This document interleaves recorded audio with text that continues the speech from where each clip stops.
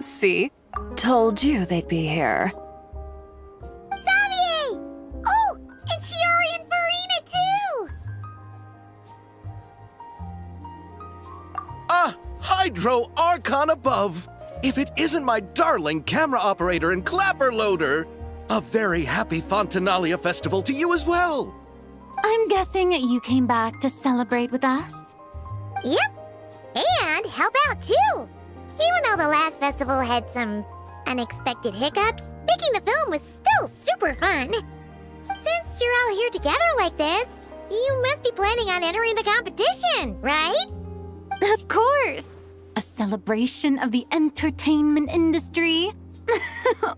No one who's anyone would choose to sit this one out.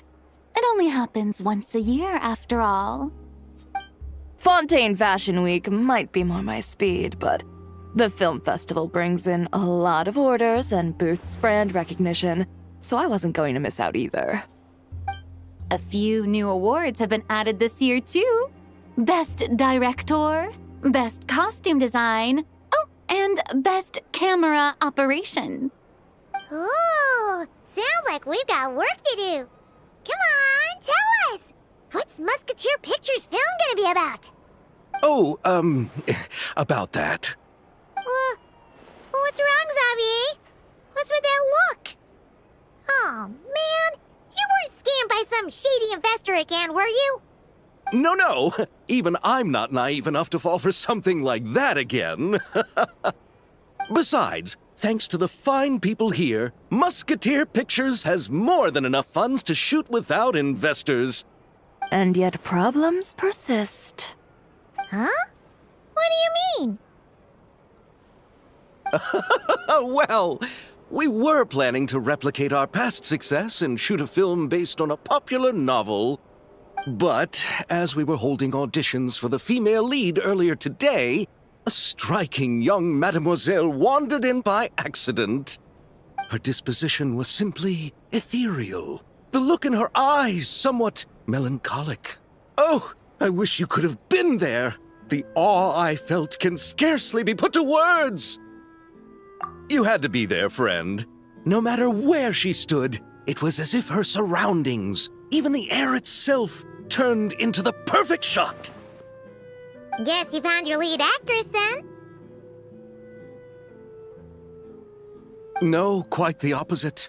My script is entirely unworthy of her. I fear it is. Nevertheless, I couldn't help but approach the mademoiselle to ask about her background and what brought her to Fontaine. What did she say? Sadly, she said her best friend was gone. After returning to her own homeland not too long ago, she decided to visit where her friend was from to remember them better. Oh, no wonder she looked sad. Yes, but that's when it struck me. Why not cast her as the lead in a film centered around her search for this old friend? Huh? You're gonna rewrite the whole script? But is there even enough time? Isn't the prep work super complicated? We might not finish. Think about the difficulties we faced with the two Musketeers. We had to start from scratch back then, too. I'd say we're ahead of the game this time. Guess so, but... Don't worry, Paimon. Shiori and I have evaluated the proposal, and we support Xavier's decision. I won't really need to start on the costumes until the cast is finalized, so it's not too much extra work for me. Oh, fair mademoiselles. How can I ever thank you? Finishing the script would be a start. You know, compared to a commercial popcorn flick, I do prefer the idea of shooting a more artistic film. One that leaves a profound and lingering impact in the hearts of the audience. I agree. True trendsetters are the people who dare to go against the grain. Well, leave it to Director Farina to have a vision. Honestly, though, the artistic passion of everyone at Musketeer Pictures is inspiring. Anyway, now that we've heard so much about this lead actress, Paimon's gotta know who it is!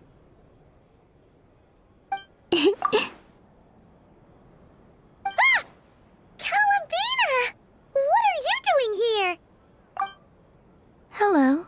I was just walking past when I heard you talking about me, so I came over. Huh? You know Miss Columbina?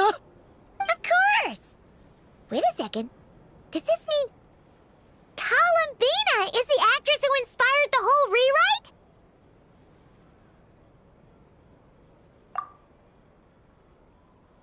Yeah. Wait, so did you make the trip by yourself, Columbina? Yes. I mentioned how I wanted to visit other nations once things settled down in Notcry, remember? So I went to the curatorium to ask Never for advice. She told me about the film festival in Fontaine and said it might be fun to visit. I spoke to Lauma before I left too, and she thought it was a great idea to get out for a bit. It's just, I received quite different travel advice from the two of them. Oh? How so? Well, Lauma told me to go out and experience new things and make new friends. What a wonderful suggestion. That's how a trip should be. What about Nefer? She said, don't trust anyone and don't talk to strangers. Yep, that sounds like her. I can understand that too. It shows this Nefer cares about you a great deal, Miss Columbina. Yes, so I plan on combining their advice. All I need to do is turn strangers into friends, and then I can talk to them. Huh, that kinda makes sense, but also not. Hey, Chiori. Oh, look who's back. Happy Fontinalia Festival, you two. Oh, looks like we have a superstar in our midst. How about an autograph, Big Shot? Ha ha, very funny. All settled then? Yep, the Duke gave his blessing, and I cleared it with the Udex. During the festival, inmates with good behavior will get a chance to spend some time on the outside. Under the stringent supervision of the Special Patrol, of course. Risley! It's been a while! Happy Fontinalia Festival! Does that mean Veronique and her brother will be at the festival? During a specific window of time, sure. Doesn't hurt to give the inmates something to look forward to. A little sun'll do them some good, I think. This is a friend from your travels, I'm guessing. Thought I heard something along those lines? Right! We should make some introductions, huh? Chevros, Risley, this is Columbina, a friend we met in Notcry. Welcome to Fontaine, Miss Columbina. I bet the weather's been quite an adjustment. Yeah.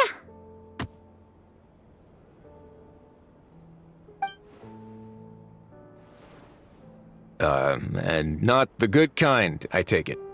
No, I quite like it. It's a lot warmer than Notcry. Then what was the punch for? Oh, should I not have done that? The flowers that bloom here are so vibrant, and the people are so kind. I just wanted to become friends as fast as possible. Ah, so that was meant as a gesture of friendship. Is that right, Miss Columbina? Mm-hmm. Isn't that what friends do? Right. Might have been a bit premature in this instance, though. Your friend here is quite the character. Good thing we said something. You weren't seriously gonna go around punching every single person in Fontaine, were you? No, just the ones I wanted to be friends with. That's not... what Paimon's trying to say is, maybe keep the punches to a minimum until after you're friends with someone.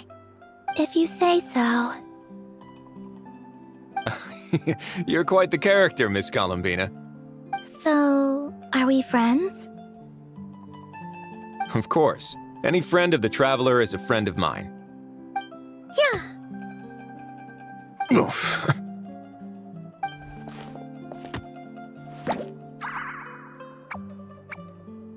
When it comes to friends, you sure know how to pick 'em.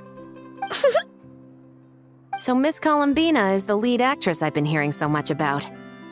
The whole You gonna be part of the film this time too, Shivers? that was the plan.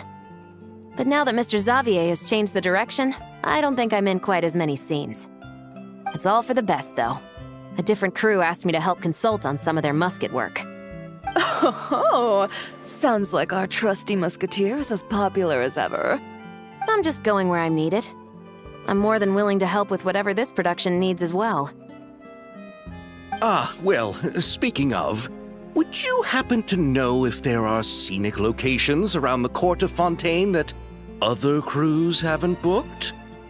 The festival's pretty popular this year, so there's not a lot left. You might just have to talk it over with the other productions and see if they'll let you squeeze in here and there. I see.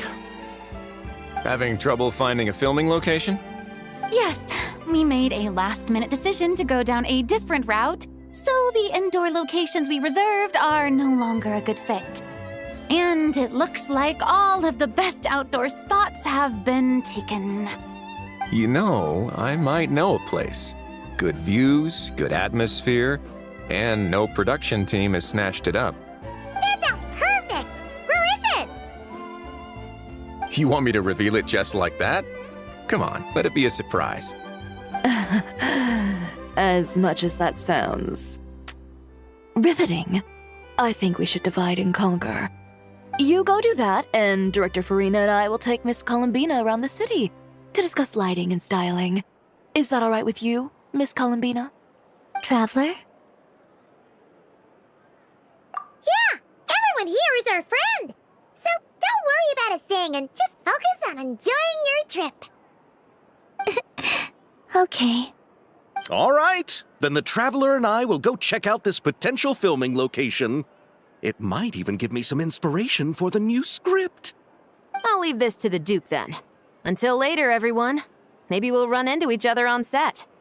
Okay then. Lead the way, Risley! Paimon's not built for suspense. Let's get this show on the road! Who said anything about roads? Huh?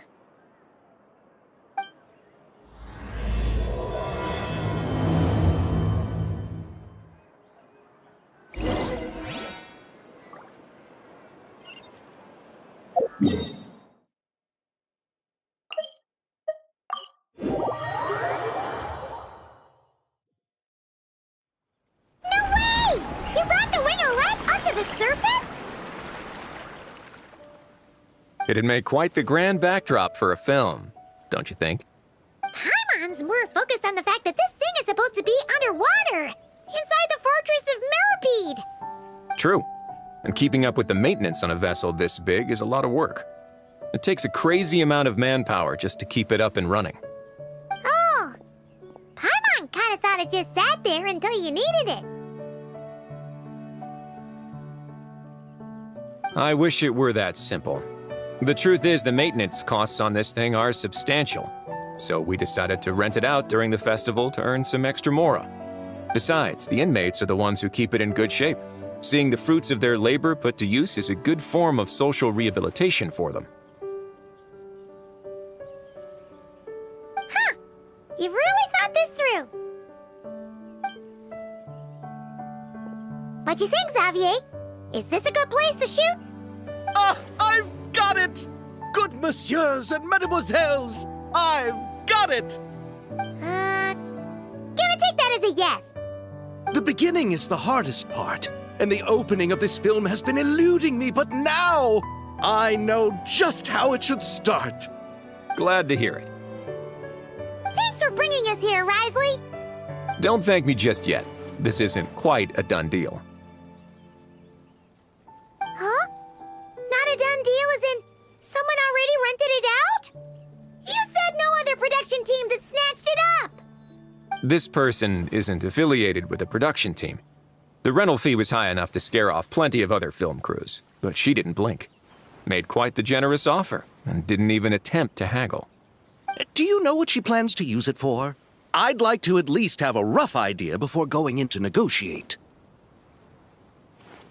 I didn't ask for the details, but I did see what looked like a fishing permit and a business license on her desk. My guess is she's planning on using it for some kind of restaurant or aquarium. A floating restaurant is sure to attract people, but an aquarium sounds cool too. The views from the ship make it a great spot for a date! The winglet might not be under my command right now, but it's always nice to see her admired. A film is sure to drum up some good publicity as well. I do hope we can work something out with the current captain. Well, guess we should head over and talk things out then. Best of luck.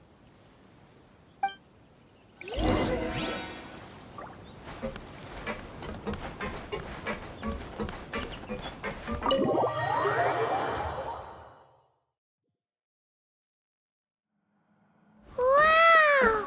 The winglet seems even bigger up close. The rooms are so spacious. Wonder who rented it out.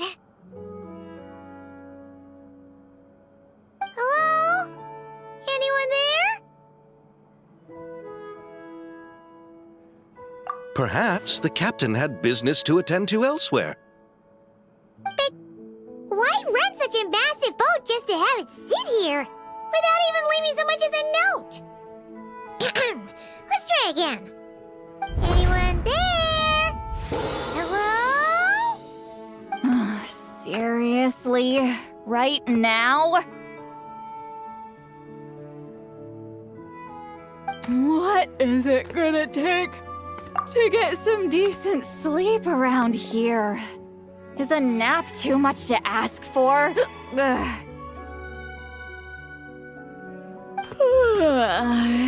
Sorry, the aquarium's closed for the... Huh?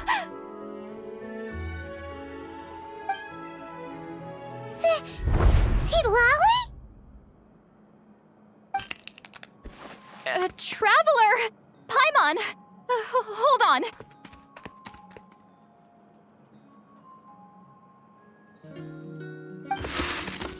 Oh, this is just great! How am I gonna go out dressed like this? Oh, what happened to my regular clothes?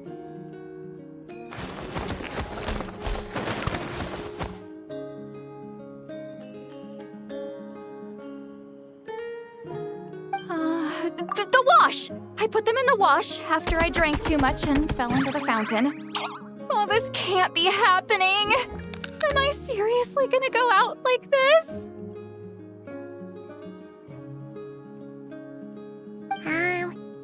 Think we might have caught her at a bad time.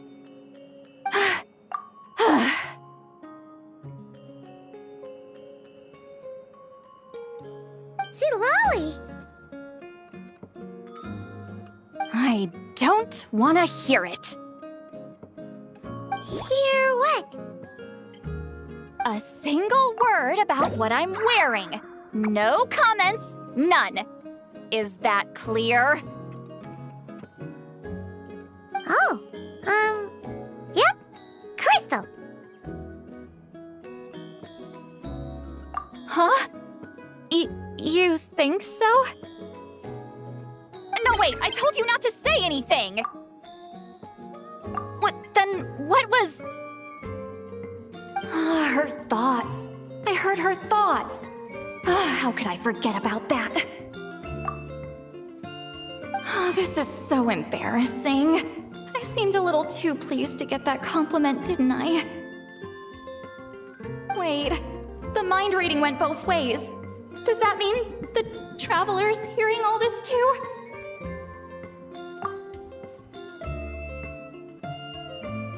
Oh, you clearly did!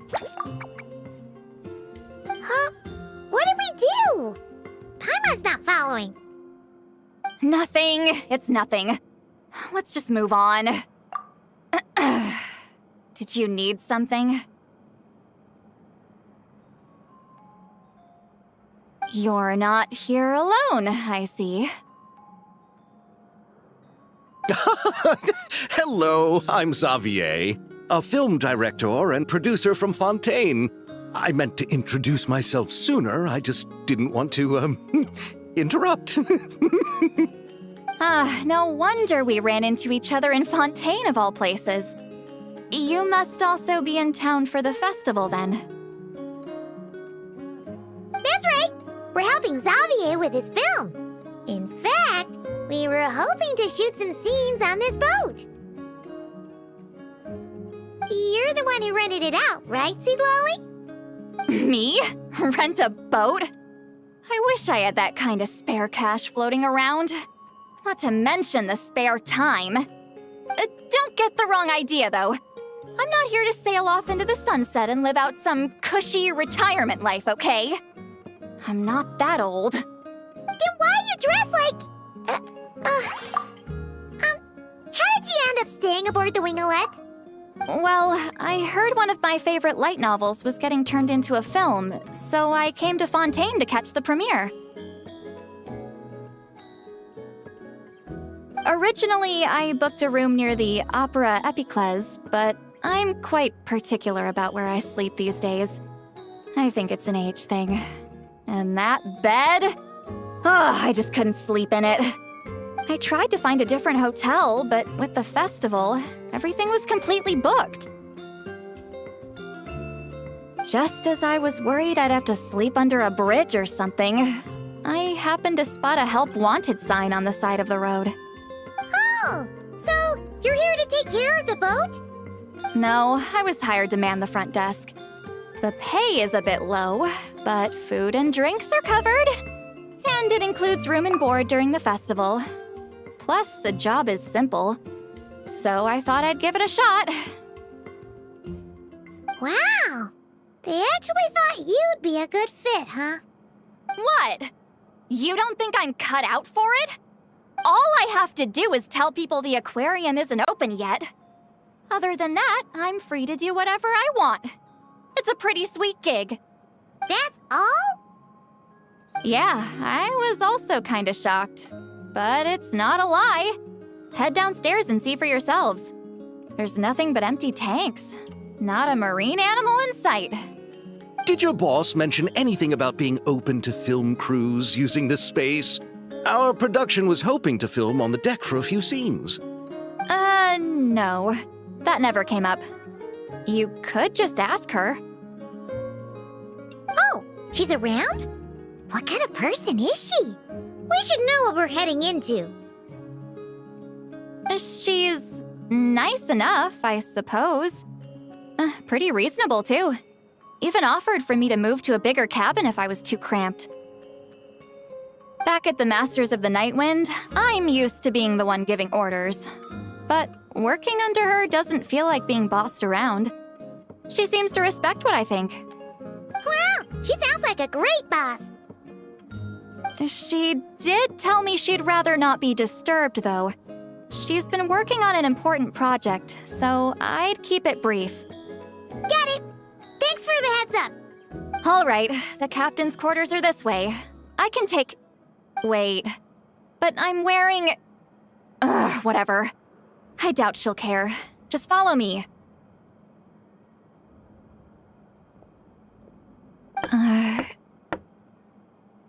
Miss Guillotin? These visitors were hoping to ask you about something.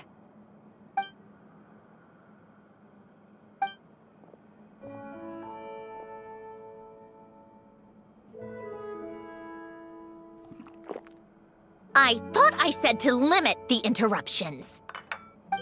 Just tell them the aquarium is still...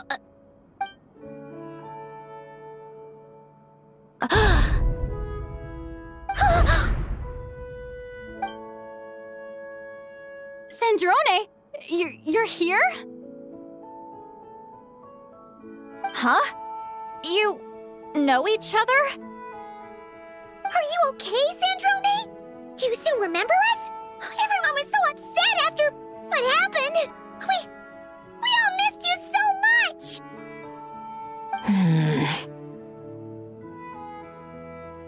Miss Seat Lolly, why don't you escort this gentleman to the reception area for a cup of tea? I have something to discuss with these two in private. Ah, I see. Right this way, Mr. Xavier.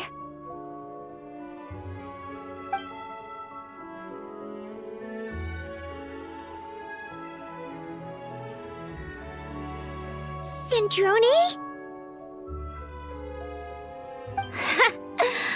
I really can't go anywhere without running into you two, can I? Are you okay? During the battle, your core, it was... Destroyed by that bastard Dottore. That's right. But as you can see, I'm fine now. No major issues. Or at least, there shouldn't be. Oh, what a relief! Oh, why didn't you tell us sooner? Or come back to see your friends? Now that I have the chance, I just want to say thank you for saving me. Huh? Don't get the wrong idea. I only saved you so we could complete that formula and defeat Dottore once and for all. Even if he did crawl back from the grave to make us all miserable again. That doesn't matter. You're still a hero. All right. But it wasn't just me. All I did was lend my brilliant mind to the cause and take care of one part of the plan. Although, I'm not denying it would have fallen apart without me. You got that right. You're amazing. But how did you go from a, From a lifeless pile of scrap to looking like this? Well, my mom was trying to put it a bit more gently, but yeah. Where do I even start?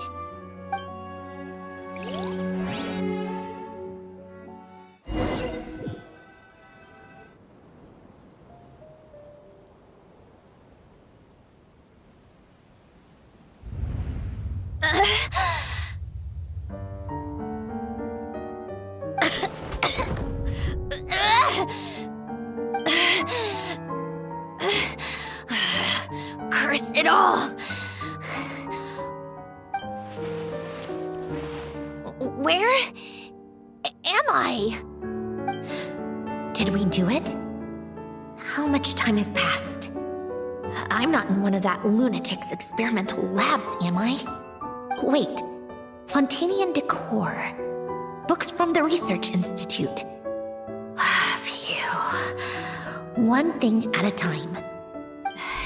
Initiate self-diagnostics.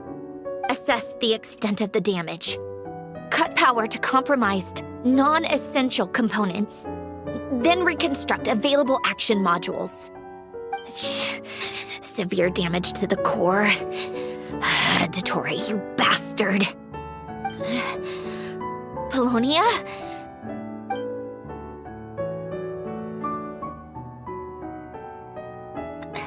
Polonia, wake up! Activate!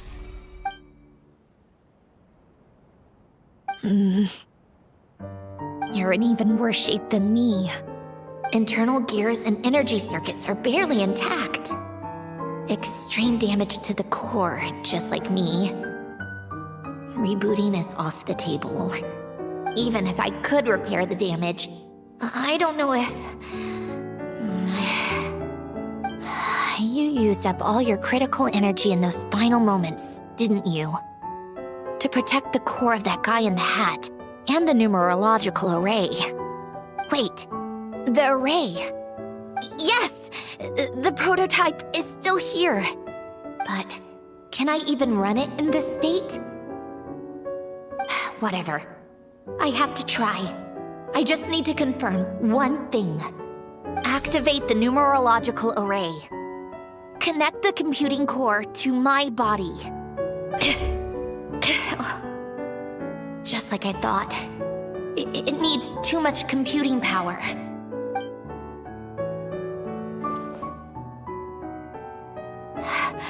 Cut off power supply to all functions except the thinking module. Please. I just need to ask one question. Initiate query regarding the 3 moon sisters. How many living moon goddesses are there in possession of the Tri-Lunar Authority? 1. It worked. You did it, Columbina. You made it back. But how did I survive? The self-diagnostics showed damage severe enough to shut me down for good. What triggered the reboot? A built-in message? Only visible after a core reboot. The final gift. Alen! Were you the one who gave me the second chance? But why now? What activated it? What is that? A vision? Wait, no. It's a stellar linchpin? A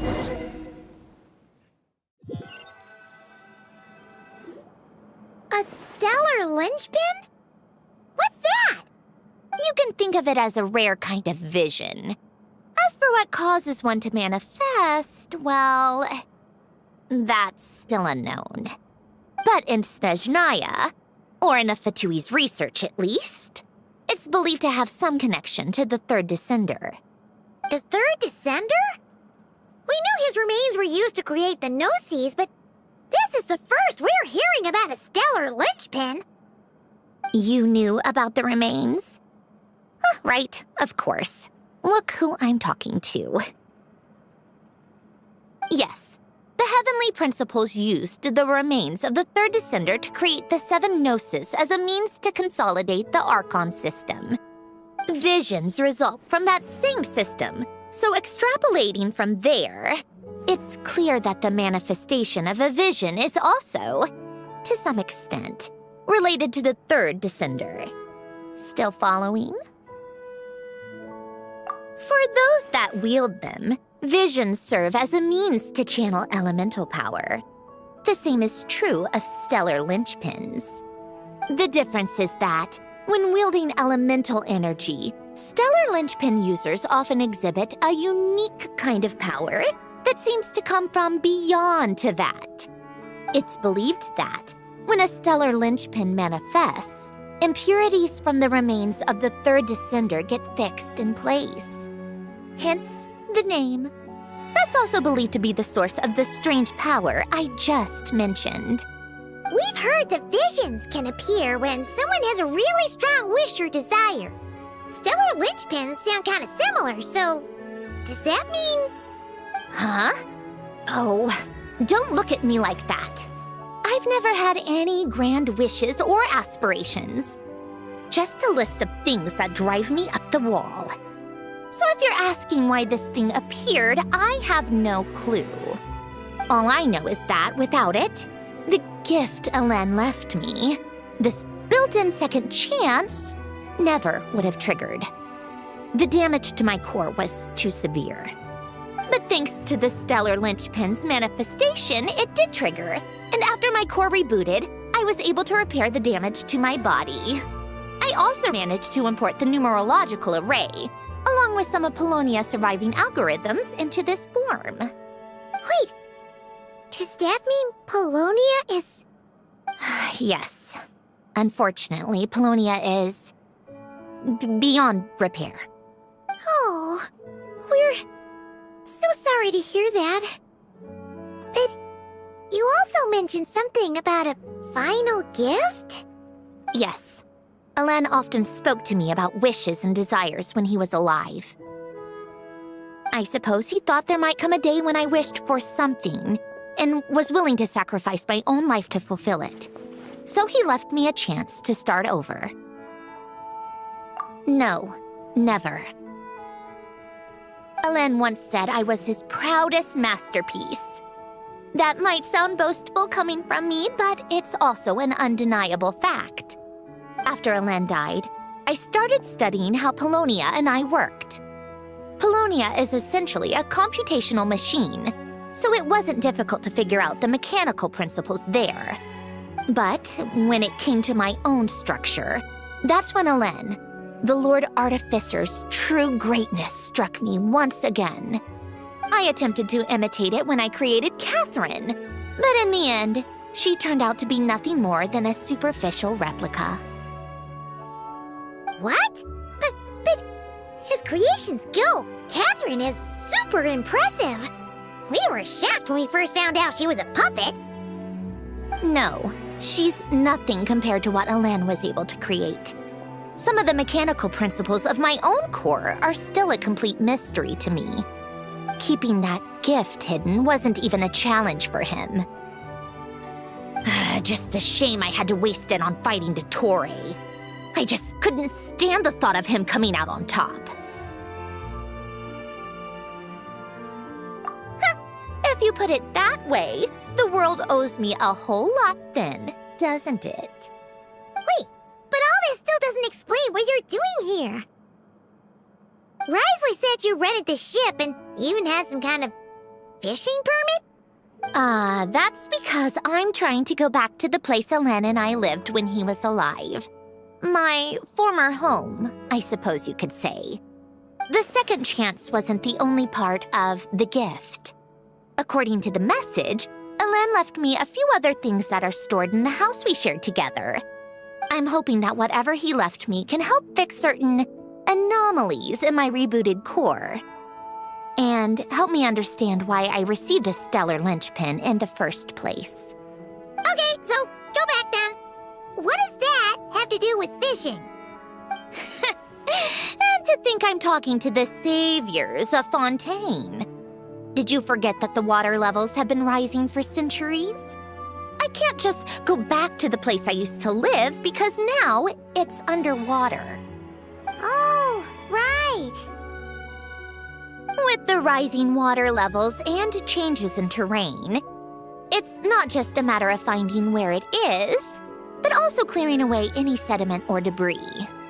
But Fontaine law prohibits unauthorized individuals and organizations from excavating underwater ruins. A Melazine caught me the minute I even made an attempt. Why not apply for authorization then? And face the endless slog of Fontainian bureaucracy. No thanks. Besides, I'm a Fatui harbinger.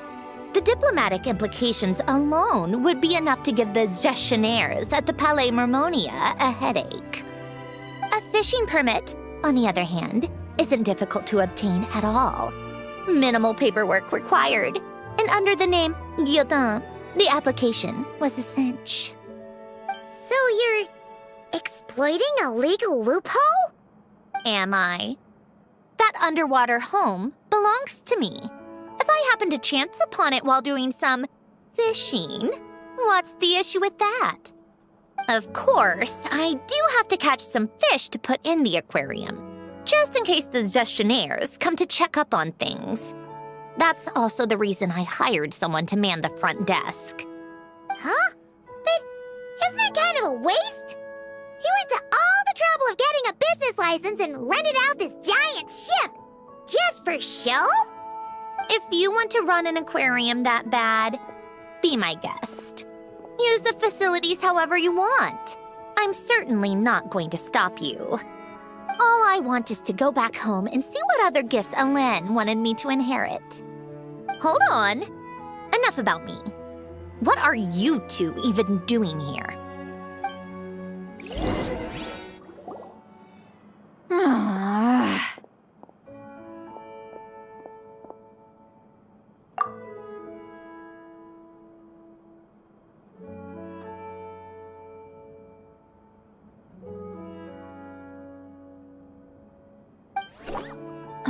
Seriously? They've been in there forever. The reaction when they saw each other was strange, to say the least. You're lucky I was nice enough to leave the room and give them some space. Back in the Masters of the Nightwind, I'm the one who gets to kick people out.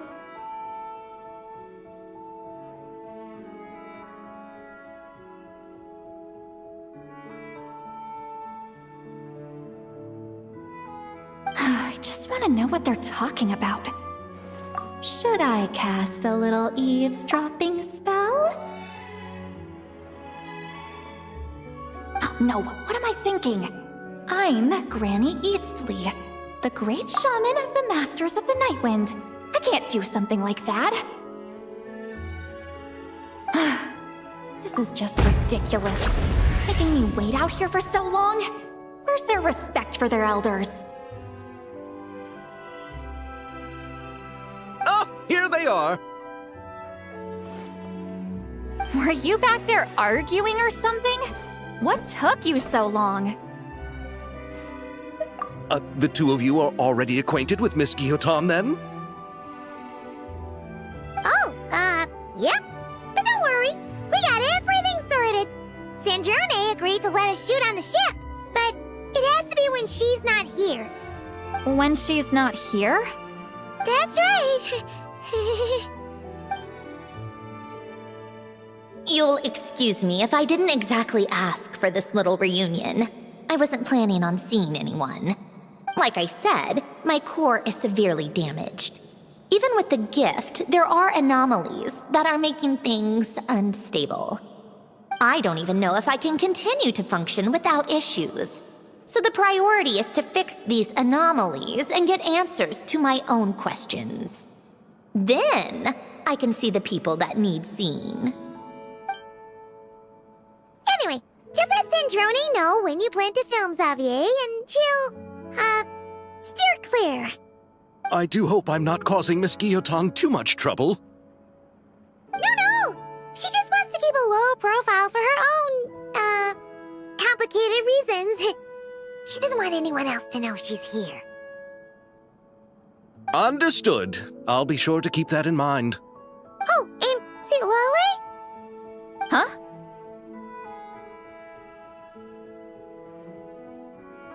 You mean Miss Guillotin? What does she want? Oh, please don't let it be about the pajamas. What? The 7th of the VIII Harbingers? Why are you telling me all this? I asked the Traveler about you, and I've decided it's best to be open in this instance. I can understand if you would rather not work for a Harbinger. Regardless, the room on the ship is yours to keep. You're an acquaintance of the Traveler, and I plan to honor that. Wait, she's actually nice? It's not a problem. The captain also worked for the VIII, and he helped Natlan a great deal. We know that there are good people among your ranks. Besides, I've been around long enough to know what it means to earn one's keep. This isn't Natlan, and I don't expect special treatment. Besides, sitting at a desk isn't exactly back-breaking work. I appreciate that perspective, Great Shaman. Seat Lolly. Just call me Seat Lolly. That title makes me sound so... old. Well, Seat Lolly, the Traveler and I are looking for something, so we'll be heading underwater together soon. I'll leave the ship in your care while we're gone. Together? How often? Not too often. We're heading out in a bit, but I'll be available if you need something. You couldn't, go alone? I wanted to, but she was concerned about my physical well-being, so she offered to come with. Guess my mental well-being means nothing then. Huh?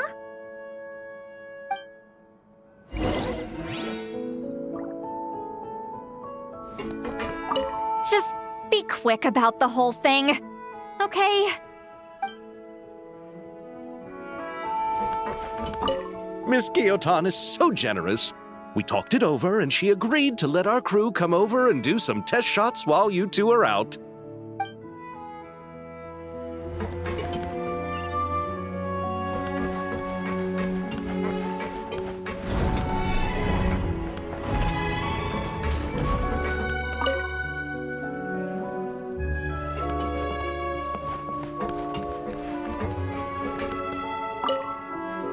All right, our first stop is the Barrel region.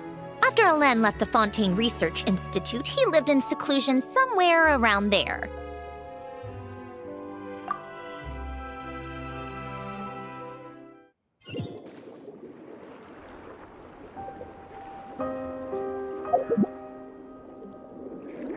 Huh. This place has changed a lot. Guess I really have been gone for a long time. Let's look around and see what we can learn. Oh, and don't forget to catch a few to take back. We need to keep up appearances, remember?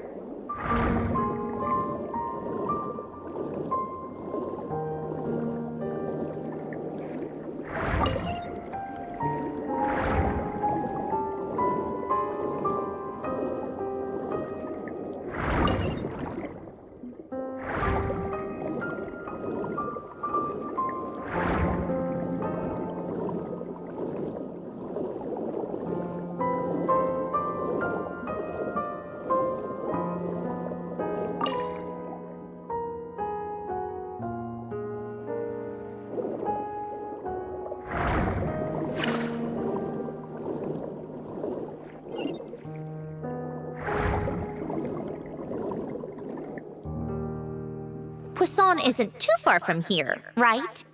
It's all a bit nostalgic, I guess. Back when I lived here, all this was still above water. All right, I have a general understanding of the terrain changes and sediment accumulation. We can stop here for now.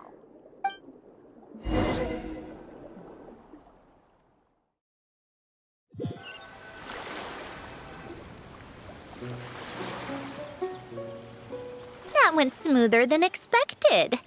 I appreciate the help. No problem. You doing okay though, Syndrome?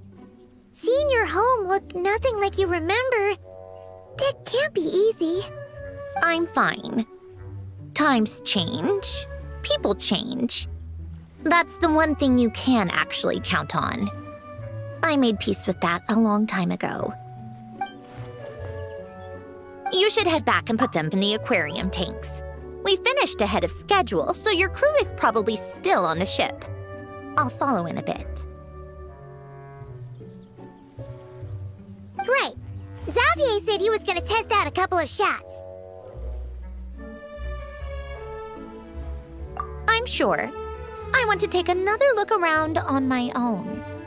Okay then. Want us to let you know when the filming is done? No need. Columbina relies on Kuvaki to perceive her surroundings. In Nodcry, her senses are heightened because Kuvaki is everywhere. But here, as long as she doesn't activate her abilities, her range of perception should be equivalent to an average person's line of sight. I figured that out back in Snezhnaya. That's oddly specific. I have hiding from her down to a science. So, what?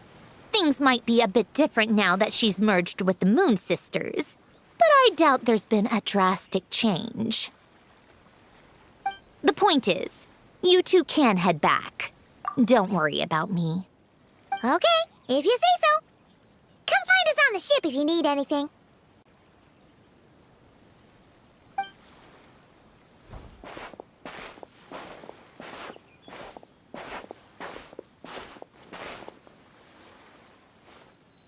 What did you leave for me, Ellen?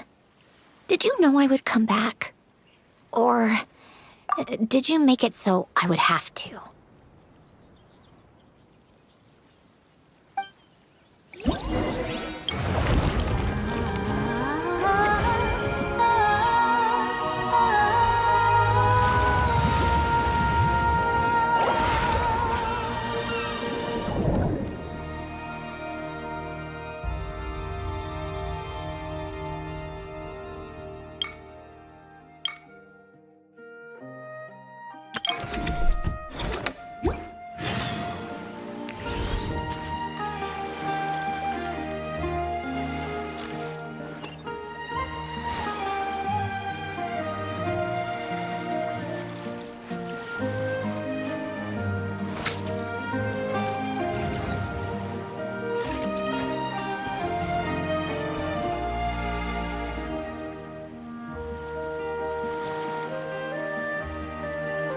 It's about time we threw another tea party, don't you think?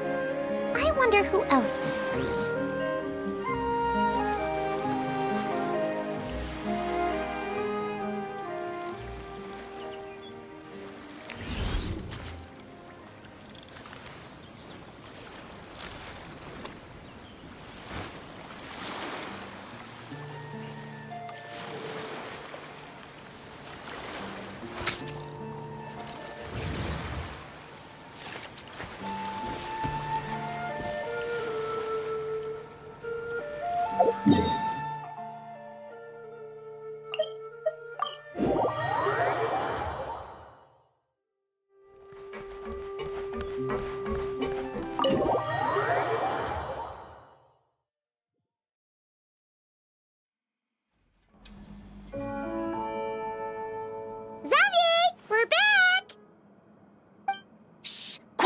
set!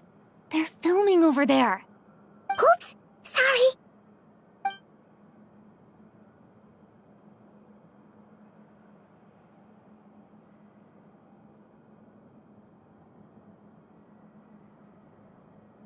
What's your take, Detective?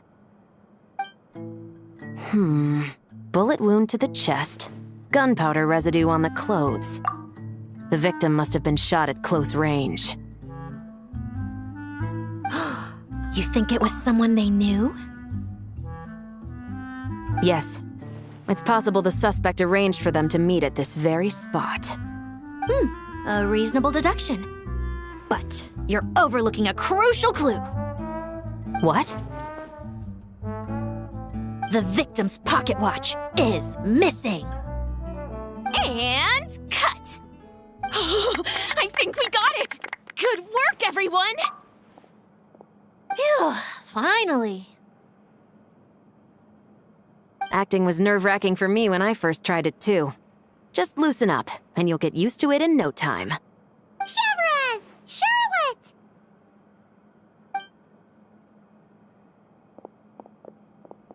Oh, hello there, you two. You're filming here too?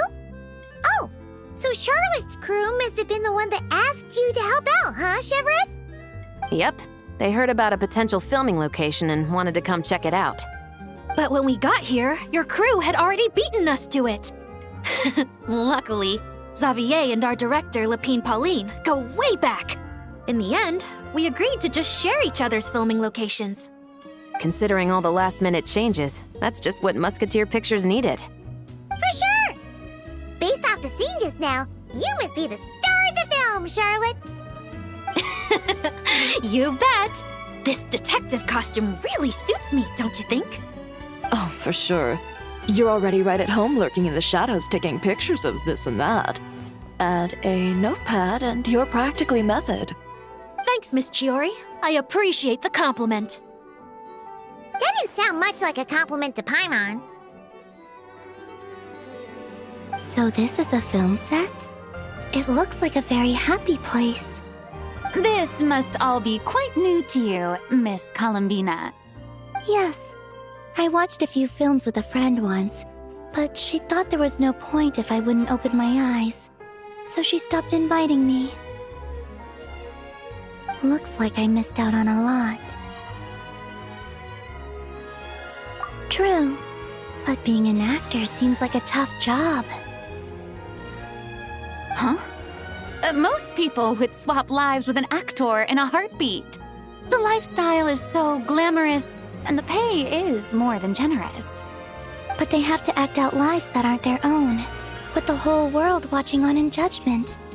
If they don't do it justice, it must feel like they're letting people down. That's exactly how it feels. This young lady has quite the unique perspective. Well, that's true.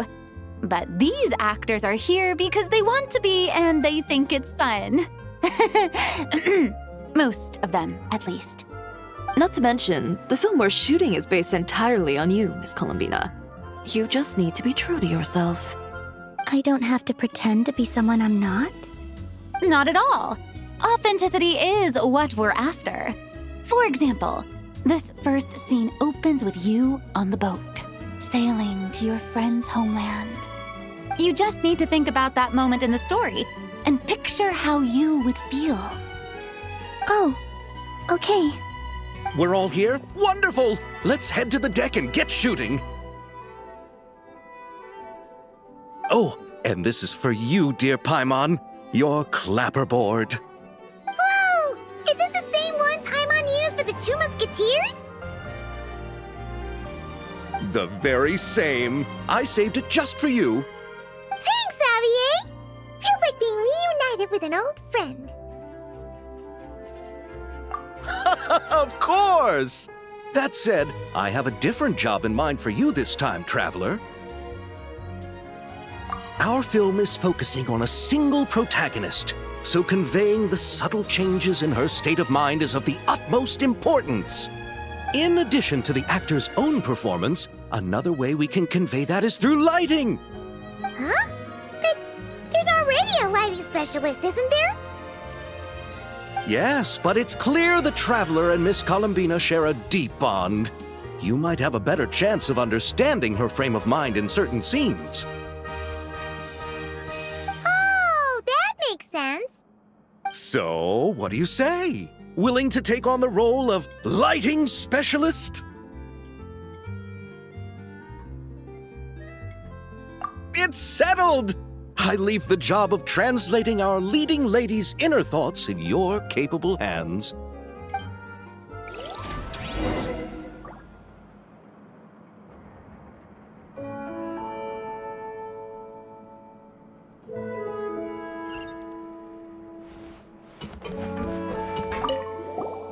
Oh, I didn't expect to run into you two on set.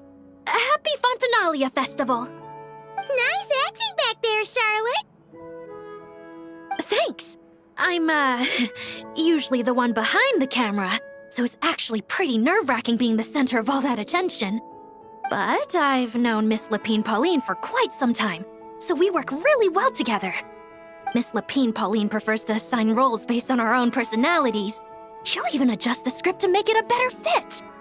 The scene from earlier was just me and Chevres, but Navia and Emily are also going to be taking part.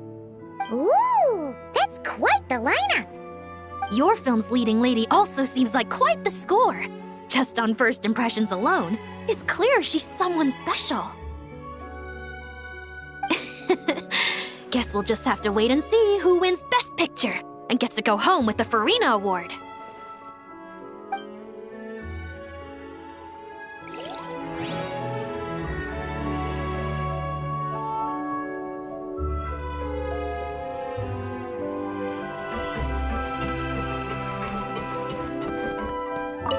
I want to ask for an autograph so bad, but I can't do it dressed like this. The cast of Great Detective Herlock. Duh! I came all the way here just for the premiere. But I didn't expect to end up on their film set. My laundry just won't dry. The weather here is too wet.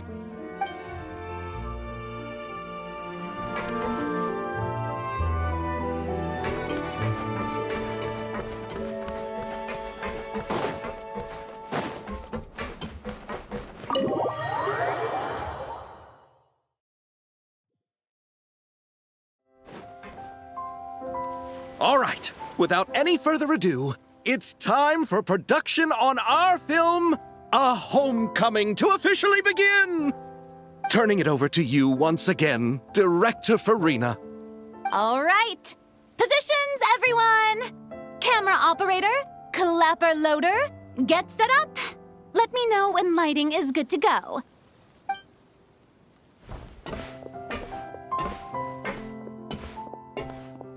All you need to worry about, Miss Columbina, is hitting your mark. Other than that, just focus on immersing yourself in the emotions of the moment. Okay. Good. Lighting, are we ready?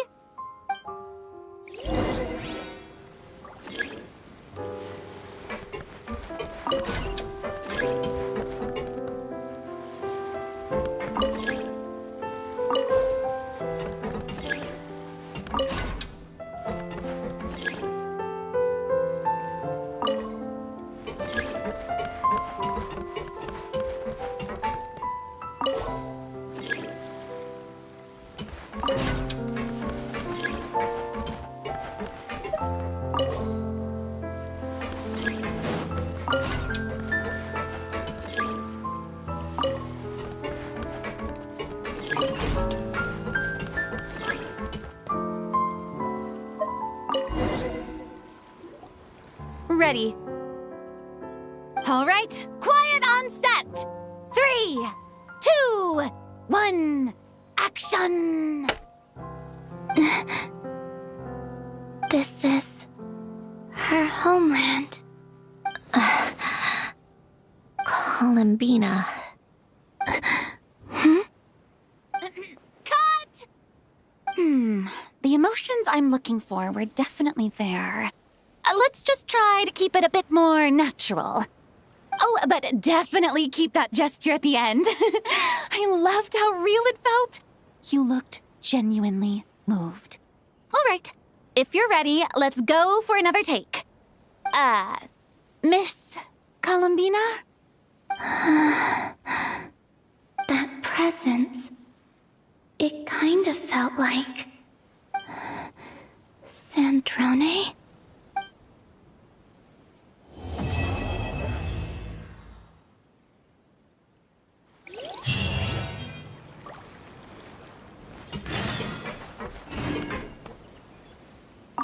Terrific performance, Miss Columbina. Truly excellent work. Thank you, Director Farina. You really don't mind me not taking off my eye mask? Not at all. Xavier and I already talked it over.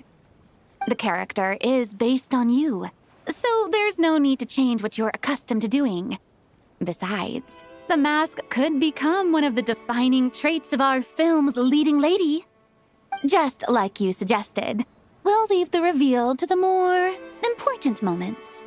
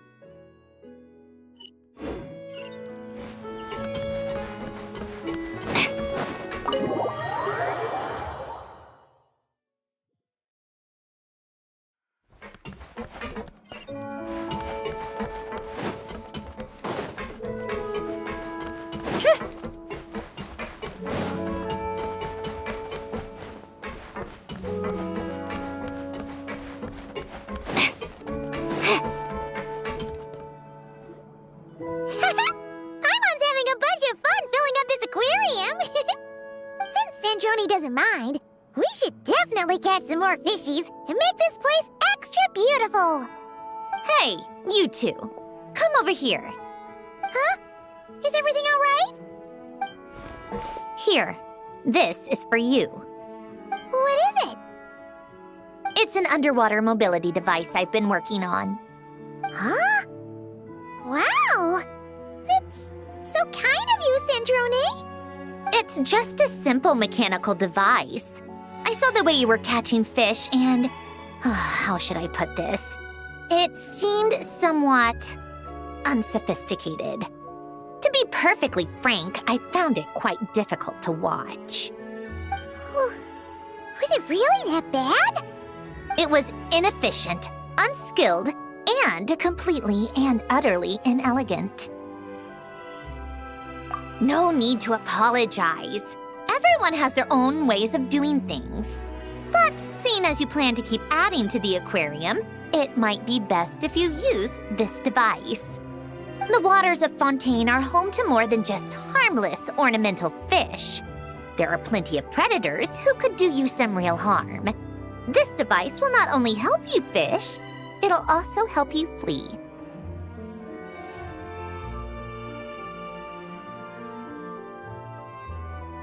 All right. Oh, and if you're going for a swim, go now. And don't forget to tell me what you think of the device. I can always make more adjustments if you have any feedback.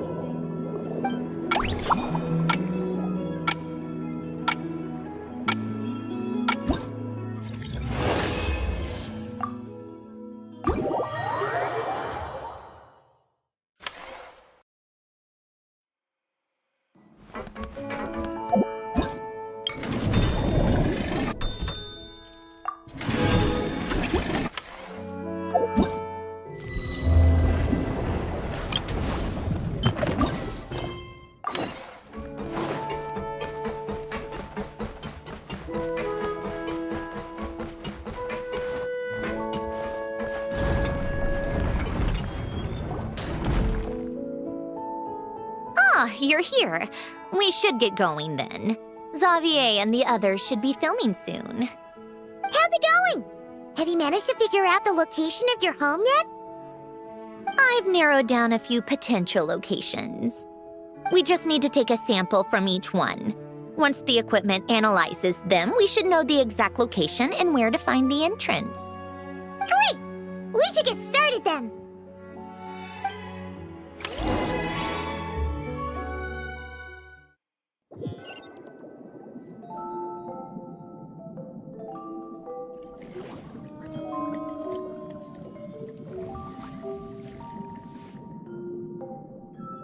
All right, let's get a move on. That should do it. Let's head back. The filming should be just about done.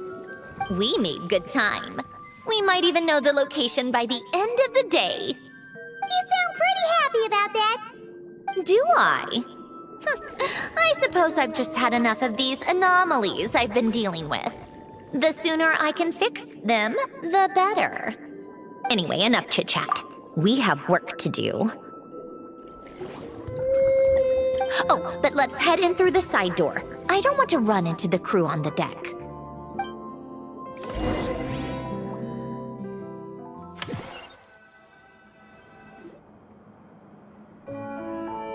All right, now we just need to wait for the results.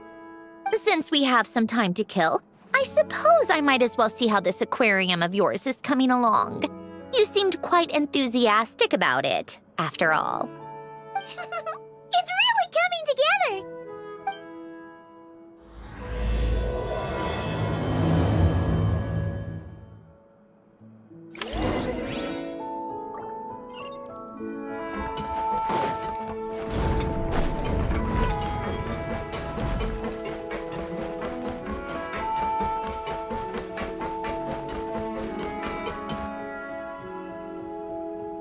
Oh, kind of impressive, actually.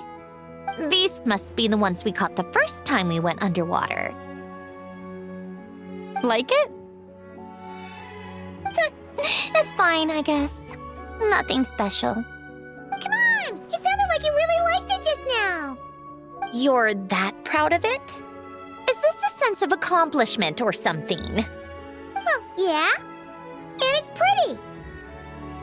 You know it's gonna be gone soon, though, right? What do you mean? After the festival, this ship will be returned to the fortress of Meropide, and this aquarium will be no more. So? So, no matter how much work you put into this place, once the festival is over, it's all just going to disappear. But not making the most of it when we have the chance is an even bigger waste. But if you know it's all going to be gone one day, why even bother? Well, because Because you still get to keep the things you gain along the way. And those are things that can never be replaced. Doesn't that make losing them even harder? well, if you put it like that. But the happy memories we make along the way last forever. You just have to take a more glass half full perspective. Not to mention, everything we do here is going to be on film, so it'll still live on in some shape or form. And when you look back on it, only happy memories will come to mind? Exactly. So it's about finding joy in the process itself. Traveler! You're back already?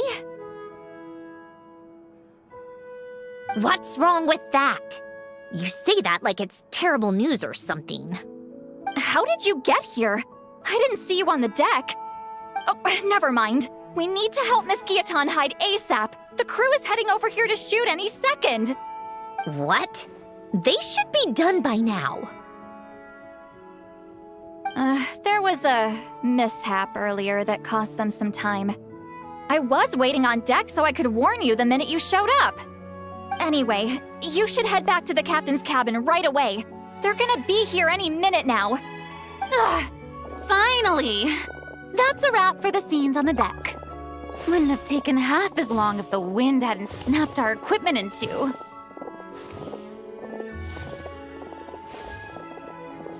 Uh-oh! Too late! Change of plans then. You'll just have to hide. Hide! And where exactly am I supposed to do that?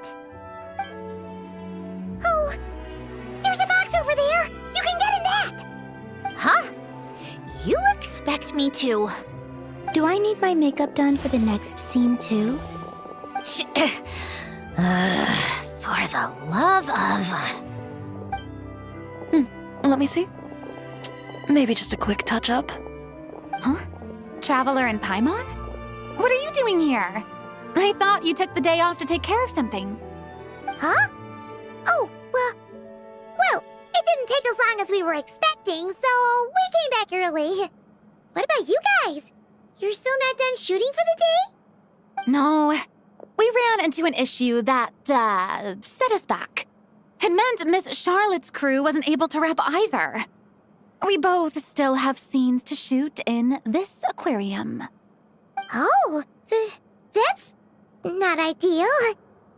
For several reasons. Let us help then. The sooner we wrap, the sooner everyone can get some rest. All right. Thanks, you two. Miss Charlotte's crew can go first then. If I'm not mistaken, you still have a night shoot later. Thanks, Director Farina! Of course. Fellow artists should help each other out where we can. Agreed. Well then, camera, lights, get set up. Actors, give your lines a quick once-over. Let's try to get this in one take.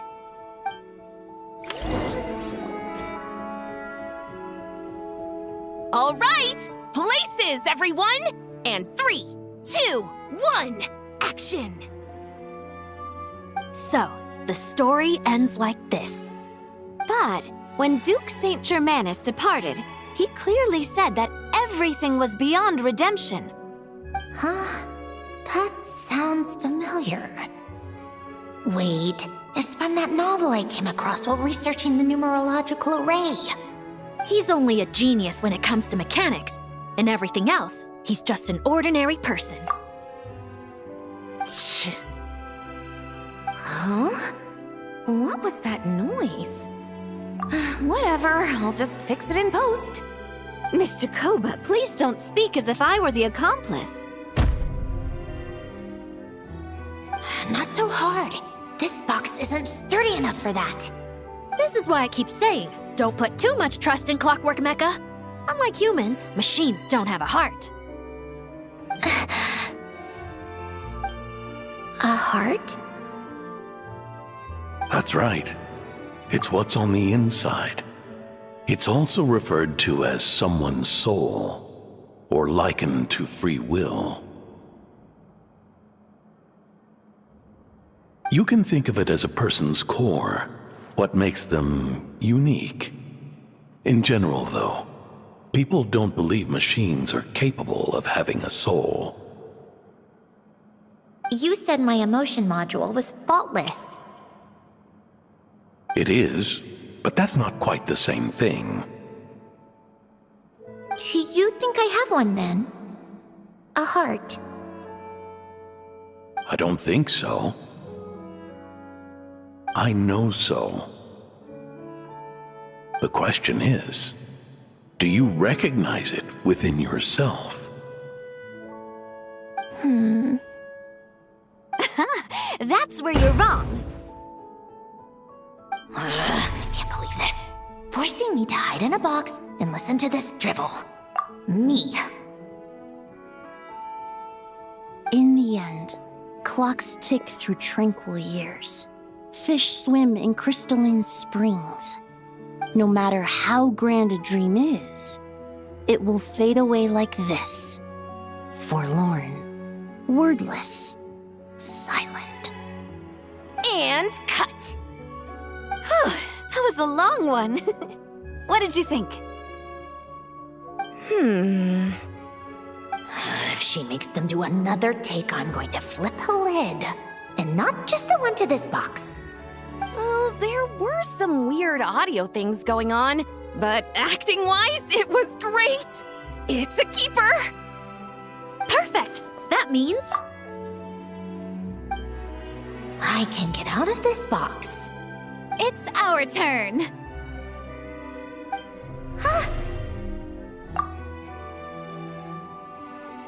Camera operator, set up for the next scene.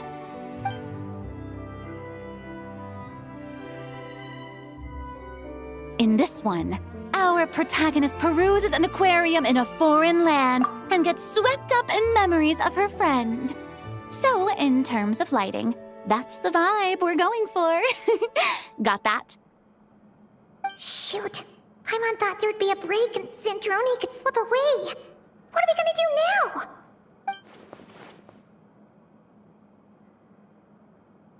Crick-a-lag! Yep, we're headed off to shoot our next scene.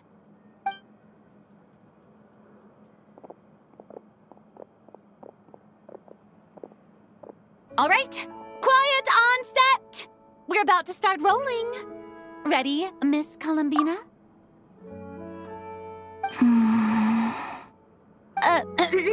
Miss Columbina? I think she would like this. Quick, we should roll on this. It doesn't forage with the others, or prey upon its smaller kin. Instead, it remains where it is, cradled in the coral's quiet beauty, as though the raging cyclones above are of no consequence. And yet, she still stood before the cyclone in the end. So I think that story has it wrong. She is no different than us. She has a heart. Columbina.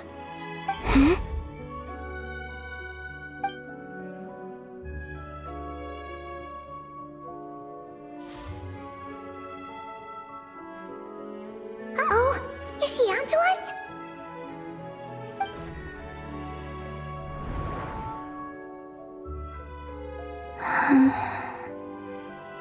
What is she doing? Cut! You okay, Columbina?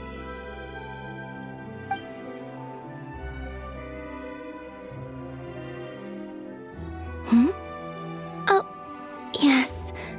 I just thought... Why don't we take a short break? It's been a long day of shooting so far. That last take was beautifully organic, though. We can use it as is.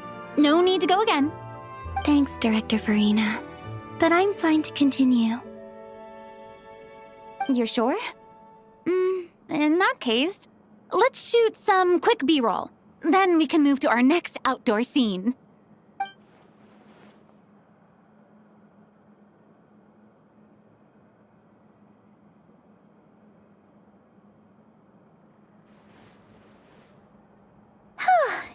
We're in the clear this time.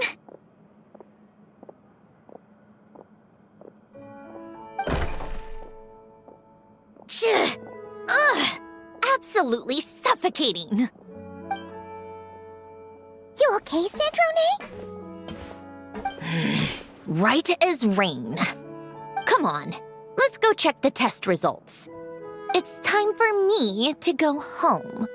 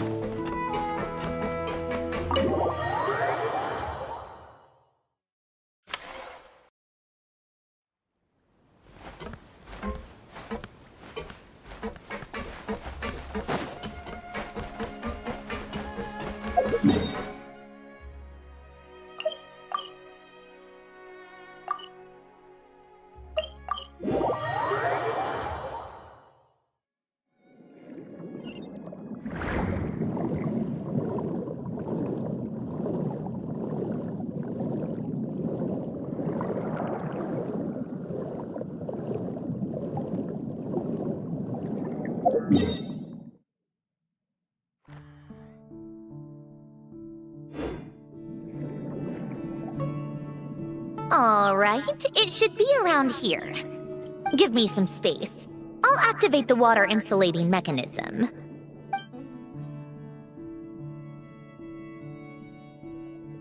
The what? Alain, much like Renee, had long predicted that the water levels in Fontaine would rise. Thanks to his expertise in mechanics, he was able to implement a few simple measures to protect our home from flooding. I told him there was no need, that I would just move when the water rose too high. But it would seem he knew a day like this would come.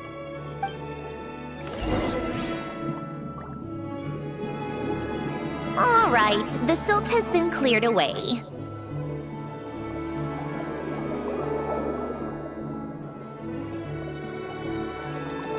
Go activate the mechanism for the first sluice gate. That will fill the empty middle chamber with water.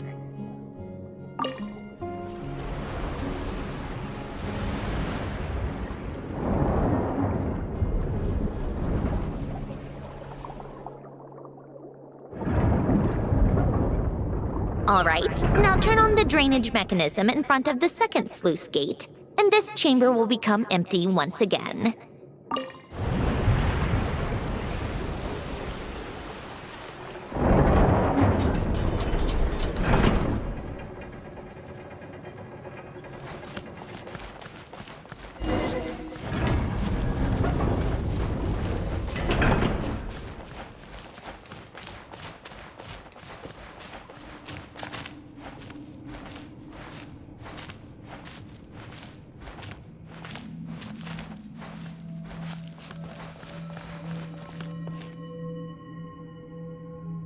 So, this is where you used to live?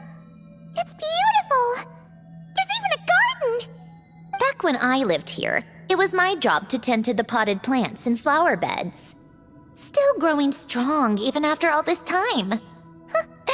Who would have thought?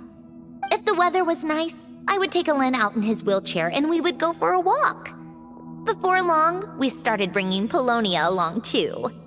Come to think of it, I was the only one who could get around easily back then.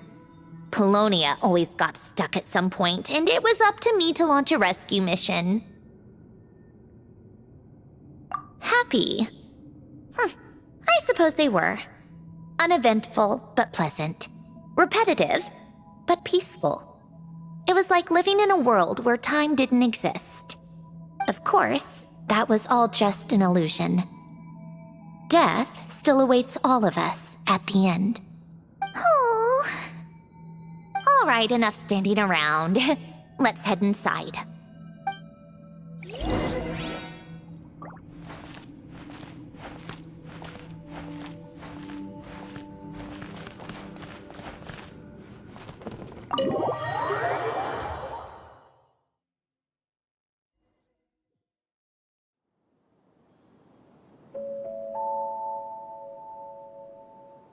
Yep, this place is exactly how I left it. Nothing has changed. What is it? Huh? How did you get...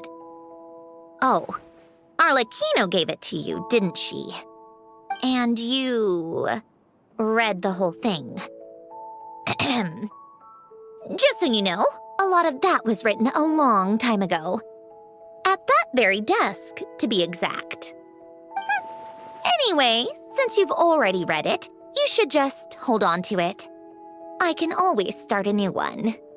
Well, feel free to look around. I'm going to start looking for the gift Alen mentioned. Oh, but be careful with the stuff around here. I'm not saying you can't touch anything. Just try not to choke on the dust.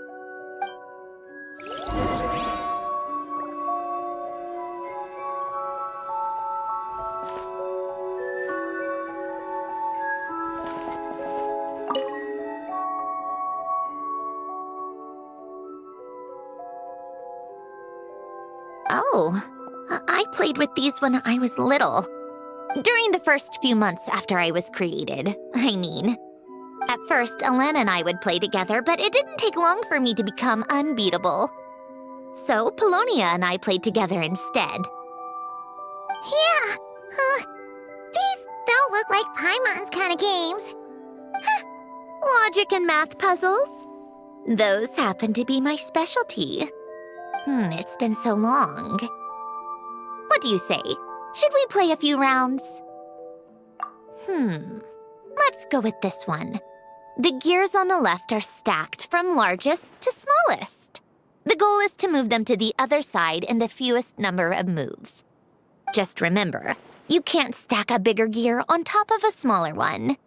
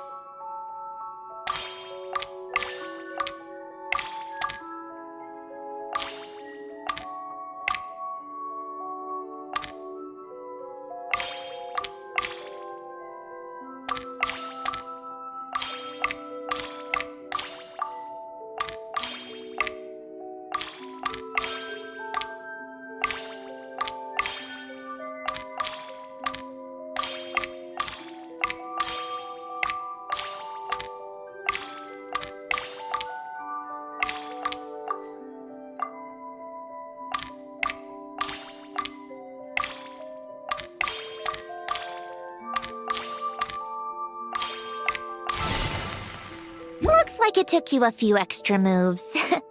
My first attempt was the same. You'll get better with practice. Well, what did you think of the game? You showed quite a bit of promise, too. We should do this again sometime. There are other puzzles we could try.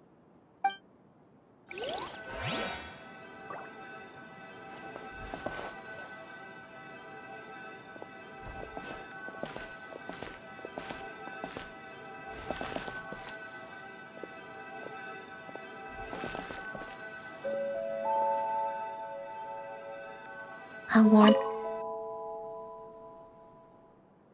Oh, these are some of Alain's drafts from his later years. Just casual doodles, really. And these are just some unimportant letters. I couldn't be bothered to sort through them before I left.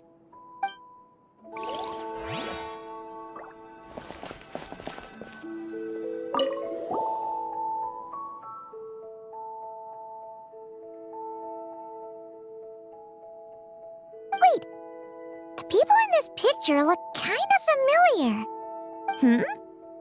Oh, this was taken when Alain and Renee were both still at the Fontaine Research Institute, before their falling out. In his later years, Alain would often sit by the fireplace and stare at this picture, wearing an expression somewhere between guilt and longing. He said he sometimes regretted not helping his friend when he needed it most, even if just to stop him.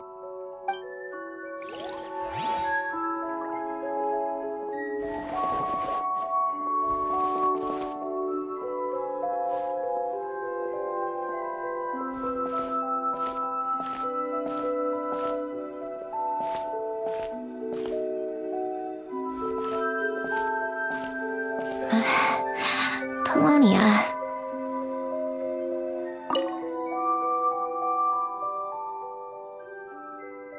This was Alain's workbench. Later on, of course, it became mine. It's where both Polonia and I were brought to life.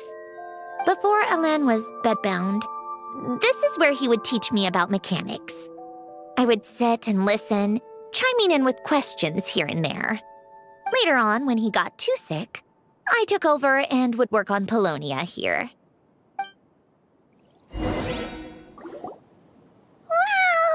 This house is filled with so many memories! It's so cozy and charming!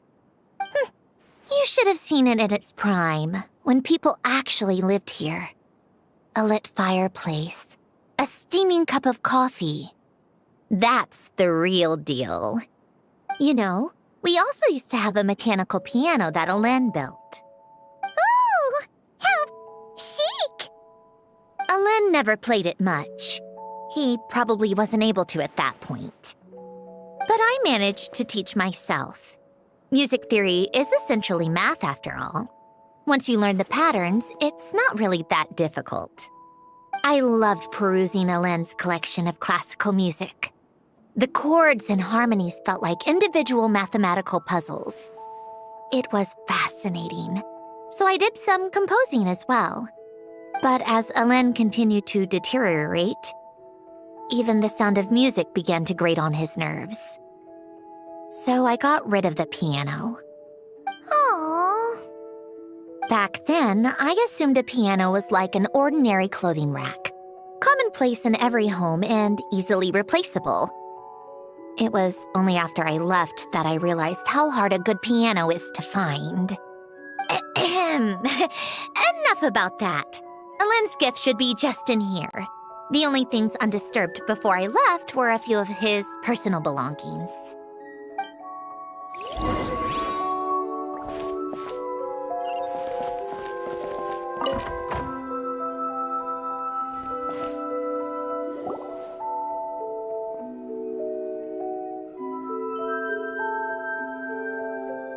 Wait, there's a hidden compartment at the back of this box. Looks like it's locked with some kind of gear mechanism. Knowing you, Alain, I'm guessing it goes like this, then like this. Got it. Am I a genius or what? Let's see here. A box? Well, you gonna open it?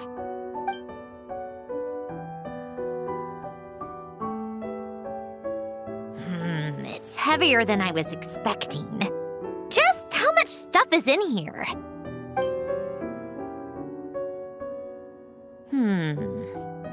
A letter? And a bunch of junk underneath it. None of it seems that important. Wait a second. This should be it. Oh, a cube? It's a multidimensional algorithmic core. Ellen would use it to store information. Only Polonia and I have access. All right, I'll start looking into the core and the letter. Feel free to go through the rest of the stuff and see if there's anything useful.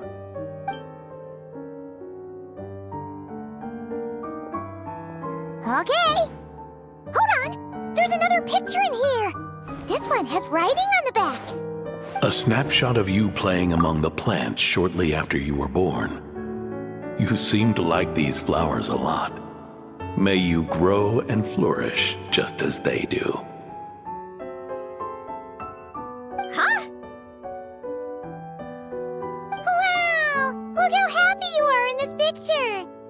You've changed a lot since then, huh? What's that supposed to mean?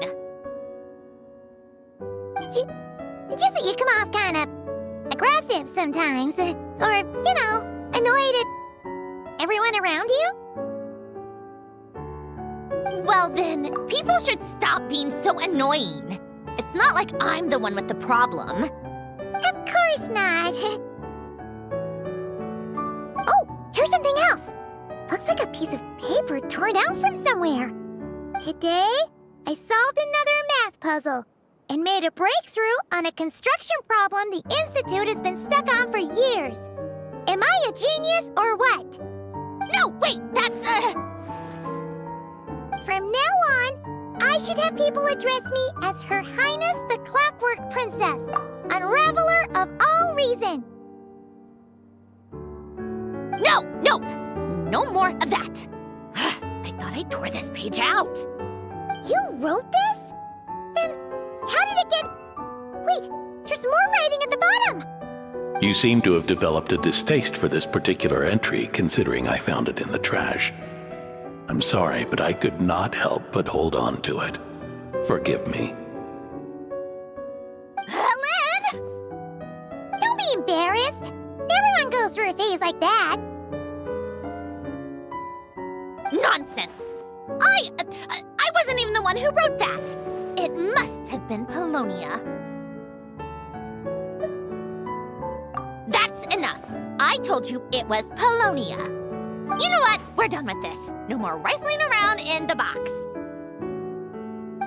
Just put it down and let me read the letter. To my little clockwork princess.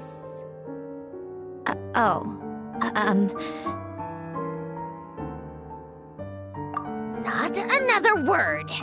Got that? If you're reading this,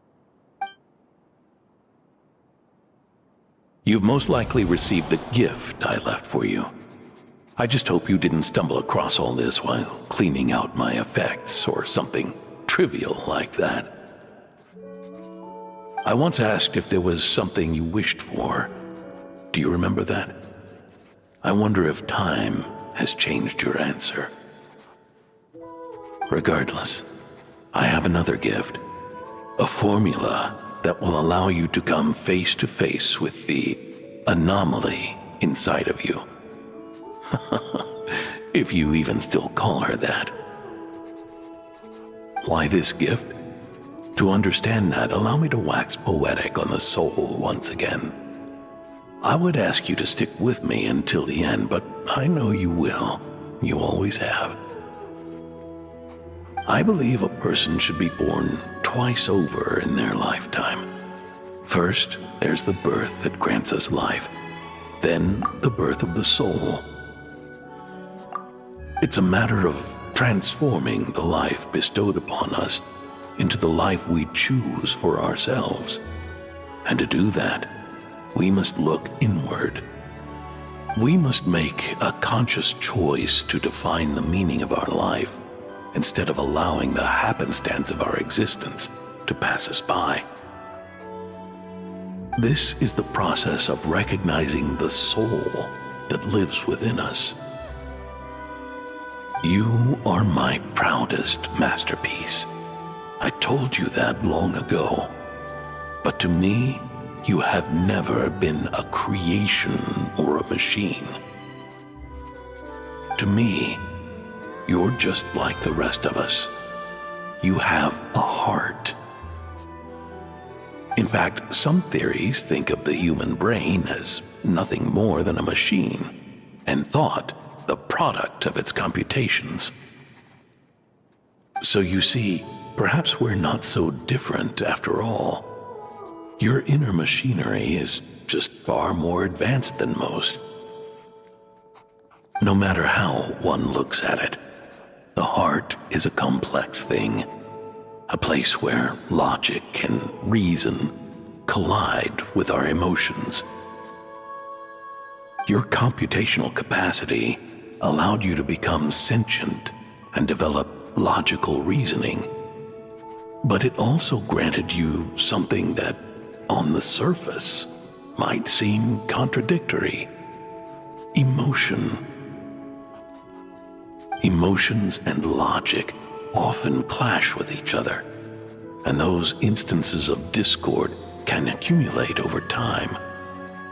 That is the source of what you refer to as the anomalies within you. As you told me once, you've always known what you don't want, yet you've never wished for anything in particular. Similar to how a blind person can feel when a part of their body is in pain without being able to fully visualize its form, such is your relationship with your soul. So, what I leave you now is this: a formula that will allow you to see the shape of your soul. For if you want to protect your heart, you must first be able to recognize it within yourself. Of course. Whether you use it is entirely up to you. You are, and always have been, free to do as you wish. Regardless, whether by my formula or some other means, I trust you will know your heart one day. You always were a fast learner, and the smartest person I've ever known. Ellen. Oh. I'm fine. I've already figured out how this formula works. Let's get out of here and then we can use it. You made up your mind already? You're gonna do it? Why wouldn't I? Resolving the anomalies within my core is the reason I came here in the first place. No, I can do this on my own. But, do you want to watch? What do you mean? I already know what anomaly I need to resolve. Like Ellen said, she's an amalgamation of all the times my logic algorithms have clashed with my emotions. And by resolve, you mean that literally, or...? Yes. But if you, let us in like that, wouldn't that mean letting us see a bunch of your, you know, inner thoughts and secrets? If what Ellen said is true, then I'm about to be... born anew. Or whatever.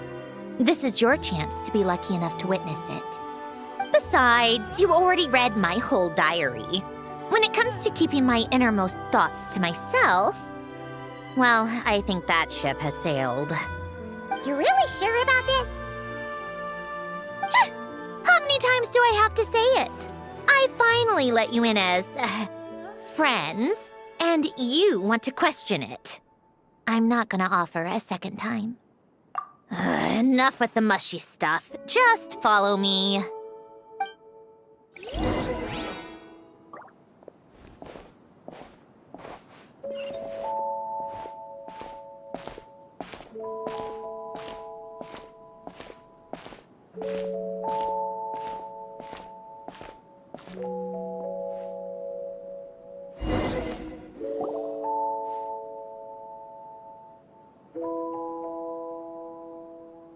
Right. With the numerological array, I can construct a simple formula that will allow you to experience what I see and hear in real time.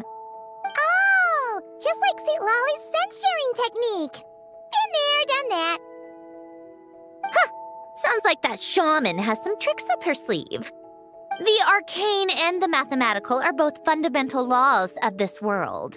Being able to achieve a similar result through both isn't surprising. Anyway, let's get this show on the road. But no comments from the peanut gallery, okay? I know I offered, but I still don't want any interruptions.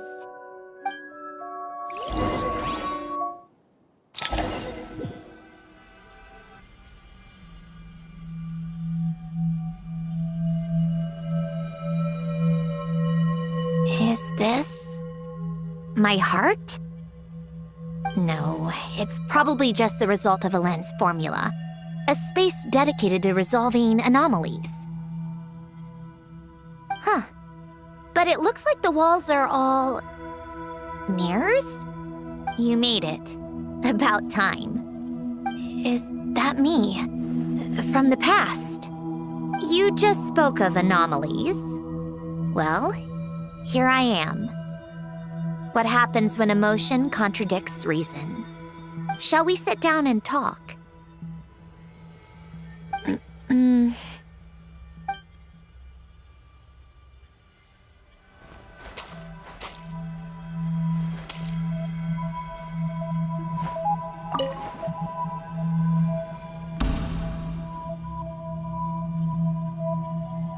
That should do it.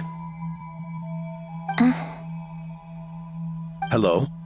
My name is Alain Guillotin. Can you hear me? Brings back memories, doesn't it? The time we spent here. Here. I want you to have this. A notebook? You can use it to write things down. I don't need to write things down. I have unlimited memory. Even so, some things are more important than others, right? You can use it to write about the things that matter. So you wish me to carry out a basic priority sorting operation? I suppose you can think of it like that for now.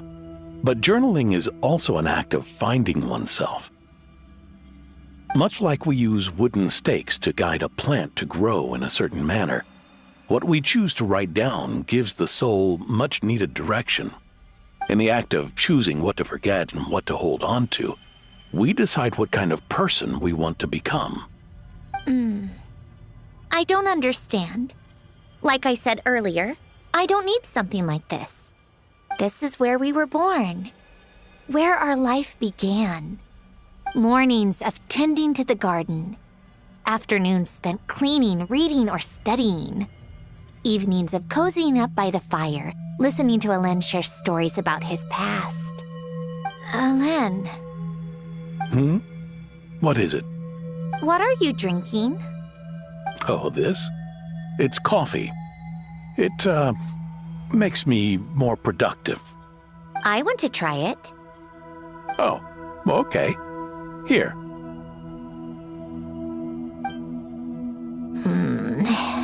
Bitter. Speaking of, why did you design me with senses? Taste, smell, touch. Well, I'm not quite sure. It just felt like the right thing to do. I suppose I hoped you might have a life of your own one day, and that you deserve to experience all life has to offer. Oh. Still bitter. But the smell is nice. I thought those peaceful days would go on forever. You know that's not possible. Maybe. But how was I supposed to know the end was just around the corner? That was just bad luck. Was it? Well, it certainly became a pattern, now didn't it?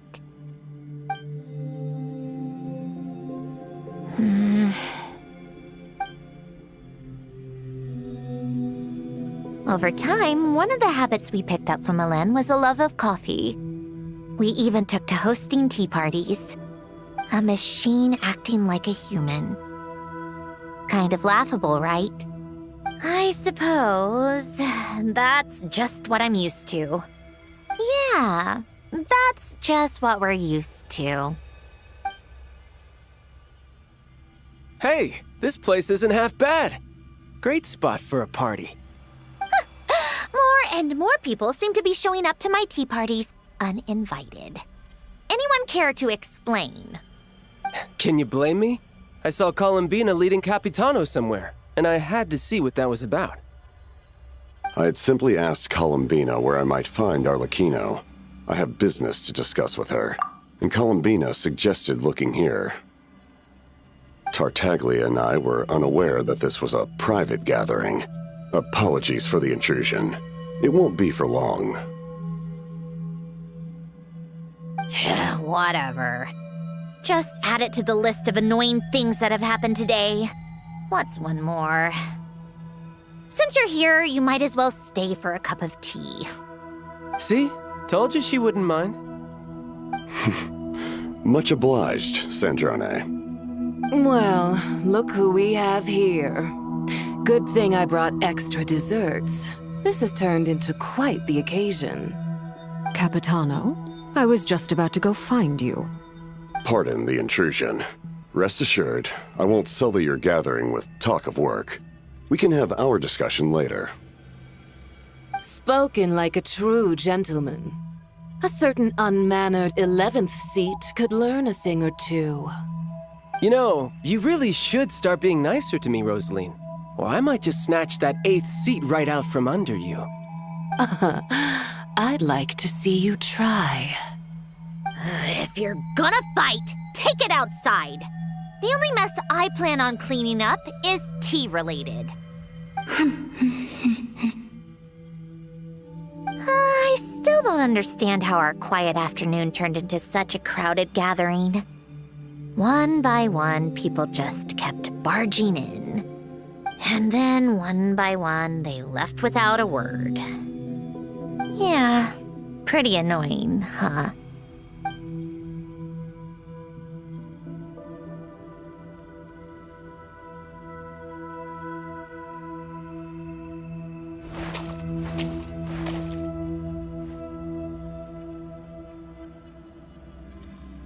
Of all my days with the Fatui, the times I spent with you, Arlecchino, and Rosaline, they were my favorite. Goodbye, Sandrone.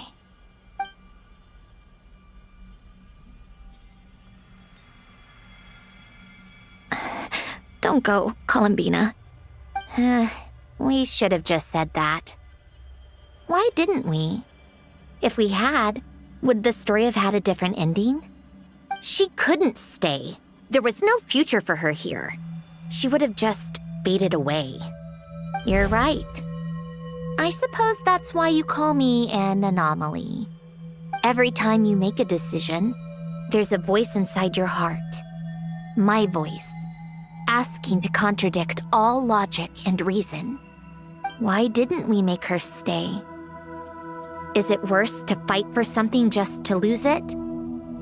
Or not to have fought at all? Don't you find it unfair? One by one, we keep losing the things we care about the most. But in the end, whether I want to fight for something or cry over all we've lost, you just push it down and pretend not to hear.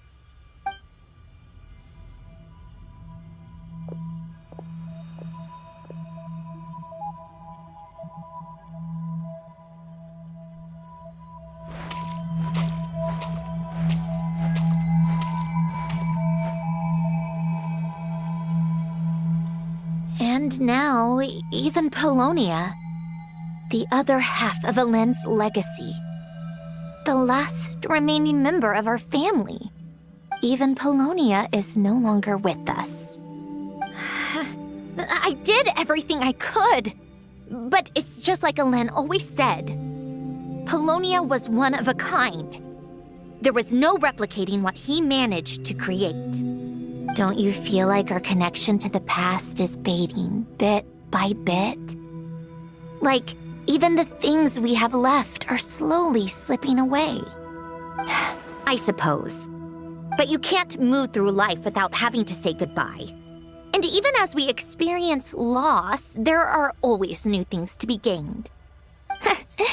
Ever so logical. What's your take, then? It feels like the more I care about something, the faster the world takes it away.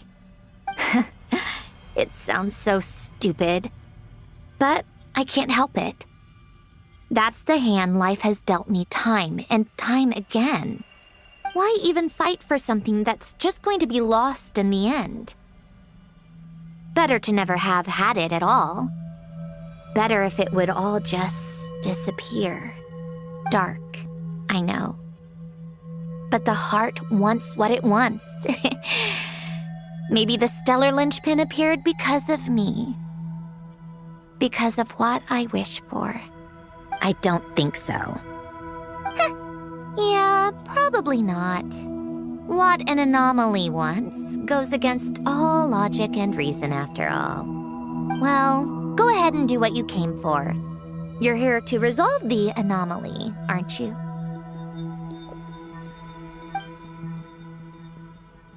Yes. What's it gonna be? Keeping me imprisoned here like before? Or eliminating me entirely, like debugging a code? That might actually be a mercy. I don't care. I just don't want to experience the pain of loss ever again. Go ahead. I'm ready.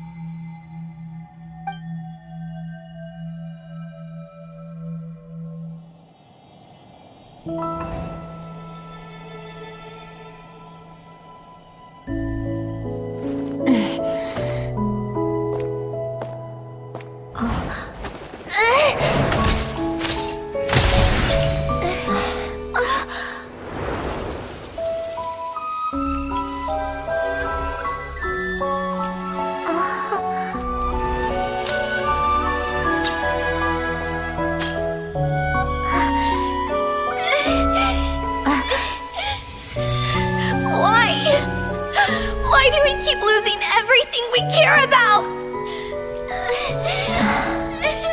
I know it hurts, but that's life. I wish... I know. I've always known. Because we've been one all along.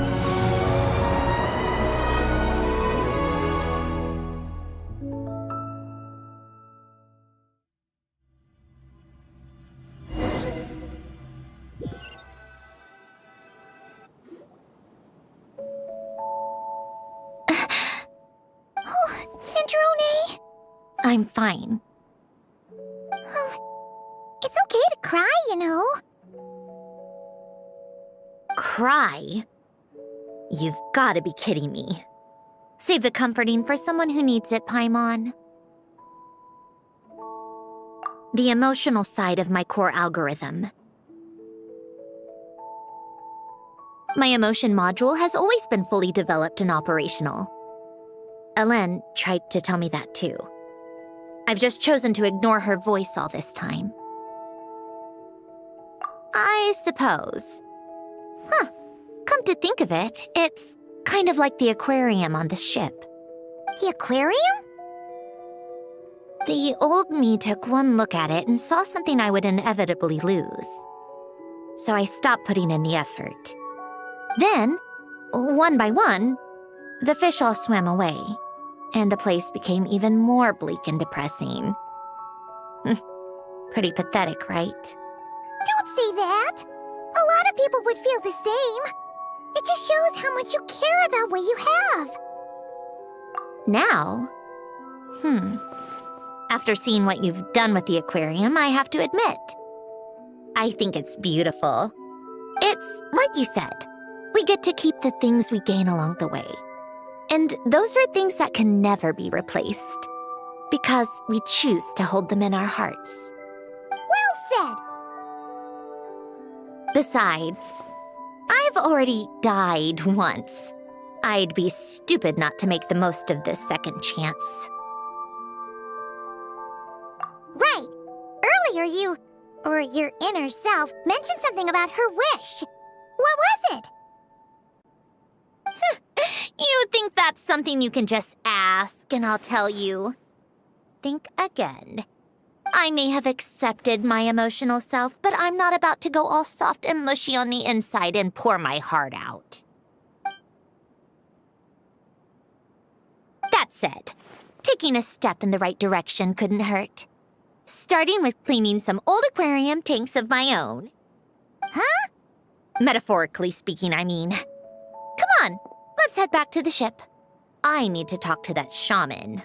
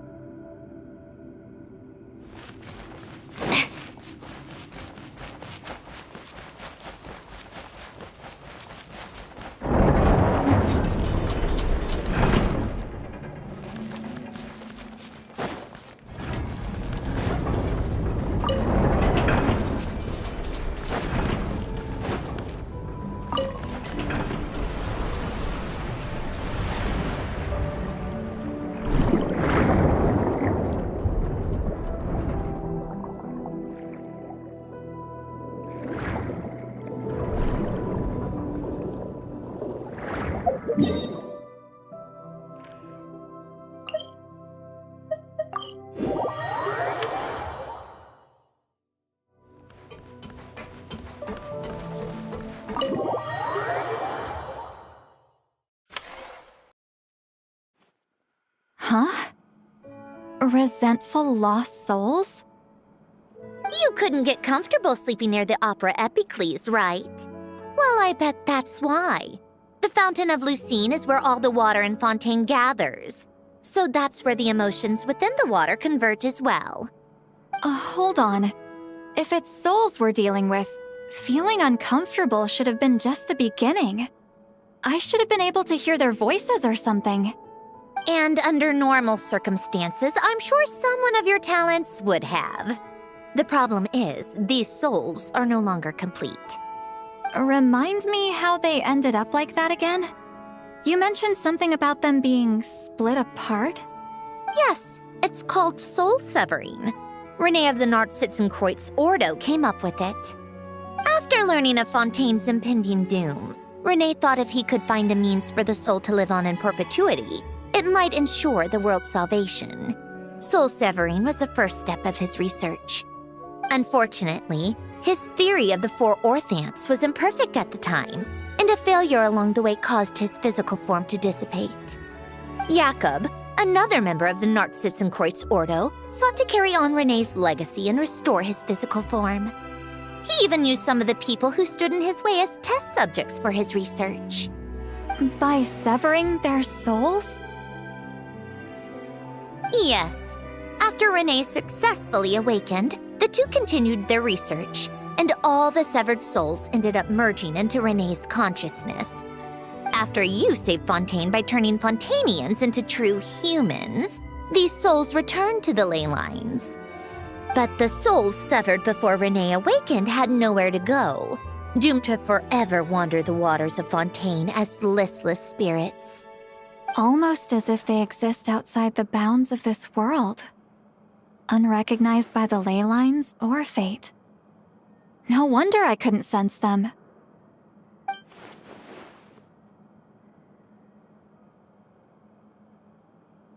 Not only that, but over time, they began to fuse with other entities. Their inner resentment lured in all sorts of evil beings, which corrupted and defiled them into nothing more than accumulations of filth. But the full transformation must have been recent. Otherwise, the Udex surely would have noticed. Wait, no, he must know already. That would explain the underwater melazine patrols. No wonder I kept running into officers from the Mara Chaussee Phantom earlier. In that case, let's go find Nervalette and we can sort it out together. No, not just yet. Why not? For one, the diplomatic castle alone would be a nightmare. Even though I haven't reported back to Snezhnaya yet, I'm not planning to leave the Fatui anytime soon. Besides, with me here, success is a done deal. Involving other people would just complicate things. All I need is for Miss Seatlolly to help pinpoint the location of this monstrosity. Think you can do it? With my eyes closed. This is what I do. I'm a lot better at it than manning a desk, at least. But, how exactly do you plan on resolving this soul stuff? Even to me, there's no obvious answer. Seems pretty complicated, all things considered. Just trust me. I have the perfect solution. Oh, all right. If you're that confident, we'll follow your lead. Why the sudden interest in helping Fontaine with this, Androne? You never knew Renee and the others, right? No, I didn't. And you're right. This problem has nothing to do with me. I wouldn't get within 10 feet of the Nartsitzenkreuz Ordo or its members. But, in his later years, Elen told me he regretted not helping his best friend when he needed it the most. He also felt sorry towards Marianne for being too lost in his mechanical research to look after her properly. If he were still with us, I think he'd do the same. He might have a few choice words to say about it, but even after everything, he wouldn't leave his friend's mess for someone else to clean up. Friends shouldn't hold grudges or leave behind regrets. Fixing what happened between him and Renee was one of his greatest wishes. All I'm doing is fulfilling it in his stead. You know, you really do seem a little different now. You mean everything that just happened wasn't for nothing? Why, thank you for pointing out the obvious, Paimon. Just washing off the grime of the past. Turns out, a lot can build up after being ignored for so long. What's this about aquarium tanks all of a sudden? They go off on some grand adventure and what? Now they have their own private code? Stupid.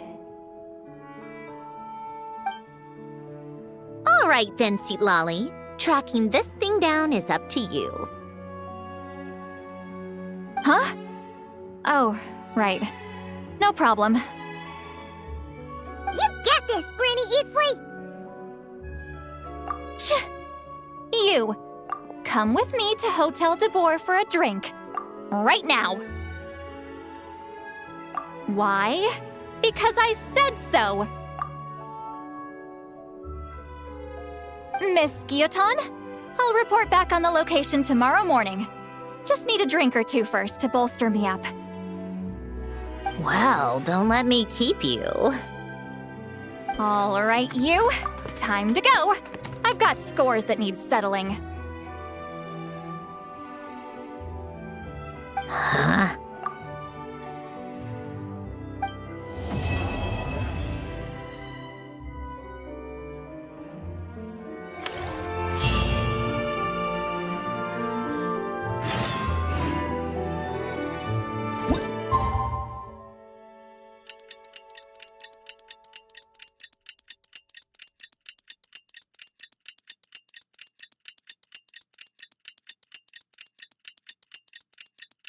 Time to meet up with Sandrone! Wonder if Seatlolly was able to pinpoint the location. Well, we should know soon. Let's just hope it all works out.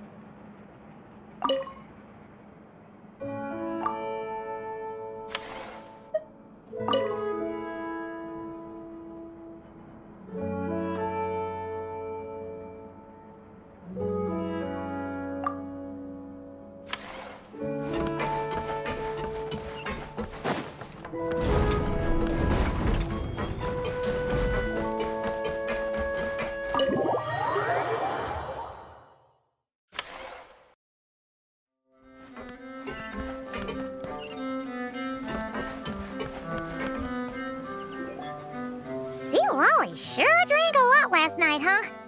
Wonder if she's even awake. Good morning. Columbina! Oh, you sure know how to make an entrance. What are you doing here? We just finished filming a last-minute scene, so I came up to get some fresh air. The others are still down below discussing what the final scene should be. You mean, how it should end? Yes, they're torn between whether the heroine should reunite with her old friend or not. Ah, because the whole point is that she came to her friend's homeland to search for her, right? Oh, Paimon almost forgot the plot! Yes. Director Farina and Miss Chiori think a tragic ending where the two never meet would be more poignant. But Director Xavier thinks having the two reunite would make for a more touching and heartwarming ending. Me? I'm not sure. On a personal level, of course I want to see her again. Of course I want to experience that moment where we reunite, even if it's just for the cameras. But that means an actor would have to take her place, and that makes me feel... Oh. Huh? Yeah, don't look so worried. Making a film is supposed to be fun. But besides, it's all gonna work out. You can trust Paimon on that.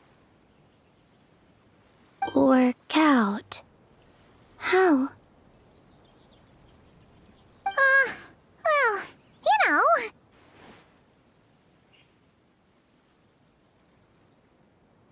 Yep, exactly.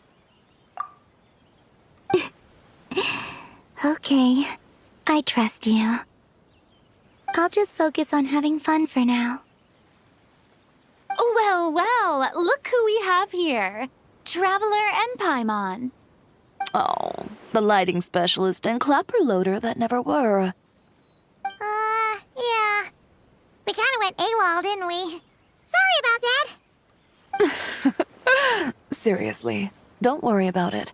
Everything's going smoothly on our end, so just do what you need to do. You seem to be in better spirits now, Miss Columbina. I apologize if our earlier discussion put you on the spot. It's okay, I'm fine now. The Traveler and Paimon talked me through it. So, what are your thoughts on the ending then? Should we have them reunite or not? We should tie everything up in bows. Huh?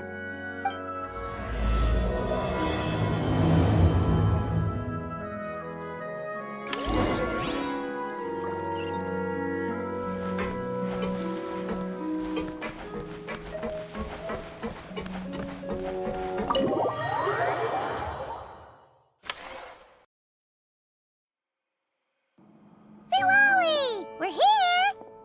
Oh, right on time. Well, yeah. We weren't the ones who drank our weight in alcohol yesterday. What? Are you suggesting Granny can't handle her liquor? It takes a lot more than that to get me drunk. Really? 'Cause, you stopped making sense after a while. Did I? Huh. News to me.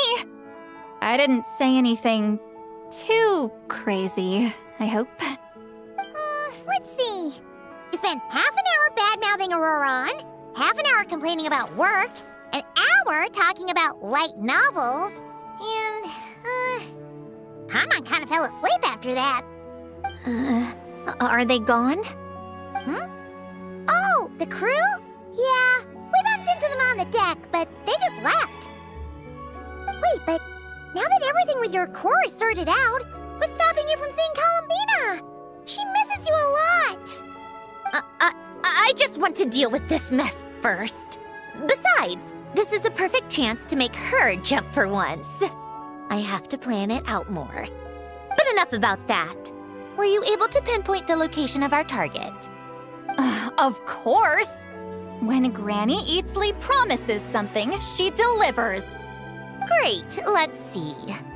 Morte region. Wait, this is the Tower of Gestalt. The place the souls were severed. Is that the source of the resentment? Or is it the Narcissenkreuz Ordo in general? Let me come with. This thing's movement isn't fixed. If it's not at this location when we get there, I can use a ritual to summon it. You've already gone to more than enough trouble. I don't mind. These old bones have nothing better to do anyway. Summoning a spirit isn't going to do me in. Besides, if I don't go, they'll just have more inside jokes I can't join in on. All right then. I appreciate it. Ha! There's no time to lose! Let's head out!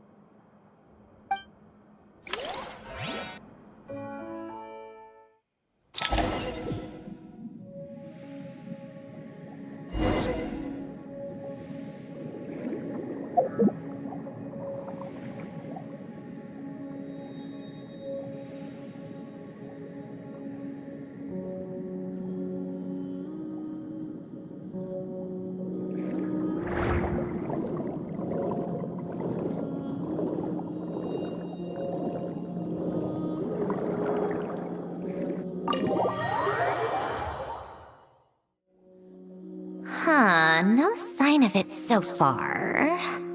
Should I start the summoning ritual? Let's drain the water from this floor of the tower first. It'll make it easier to move around. Wait, we can do that? Of course. Alain and Renee both saw the future that awaited Fontaine and even shared a few methods for waterproofing buildings. The principle behind it is... not important. Just unlock the mechanisms in the order I tell you.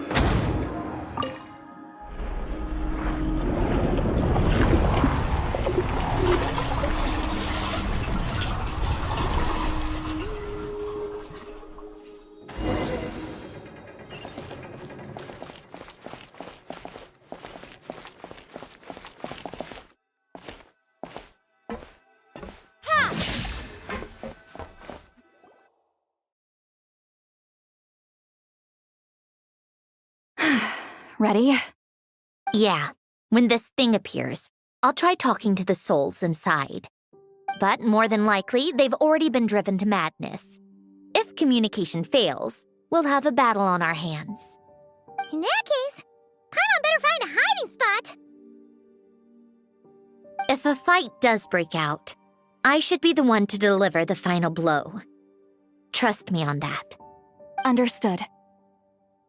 All right, I need quiet. Wandering spirits drifting along the tides. Hear me now. Broken souls, silenced, torn apart and forsaken.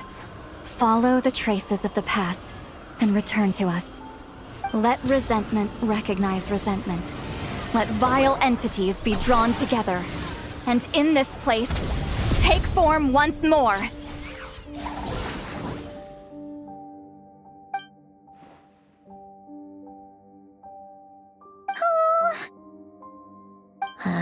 What now? Is that it? This is exactly why I deal in math, not magic. How are we supposed to know what stage the spell is at? It's like there's no logic to speak of. Mechanical science is so much easier to...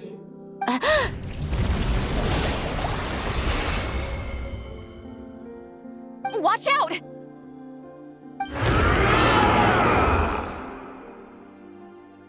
Hey, you!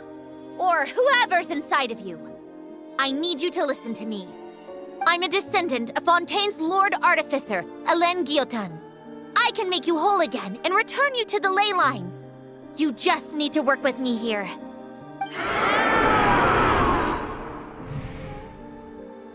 Centrone! Looks like talking this out is off the table. All right, plan B. Time to blow off some steam.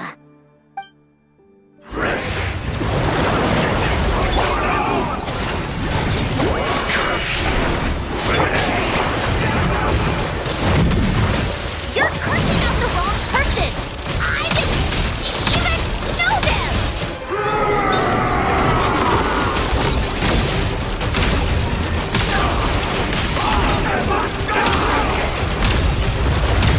Most of them already did, but you still have a chance to return to the ley lines and reunite with your family! Just work with me!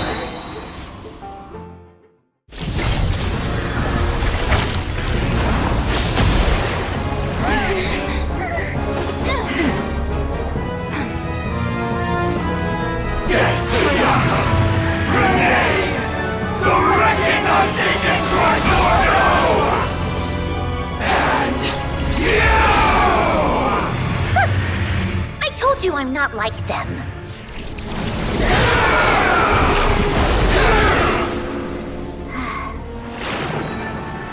I'm stronger. Inverted. World formula. Reversion.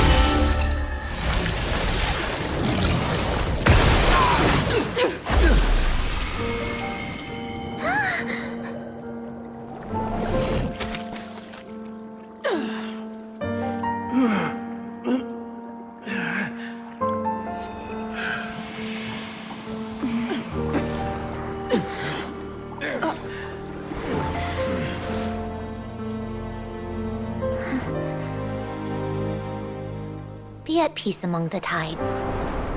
Lost souls.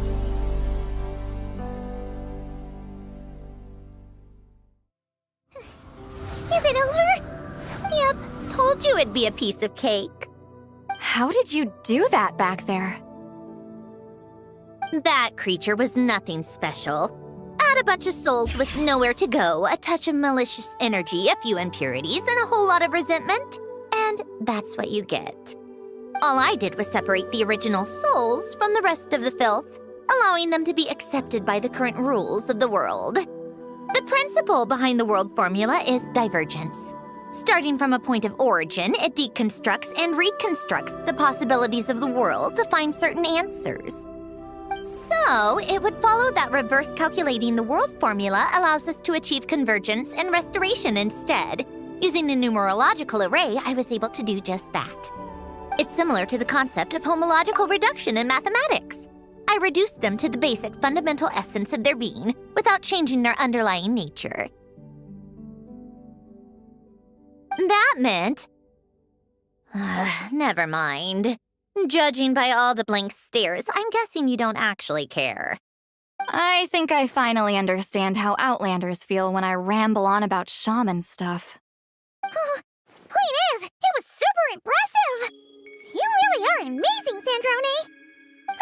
You're just realizing that now?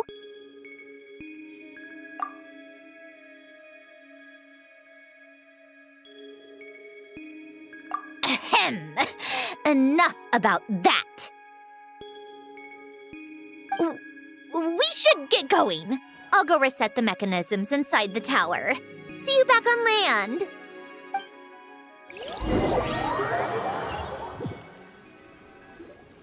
Well, that's one old mess for the books.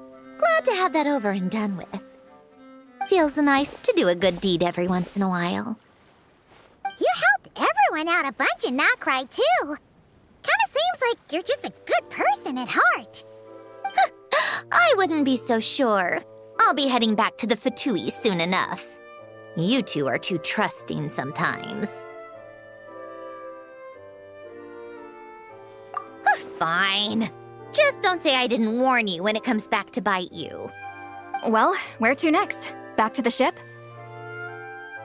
Yeah, your personal business, the Narcitsan thing, it's all resolved. That means you can see the people that need seeing now, right, Centrone? Oh, everyone's gonna be so happy you're back!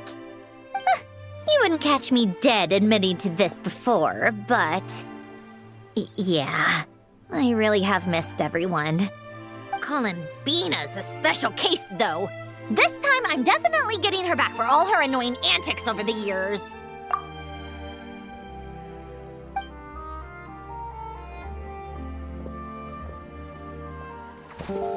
She'll sense me coming from a mile off. How am I gonna...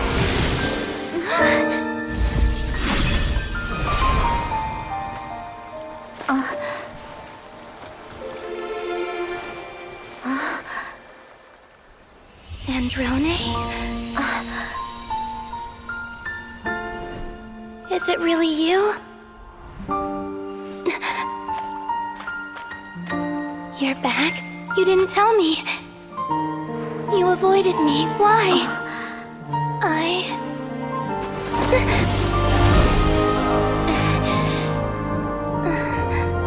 Sandrone? Now we're even. I missed you so much. That makes one of us, idiot. I'm here, Columbina.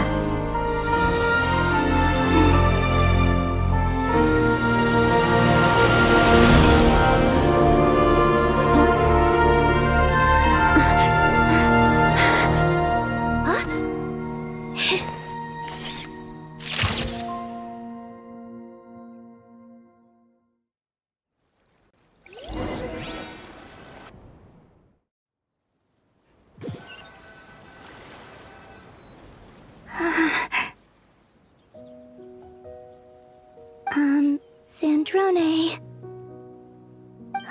Don't ruin the moment. Or I'll start thinking about how you teleported me to a random location after I explicitly told you to stop doing that. And scene! Bravo! Bravo! We got it! This is exactly the ending I was hoping for. Huh? Where did you just go, Miss Columbina? You vanished, and then the next second you were back hugging this, new friend here. That was all on camera? Yeah. Well, the camera was already rolling and it happened so fast, so... yeah. Hold on. This must be... Yep, my best friend. The one I was looking for. I never thought I'd actually get to see her again. I'm just... so happy.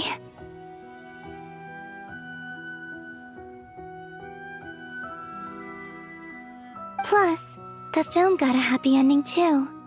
It's all thanks to you, Sandrone. Sandrone? You couldn't stop being annoying for 1 second? Columbina!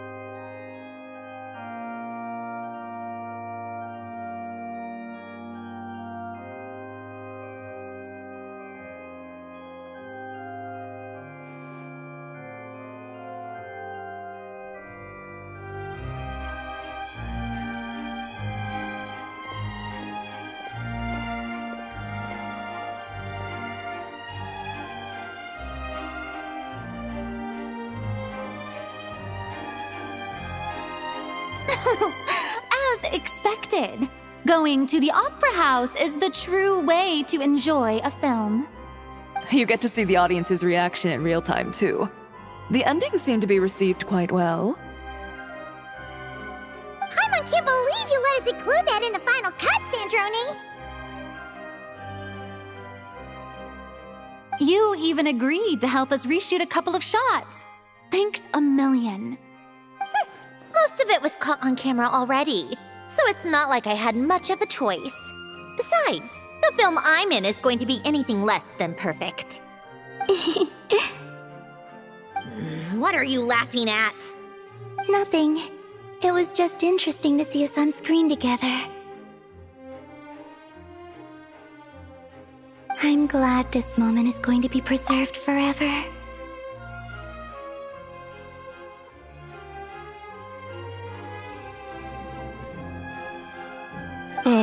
Just a pity we didn't take home the Farina Award this time around. Well, artistic films can rarely compete with commercial ones. You should have prepared yourself for this the minute you changed the script. True. Oh, did I hear someone mention the Farina Award?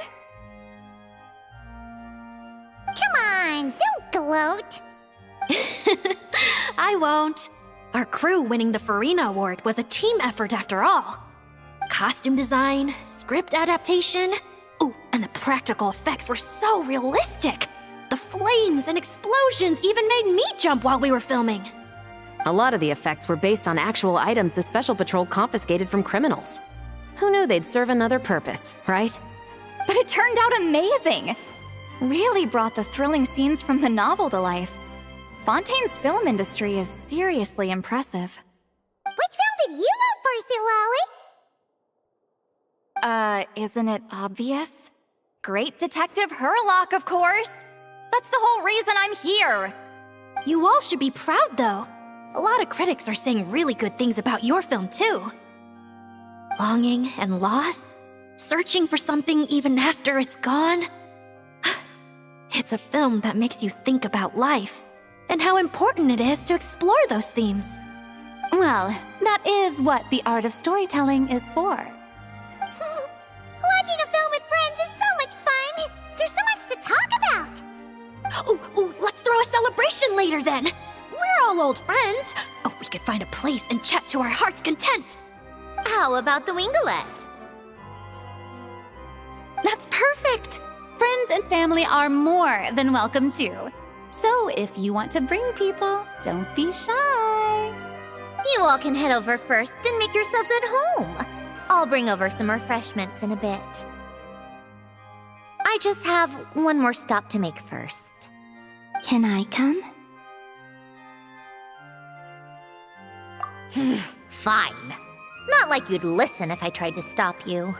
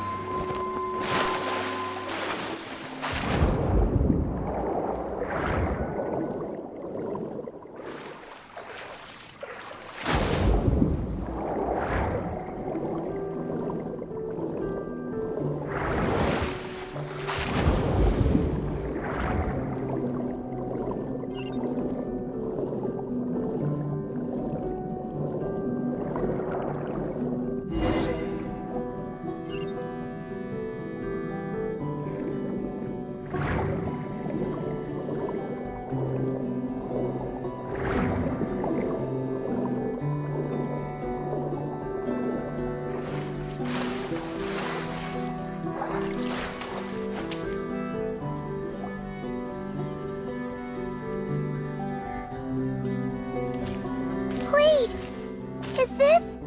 Yes. Here lies Lord Artificer, Elaine Guillotin. This is his grave. Oh. I'm sorry, Ellen. I'm sorry this is the first time I've been back since leaving Fontaine. I should have come to see you more often. I got your gift.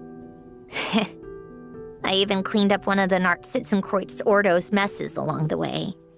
Our home is just as quiet and warm as it always was. The flowers in the garden are still thriving. I'll make sure to tend to them more often from now on. Polonia received irreparable damage in battle. I should have taken better care of your invention. I'm sorry. Polonia was family to me. Just like you. You always said I was a fast learner. But I'm not so sure. It took me far too long to learn the things that truly matter. I never said this to you back then, but thank you for creating me. For giving me the chance to experience life. Being your family meant everything to me. Absolutely everything. Can I say a few words as well, Sandrone? Don't need my permission. Hello, Mr. Guillotin. I'm Sandrone's friend. You don't need to worry. Sandrone is doing great. Not only is she a brilliant scholar, she's made a whole bunch of friends, too. And she takes great care of them. As if. She'll never admit it, but she's always there when her friends need it the most. I wouldn't even be here without her. So, if she ever needs help, her friends will be there in a heartbeat, including me. That's what best friends are for. Columbina. What else? Oh, she likes drinking bitter coffee, listening to piano music when she can't sleep. Turns out she even likes giving hugs. No, wait! Don't tell him all that! Huh? I don't understand. I didn't think you'd want to hide things from him. Well, yeah. But there are still things I don't want to say. Okay. I'll come by myself and tell him for you then. That's not what I meant! All right. Enough with the speeches. If no one has anything else to add, let's just leave it there. Should we say a few words too? Kinda seems like Columbina said it all. Oh, great idea!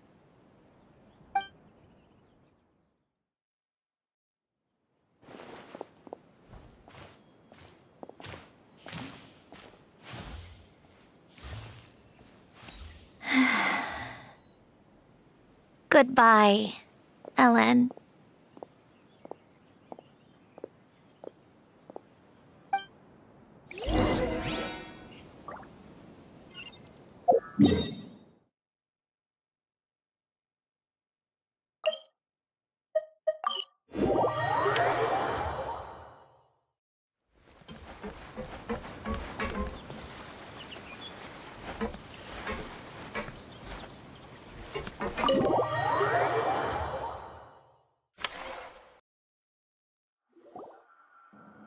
You made it! The party's already started. Oh, but, you didn't bring anyone else along? I thought you headed out to invite some friends. We did invite a friend, actually. She'll be here soon. She's even bringing some desserts to have over tea. You should join us later, Miss Farina. I do love a tea party. Then don't mind if I do. This seems like a fun occasion. Let's go talk with everyone. Good idea! We'll introduce you to all our old friends.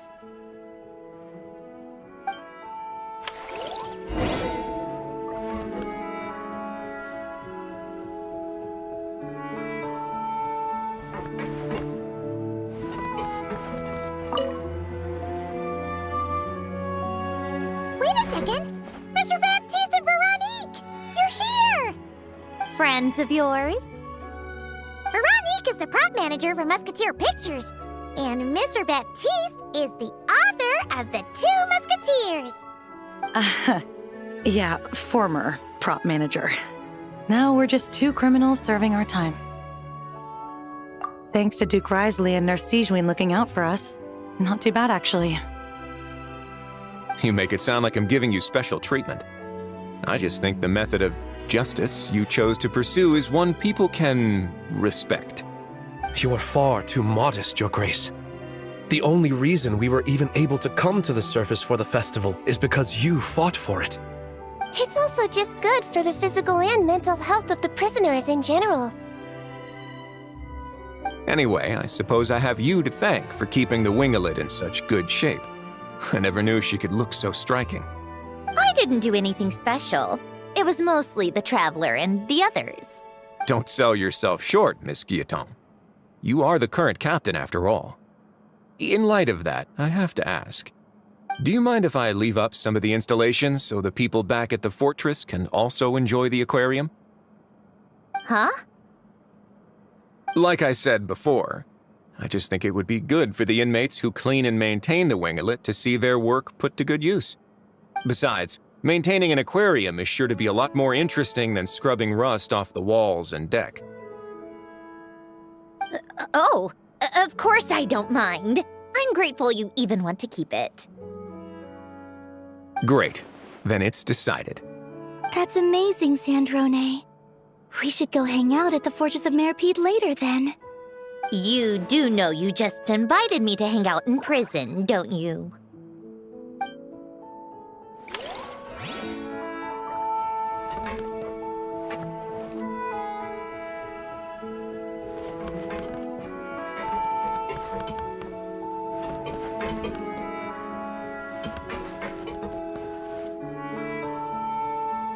Granny Eatsley, you're really not going to let us borrow these cute little stuffed toys for our magic show?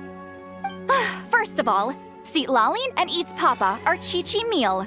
They have inauspicious stars sealed within them, and they're my helpers, not toys. But the Grin Malkin Cat and Boggle Cat box are Linny and Lynette's helpers. And they still make good partners on stage. Agreed. We've never had a Chi-Chi meal pop out of our hats before. It would be quite the surprise. I think the audience would love it. If this was the Masters of the Night Wind, these kids wouldn't have even had the guts to say my name, let alone pester me like this. I'm terrible at dealing with requests like this. Oh, Traveler, quick, save me!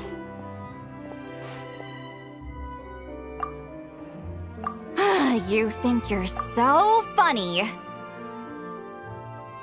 Lady Sandrone, Lady Columbina. Hello. Don't look at me like that. I don't have any mechanisms for you to break.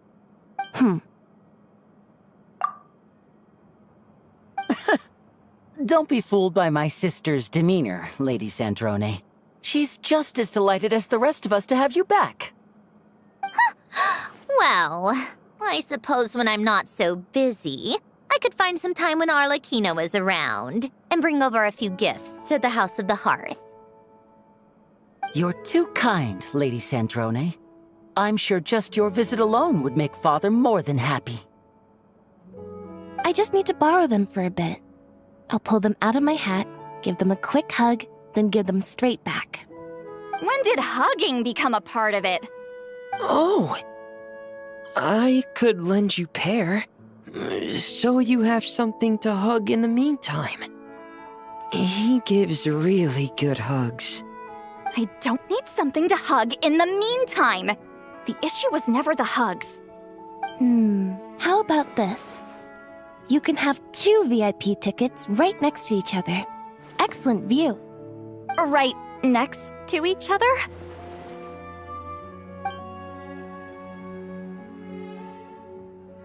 Yep, super quiet. No one will bother you. I'm sure you'll have a great time. Fine.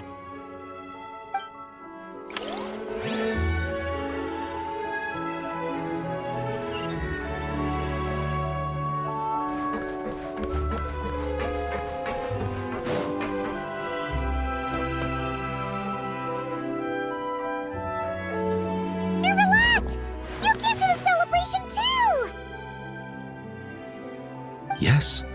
I can only hope my presence does not make anyone ill at ease. Who's this? All right! This is Nervalette, the Udex of Fontaine. And this is Columbina and Cendrone. Greetings. Hello. These two must be the Fatus and former Fatus related to the recent incident in Nodcry. I read about them in the diplomatic report. The Udex? Oh, the dragon that cries a lot.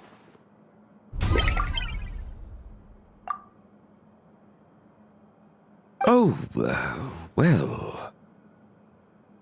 Jeez, Columbina. That's your takeaway from all those Fatui meetings? Seriously? Is that truly how I'm portrayed in the Fatui's intelligence? You must put a lot of people in prison then. Well, it would be more accurate to say I pass judgment on their crimes. All trials in Fontaine strive for fairness and justice, so as to avoid imprisoning the innocent. So, only the people who deserve it get sent to prison. Well, deserve is quite a subjective metric, is it not?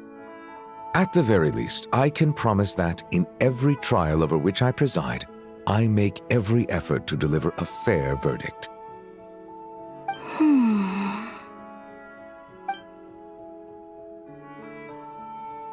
Yeah.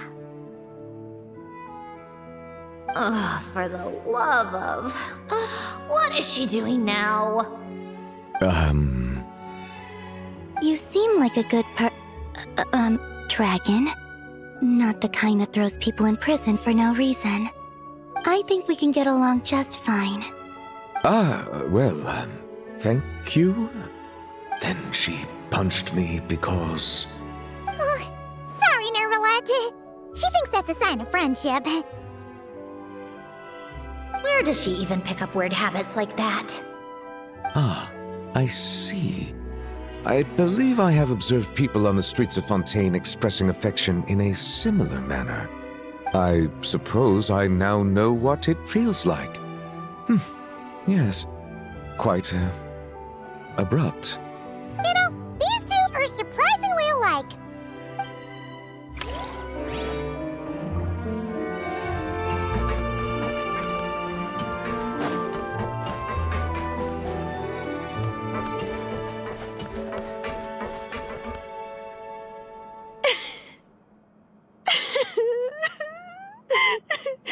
What a dream come true! For once, it all worked out! I can die without regrets. Let's not get too ahead of ourselves, Director Lapine Pauline. What was in that piece of cake you just handed her, Escoffier? Maritime flowers, eggs, flour, same as all the other pieces. What, you think I tampered with it? Playing a detective in real life now too, are we? Oh, it's so delicious! I'm so happy! My life has peaked!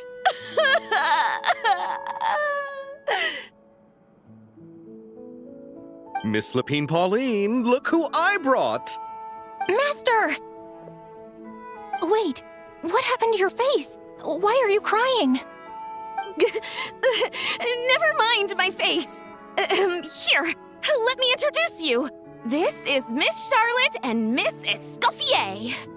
Things are sounding lively over here. Oh, look who it is! Perfect timing. I was so busy with the shoot, I feel like we barely got to talk. And the elusive Miss Guillotin. It's great to see you. Thank you so much for letting us use the boat free of charge. That was so generous of you. Oh, right. Introductions. This is Miss Charlotte and Miss Escoffier. That's kind of you, but I didn't really do anything. If you want to thank someone, it should be the Duke or the people who keep the boat in such good shape. Right. I'll head over in a bit and do just that. Miss Columbina? Yes? Could I interview you sometime? I'll treat you to some gâteau de bord for the trouble. There's only a limited amount available each day. Oh, but it's an absolute must-try when you're in Fontaine. Oh, sure. Bold of you to use my own cake as a bribe right in front of me. You know what? When else are we all going to be together like this? Come on, everyone! Grab your drinks!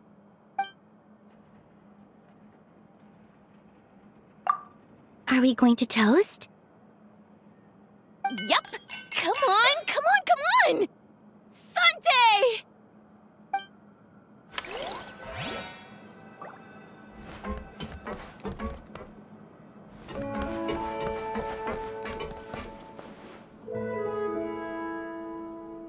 You made it. Sorry for starting the celebrations without you. No worries at all. We're just glad everyone's having such a great time. Oh, right. You've probably seen them around already, but let us introduce you for real. This is... Miss Columbina and Miss Guillotin, right? Oh, we saw the film you were in. It was so touching. Yep. This one started bawling her eyes out right next to me in the theater. I know. I didn't bring nearly enough tissues. Thanks. We saw your film too. I memorized all your names. Oh, guess we can skip the introductions then. Our effects were pretty over the top, right? Some of the extras in the big scenes were actual members of the Spina di Rosula. So basically, your contribution was creating realistic-looking chaos. That wasn't the only realistic aspect. Miss Chevres and Miss Emily were also kind enough to lend their expertise on criminal investigations and forensics. Oh, it was nothing. I was just honored to take part and help out. Wow! No wonder your film turned out so good. You basically had an expert in every field. Talk about a stacked crew. Oh, speaking of, want to join in on a round of tabletop troupe later, Miss Columbina and Miss Guillotin? I mean, what better place for a party than a party? Here we go again. That sounds interesting. Yes! Persuasion successful! What about you, Miss Guillotin? I guess one round couldn't hurt. Critical success!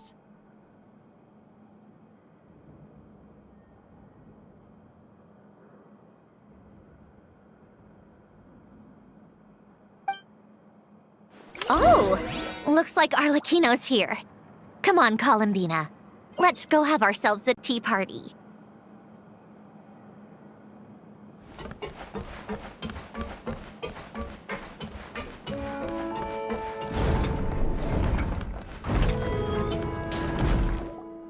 Well, it's been quite some time since the three of us gathered to drink tea like this. Yes, but your tea is as good as ever, Sandrone. Of course it is. The pastries you brought aren't half bad either, Arlecchino. I'm glad to hear it. Are they to your liking, Miss Farina? If I remember correctly, this particular cake is your favorite. Yes, thank you. The tea and pastries are absolutely delicious. I can't believe I'm casually sipping tea with 3 harbingers. Or are some of them former harbingers? Who knows? Due to diplomatic reasons at the time, our last tea party was rather tense, wasn't it, Miss Farina? You have my apologies. But this is simply a casual gathering of close friends. So I do hope you can relax and enjoy yourself. Of course! I appreciate the hospitality, in both cases. Next time, let me be the one to treat all of you. I'm sure we'd all be delighted to have you join us more often. The same goes for you two. Of course we should do this again. We've all been through thick and thin together by this point. This is nice, Sandrone. It reminds me of the happy times back in Snezhnaya, when things were so lively. Yeah. To be honest, I never thought these gatherings would feel this lively ever again. Well, I think I speak for all of us when I say we're truly glad you're back, Sandrone. Me too. I've realized that holding on to what matters doesn't just mean protecting what you already have.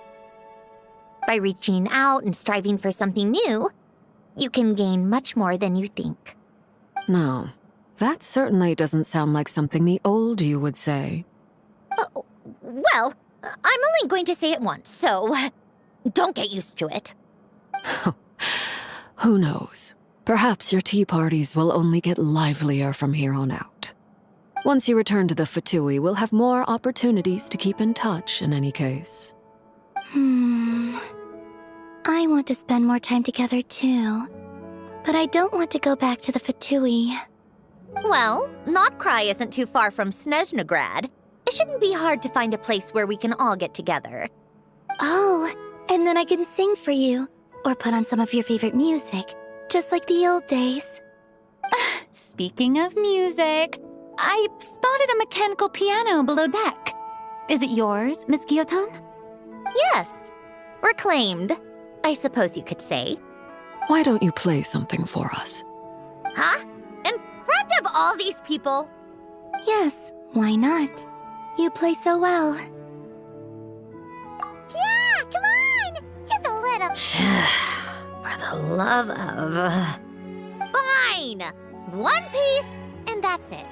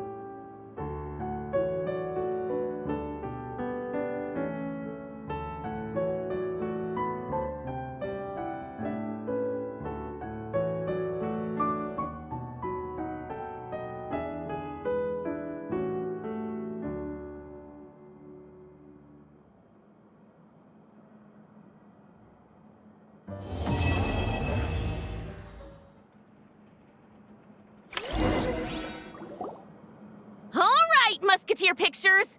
Everyone ready? I'm not sure I should be in this one. Of course you should. You might have primarily helped out another crew this time, but you're still a member of Musketeer Pictures. All right, thanks. I'll still stand a bit off to the side, though. Can I be in the picture too?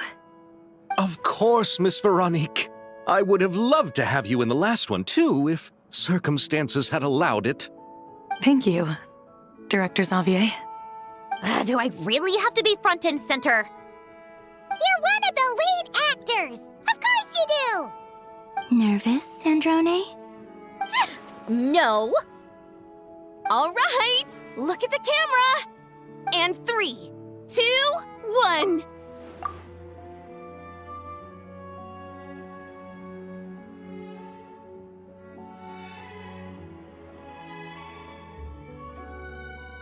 Musketeer Pictures!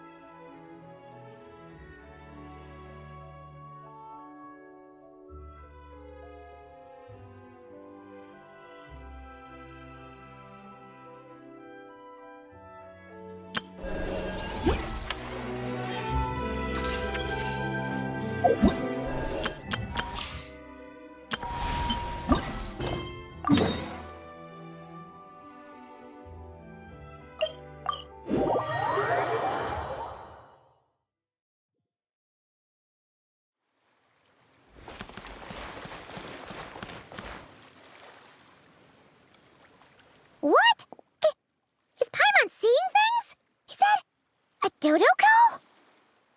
No! There really is a Dodoko over there! And it looks just like... It looks like Barbaloth! Oh my, what a coincidence this is. Traveler? Paimon? Why is there something so fishy about hearing such a powerful fortune teller use the word coincidence? Perhaps, but it's no lie.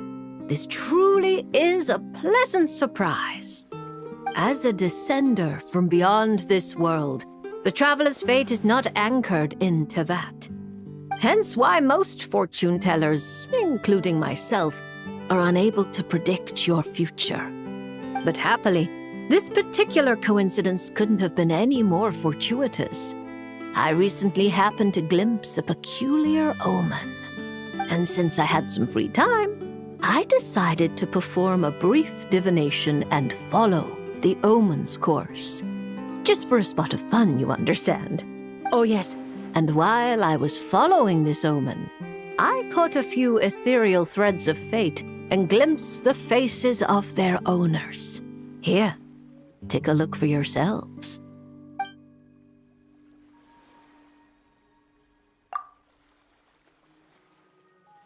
See? Didn't I tell you? Someone with so many friends was bound to recognize them all. Hi, you two. It's been a while, hasn't it? I thought I'd lend a hand with Barbie's divination. Indeed, if Alice hadn't insisted, I'd have treated these names as minor variables and discarded them from the divination. But then you would have missed out on this fun little excursion, wouldn't you? Besides, as mages, we couldn't possibly disappoint the little cuties involved in the prophecy now, could we? It's the dream of every child to receive wonderful gifts, go on grand undertakings, and watch mysterious prophecies unfold. Which is all to say, we simply had to see this one through. And there's no point arguing with Alice. Anyway, if I can gather these minor variables together, I should be able to adjust my divination. So here I am, seeking them out, and if possible, offering them a little fortune-telling. I don't have time to go around divining things like that, but I'm sure it won't be long. Is that why you've set up this stall? So you can sit and wait for them to arrive? Don't worry, I'm not just sitting around twiddling my thumbs. This Dodoko is simply a stand-in. I'm still working on my research. That's right. And I installed sensors on Barbie's Dodoko. As soon as the right person shows up, she'll receive an instant notification. And Dodoko will give a happy little wiggle to make sure our visitors are drawn on in. What are you doing back here? Take your arm off that. You'll knock my scryglass onto the floor. And hold that cup steady. I don't want you spilling hot chocolate on my manuscripts. All right, keep your hat on. Just 1 second. There you go, Barbie. This one's yours. I hardly put any sugar in it, I promise. When you say hardly any sugar, I can't help but feel like we're not speaking the same language. Back to business. After we followed up on Barbie's divination, I was hoping to gather everyone up, everyone involved, that is, and throw a huge party. I've even decided how we can send out the invitations. Don't worry, I've already picked out the most beautiful birds available. Picture it. In the dead of night, a huge, pure white bird flies through your window with a mysterious letter in its beak. Then you open it, and a whole new world appears before your eyes. Unfortunately, as I told Alice, doing that would only serve to disrupt the path of fate. Besides, dealing with such small prophecies is a real pain, so it's off the cards. Fate is such a spoilsport. Nevertheless, we can still have a party. When the time is right, I'll invite everyone myself. And as I do hate waiting for parties, Traveler, Paimon, can I leave the job of bringing your friends here to this stall to you?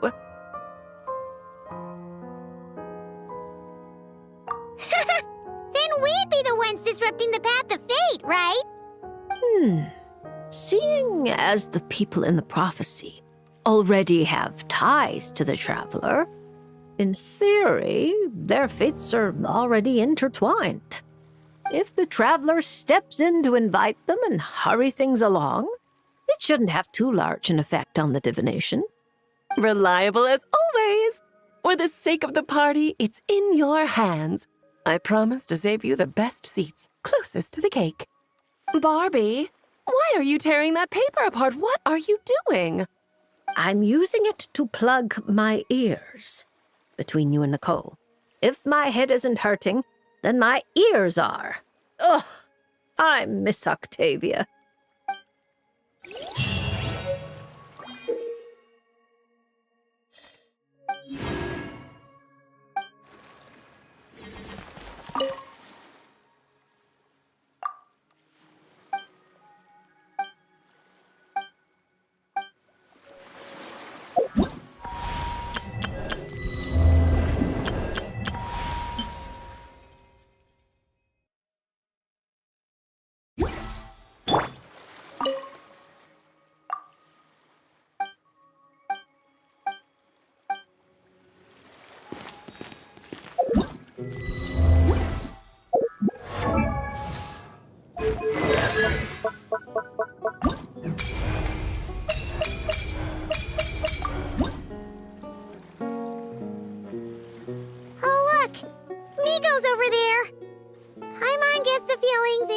about to get stressful.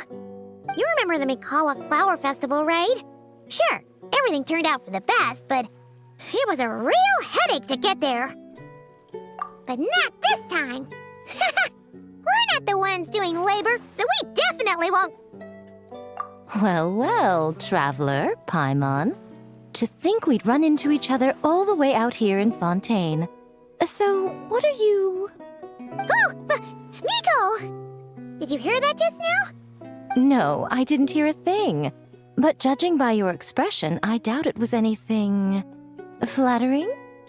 No, it's not like that. We're really happy to see you, Miko. What brings you to Fontaine, anyway?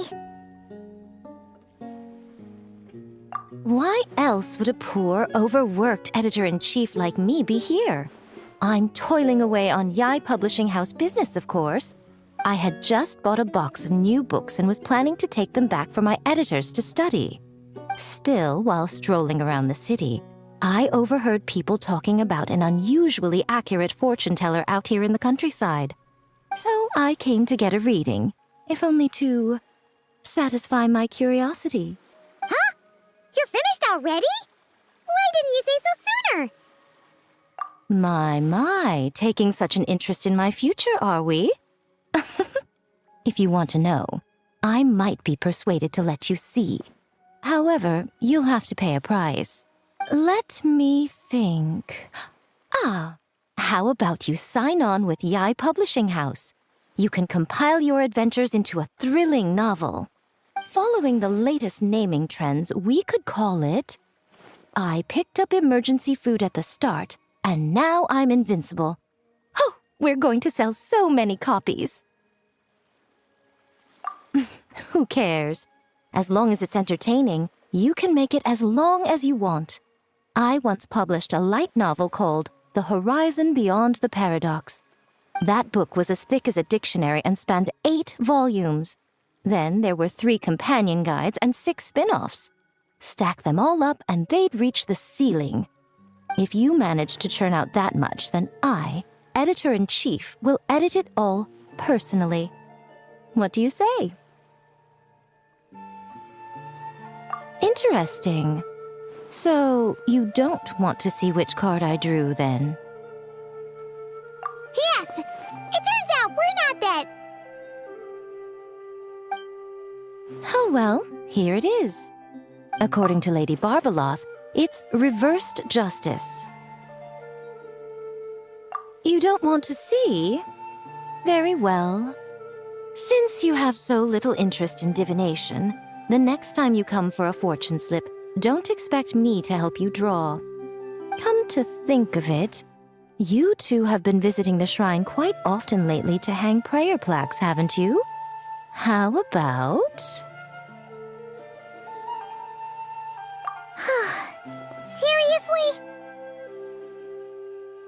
So it would seem, but alas, the justice card I drew is reversed. Does that mean I'm some sort of outlaw, Lady Barbeloth? The card is named Justice, but it doesn't represent a just or unjust person. At least, not in a conventional sense. Perhaps it would be better to say, since it's currently reversed, it represents a dishonest person. Dishonest? Oh, there must be some mistake. I'm always honest when helping these two interpret their fortune slips. Isn't that right? All Paimon knows is that whenever Miko helps the traveler draw fortune slips, it's always great fortune. Well, that's because of her good luck. Or at least, her good luck whenever she's by my side. Luck. Now there's a fine choice of words. Reverse justice does indeed symbolize a distorted sort of cause and effect, imbalance, dishonesty, and dissatisfaction. As a yokai, you above all should understand. After all, the birth of a yokai is indelibly tied to desire. A yearning for something, an uncompleted dream, some unfinished undertaking, the pull of a certain emotion. All it takes is the slightest catalyst for these unsatisfied desires to take root and grow and sprout unexpected offshoots. And you, a great yokai of Inazuma, likely have a greater desire than most buried within your heart. But that's the limit of what I can see. After all, you only drew one card. What's more, reverse justice is known to be good at concealing lies, whether from others or oneself. How delightfully mystifying. Sounds just like something a shrine maiden might say when interpreting fortune slips. I certainly wasn't expecting to pick up any new jargon on this trip, but that one is quite good. Still, as good as it is, it doesn't really align with our shrine's way of doing things. So perhaps I'd better not teach it to the shrine maidens after all. Anyway, thank you for the divination, Lady Mage.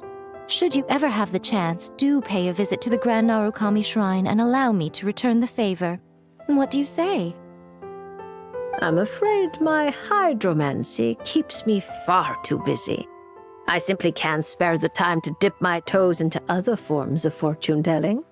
Though your fortune slips sound like something Nicole and Alice would enjoy, I'll be sure to tell them all about you. Wonderful. When the time comes, I shall personally preside over the drawing of fortune slips for your friends. I assure you, everyone will draw the most auspicious slips.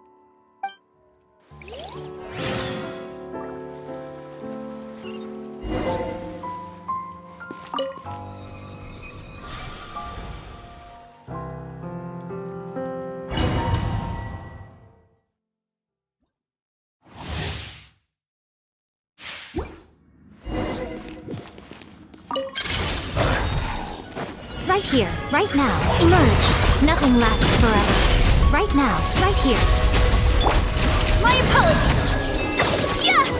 Yeah! Embrace the ice! Right now.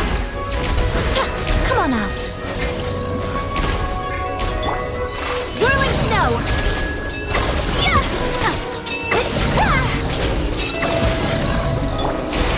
Emerge, right here. I'm always watching. Emerge, right now. Take flight!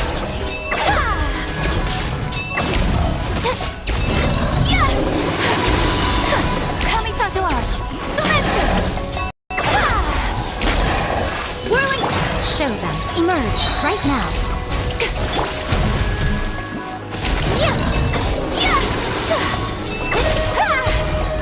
Come on out, right here. Nothing lasts forever.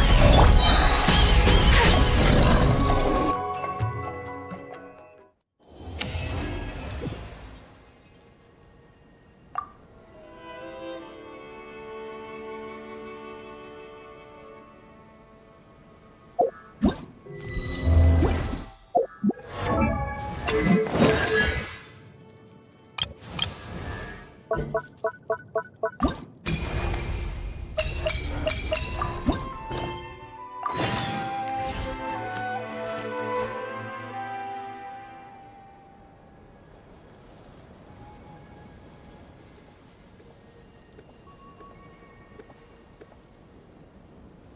it coming back to you yet, Chi-Chi? Oh, I'm sorry. There's no need to apologize. We still have a long way before we get to the Palais Marmonia. Let's keep walking for now. I'm sure you'll remember where your home is soon. Look, it's Chi-Chi, and she's with the Mellowzine. Huh, that's a combo Paimon wasn't expecting to see. Traveler and Paimon. You know Chi-Chi? Fantastic news! I ran into her while investigating near Lumidu's harbor. Judging by her size, I figured she was a human child. She is a child, right? I am...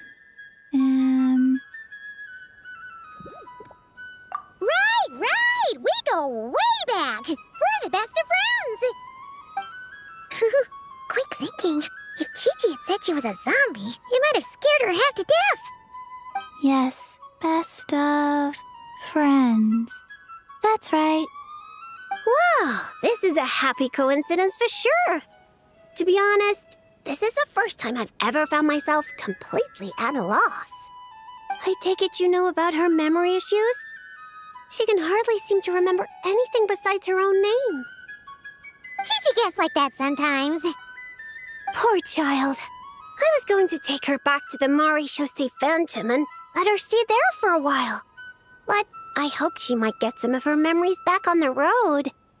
Since you're such good friends, I take it you know where she lives? It would save such a lot of trouble if I could take her straight home.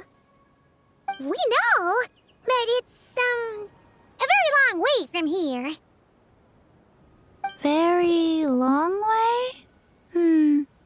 I followed a Sealy all the way to Lumidu's harbor. Huh? You remembered something? What happened before that?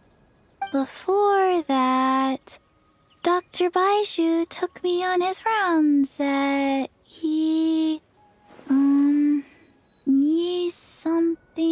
something. I went to gather herbs and then... Oh! Baiju took you to Yilong Wharf, right?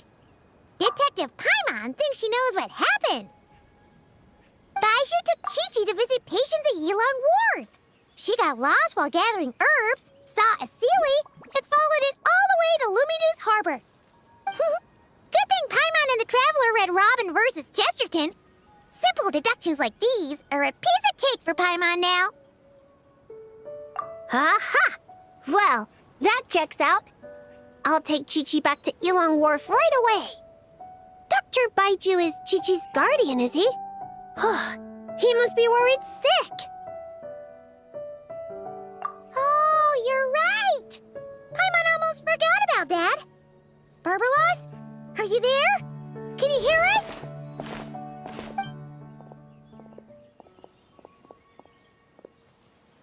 No need to shout. I've been here all along. I simply didn't want to interrupt your conversation. Listening is the default state of any good fortune teller. This Sealy's so-called guidance could also be considered the guidance of fate. Since you're here, Chi-Chi, why not let me read your fortune? Fortune? Oh dear, Barbie, allow me to interject. You're really not suited to talking to children, you know. You're scaring the poor girl. Let me take this one. Now listen closely. This is how you deliver a little surprise gift. Little Chi-Chi, member of the Little Hexen Circle, I'm the mother of your ally Klee, Auntie Alice, the greatest witch in the world. Nice to meet you, Auntie Alice. What a sweet, polite little child. Come now, let Auntie's friend, another great witch, throw you a wonderful surprise fortune-telling party. Fortune-telling party? That's right. Look at the cards in front of you. Aren't they pretty? Do you like them? I like them. That's wonderful. Now, can you pick one for me? Is this one all right?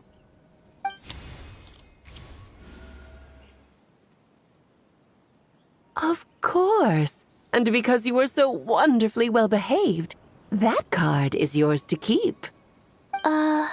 Thank you. All right, Barbie, break time's over. Come help little Chi-Chi with her reading. Oh, you don't need to shake me awake. I've been listening the whole time. Upright hanged man. Very few people draw this card. That means you're very special, Chi-Chi. It symbolizes transcendence and waiting, and also detachment from the everyday world. There are shackles that bind you, but you yourself have no desire to break free from them. Shackles? Do you mean my orders? At least on the surface, you wouldn't be wrong to understand things in such a way. As for your future, all you need to do is wait. Of course, it's not like you lack for time, but... Oh my, how strange, how very strange. Hold up a second, you're saying too much at once. Give the poor child a moment to breathe. Let Chi-Chi savor her little gift first. You really do need to show a little more patience with children. What do you think, Chi-Chi? Do you like your surprise? This card is pretty. Thank you, Auntie Alice. Oh, good girl. You did such a good job remembering Auntie's name. Oh, Auntie would love to chat with you some more, but it's time for you to go home. If Auntie Barbie has more to say, then next time the Hexen Circle meets, she can make a prophecy for every little witch who attends. Wouldn't that be lovely? Could you not add to my workload without asking me first? Then it's settled. See you next time, Chi-Chi, and all of you witnesses. Bye-bye, Auntie Alice and Auntie Alice's best of friends. Phew! Is that all over now? Did those two voices just come from this doll? What kind of toy is this? It's so cute! Where can I... Ugh, no, that's not important right now. Chi-Chi, let's go find that Dr. Baiju of yours. It's time. Chi-Chi should go home. See you next time, Traveler and Paimon. Card. Gift. Pretty.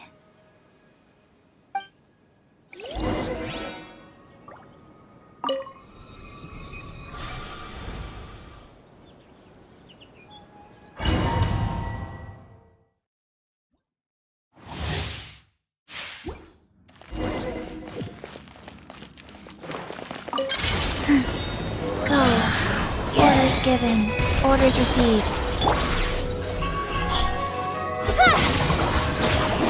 With sword comes shadow.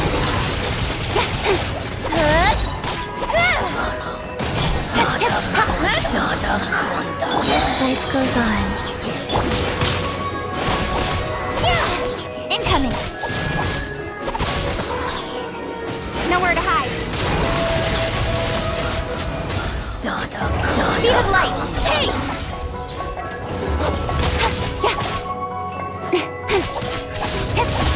Rise. Incoming. Cut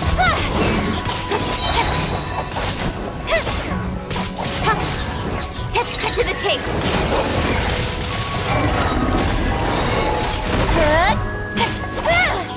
Go.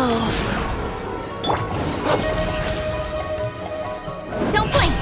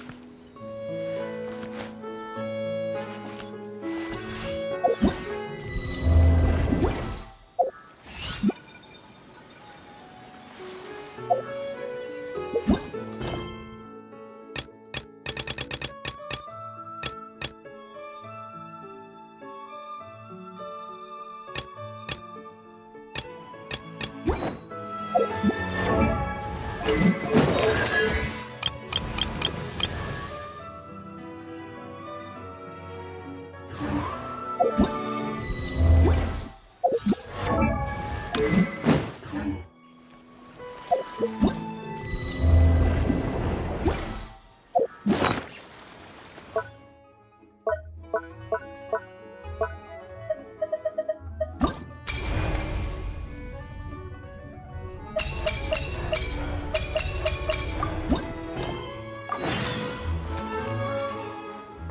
you can't help me fix this annoying affliction either?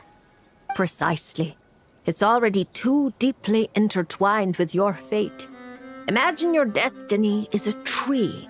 This affliction is like a new shoot growing from its branches. It's been helping you absorb sunlight and dew this whole time. It, long ago, began to shape your fate. If you cut it off now, the wound left behind might fester, infecting the entire tree. You make it sound like it's a good thing. It's clearly getting in my way, keeping me from mixing the drinks I need. It's more like one of those vines that wrap around the trunks of giant trees, restricting their growth and slowly strangling them. Well, if that were the case, your fate would have rejected it, and we could have easily pruned it away. Unfortunately for you, it's not at all what you say it is. All right, enough talk. That should be enough to convince you I'm a legitimate fortune teller, yes? Now, just like I told you, come here and pick a card at random. And let me give you a little advice about your future. So I just pick one at random, Okay. How about this one? No, wait! This one! Don't overthink it. No matter how you choose, you can only ever draw the card that's destined for you. Oh, this fortune teller's laugh is so creepy! She's just like an old witch from a fairy tale. But since she's so good at it, her advice could prove really helpful. I have to choose my card carefully. Huh? Traveler? Paimon? True to form. Here you are at just the right moment. Well said. Compared to an intangible thing like fate, commissions have a far more intuitive effect on shaping our words and deeds. Now, seeing as you're here, perhaps you could have a word with this little one. She doesn't seem very trusting of an old witch like me. Well, it's not so easy to trust a weird-looking fortune teller who's set up stall in the middle of nowhere.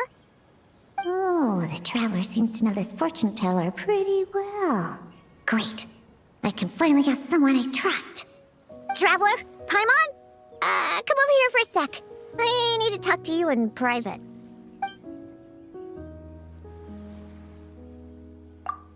Looking for new ingredients, of course. My previous approach to mixing drinks was far too narrow-minded. I kept limiting myself to actual food. Paimon wouldn't exactly call the things you put in your drinks food, Diona. Well, it's all technically edible, as long as you grit your teeth and close your eyes. It's stuff you can force yourself to swallow. Exactly!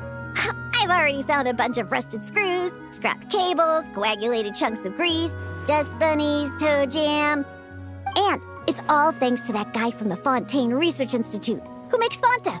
He's been a real help. Well, I heard that really tasty fizzy drink stuff comes from the Fontaine Research Institute, so I headed over to take a look. When I got there, Mr. Henri let me try a few bottles of the new Fanta flavors. Completely on the house. Mr. Henri doesn't smell of alcohol at all. Nope. He just smells like Fanta. Sweet and tangy. When stiff, and you can tell he's a reliable sort of grown-up. And he was the one who suggested I come to this stall. He said my affliction is probably beyond the Research Institute's ability to analyze. But he heard that this weird fortune teller who showed up recently near the court of Fontaine, apparently everyone who's been here says she's crazy accurate. Maybe if you get your fortune told, you'll learn something about what's causing your affliction. If you grasp the principles behind it, perhaps you could find a cure. Well, hard to argue with that logic. Guess he'd end up becoming a researcher at the Fontaine Research Institute for nothing. So I came here to see the fortune teller. As soon as I walked over, she stopped me and said there was a strange disturbance surrounding me. Before I could ask, she blurted out all the answers to my questions. But the scientific logic of the Fontaine Research Institute doesn't directly apply to divination. Even if you understand the principles, it doesn't mean the solution will be easy to come by. Just like I told you. Mysticism isn't built of bearings and bolts, and I can't simply repair your fate for you. Oh, are you telling me nothing can be changed? Then what's the point of drawing a card? By drawing a card, you may just find a tiny missing gear to fit into the wheel of fate. It may seem insignificant, but when installed correctly, the tiniest gears can still drive massive mechanisms. You're not just humoring me, are you? Traveler, what do you think? All right, if you say so. Then I'll take one.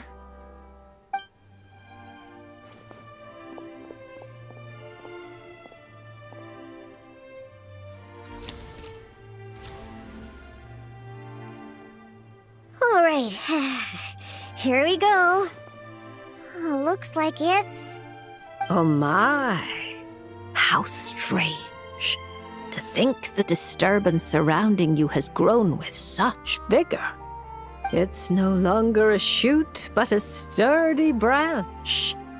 How curious. Huh? What are you saying? Does this mean the drinks I mix will taste even better from now on?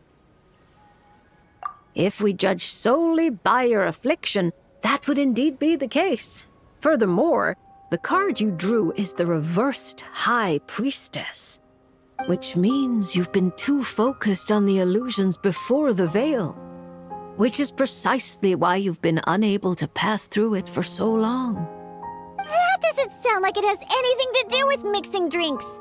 I thought this card would tell me what ingredients I need to use. The Lunar Arcana aren't known for creating recipes.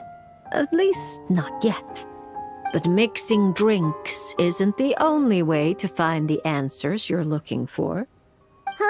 The answer is to teach those old booze hounds a lesson, so they never get drunk and cause trouble again.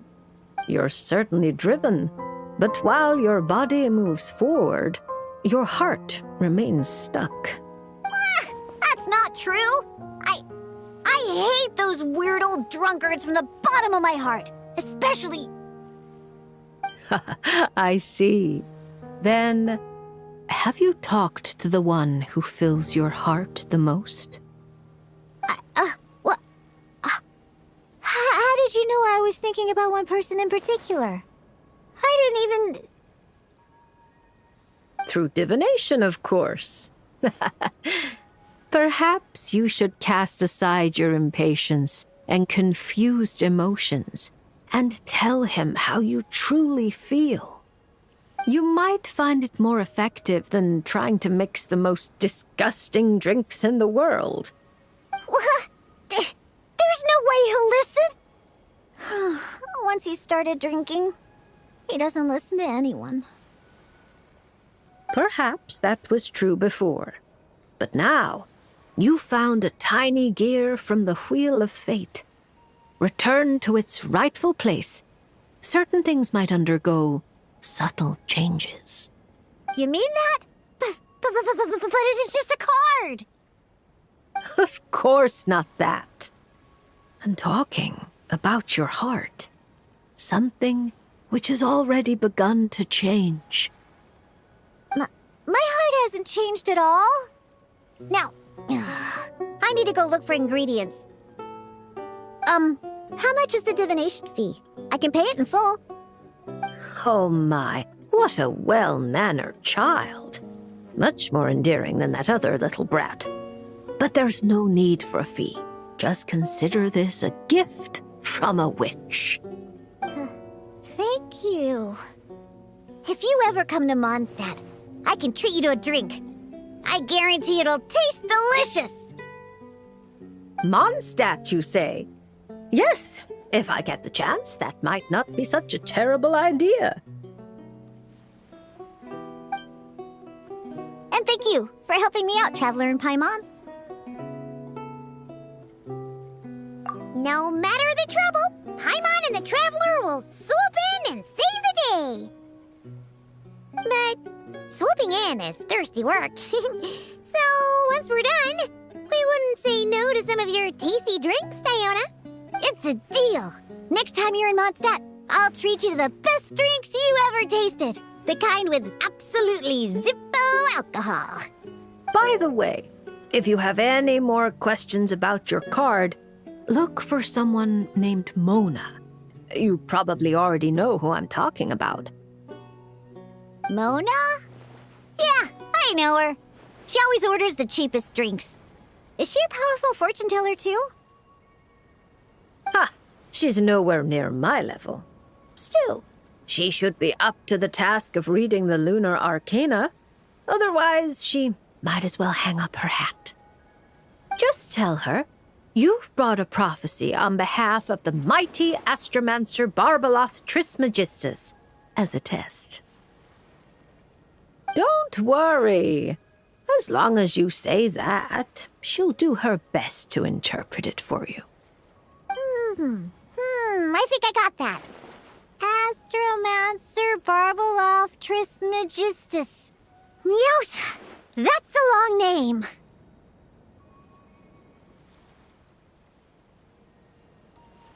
Come to think of it, isn't Mona's name really long too? I think it was the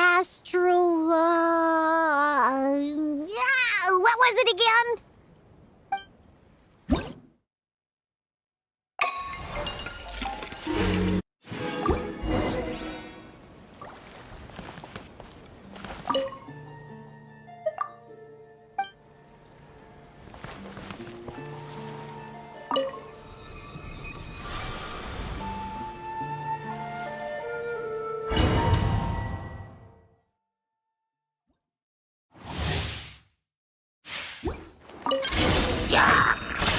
Look at you!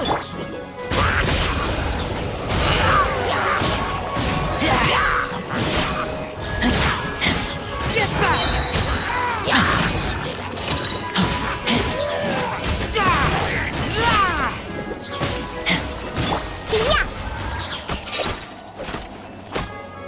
Can't handle your drink.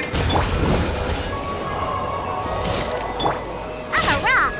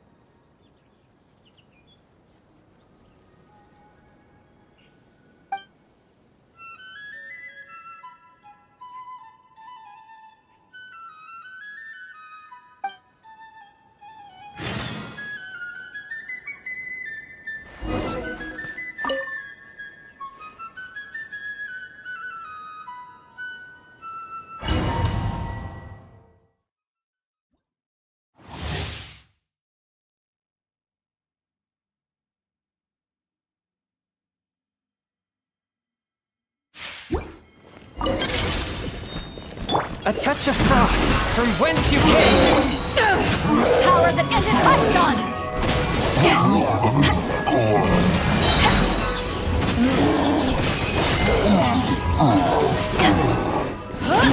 Submit for judgment. One.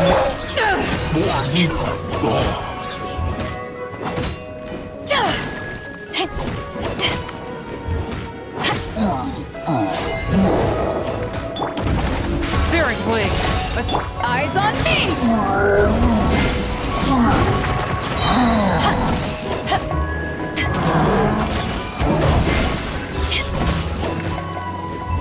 From whence you came.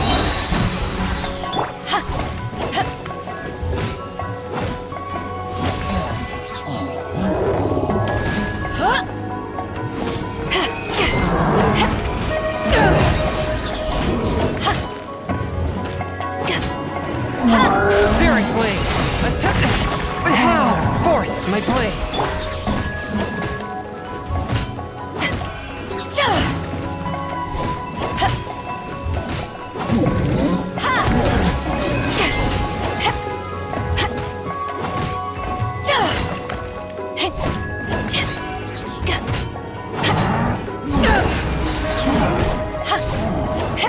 Submit for judgment!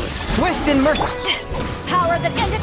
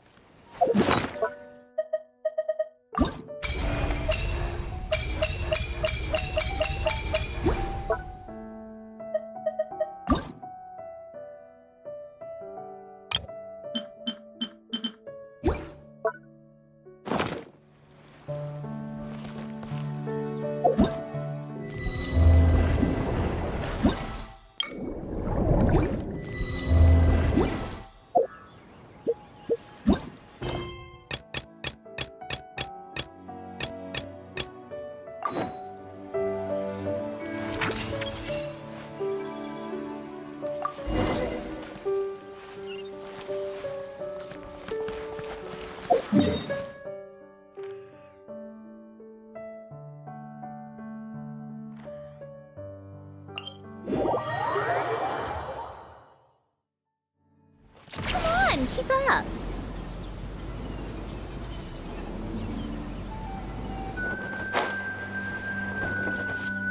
Take a break.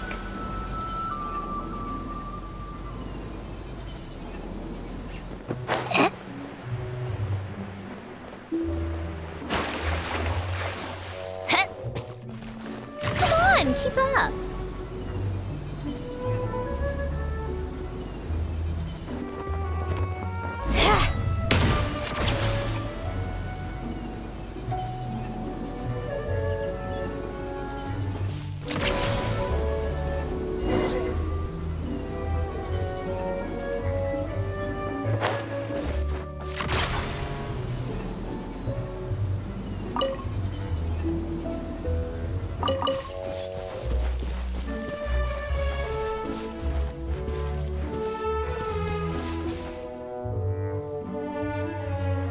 Oh, you're here. Hiya, Sandrone! Huh? Didn't your letter say we were having a tea party? How come there's nothing here? Don't tell Paimon this is a snack-free get-together. I bet you'd love that, Paimon. You really think I'd forget the food? Whoa! Did that table just appear out of thin air? Impressive, right? This is my newly developed portable tea table. It's easy to carry and store, and even equipped with a hover device, just like Faggio. What's even more impressive is... never mind. I don't want to show off and make this sound like a sales pitch. You can check it out for yourselves. Here, I've prepared some tea and snacks.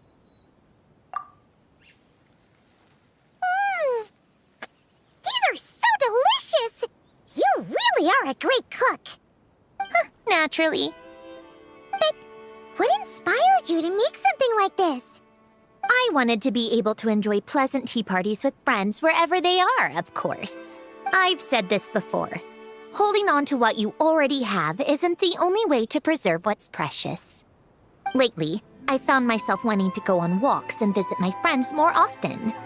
But inviting myself to others' homes and expecting them to prepare tea and treats, then letting them clear the table afterward. It's hardly proper etiquette for a lady. Paimon doesn't think your friends would mind. I mind. Besides, a simple invention like this is no trouble at all for me. I can see you like it. Don't worry, I can make one for you too. Huh? Are you sure that's all right? It's perfectly fine. Like I told you, I can whip up something like this in no time. Don't mention it. You helped me out a lot during the Fontinalia festival. Consider this as thanks.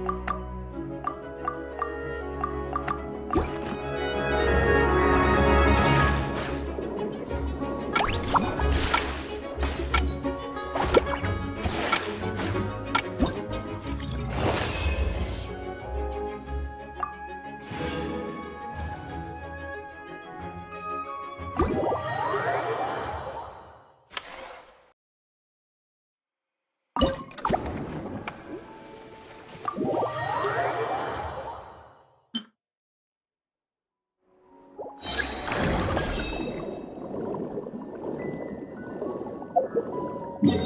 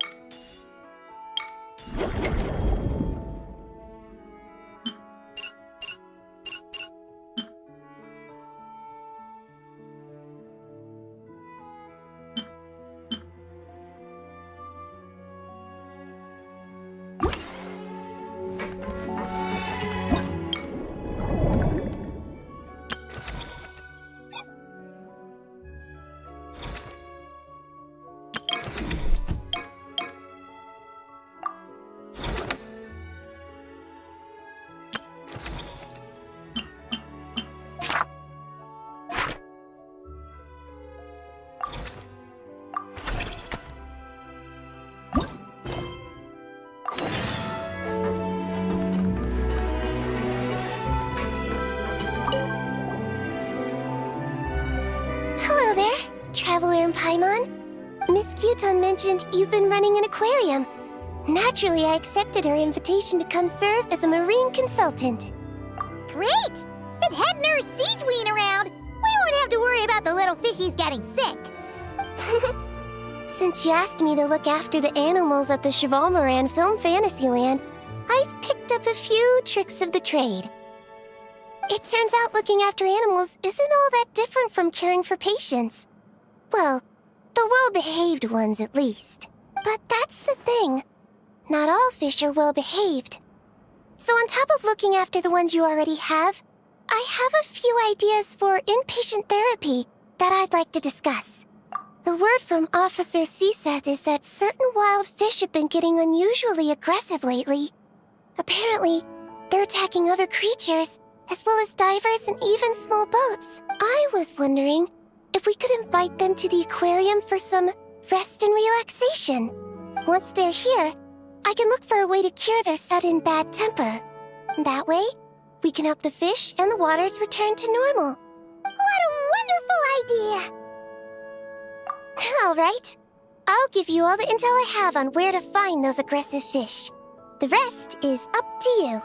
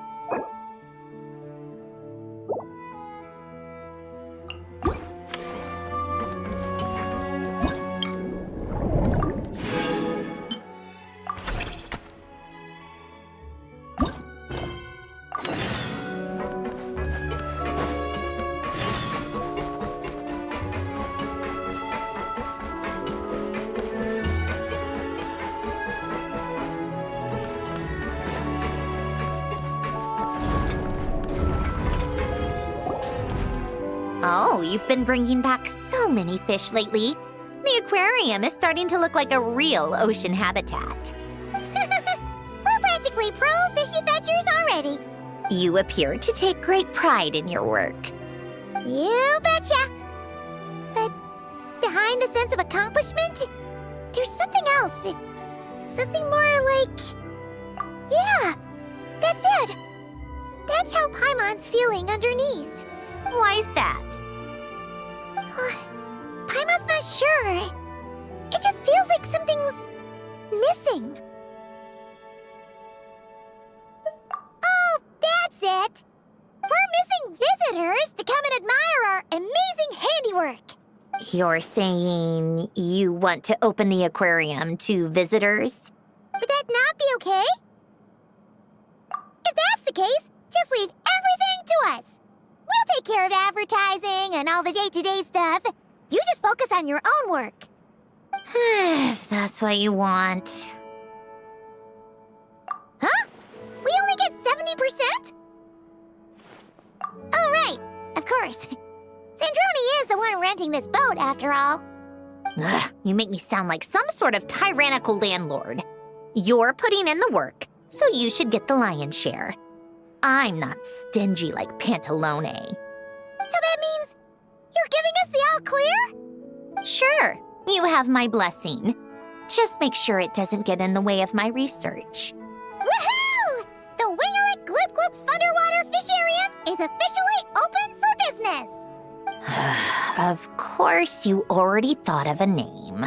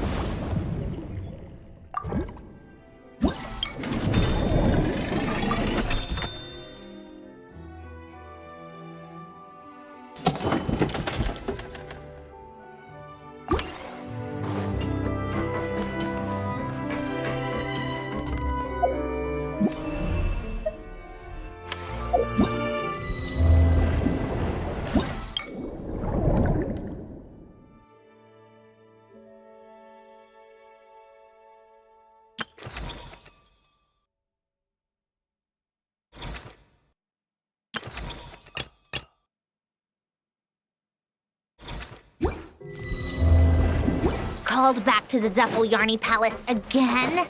Ugh, seriously. What's the point in all these endless meetings?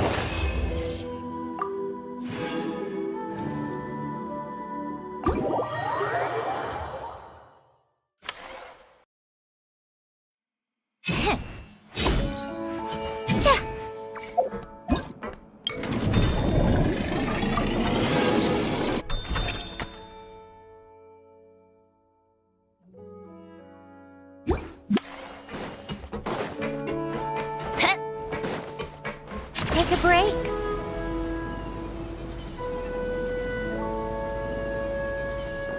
Come on, keep up.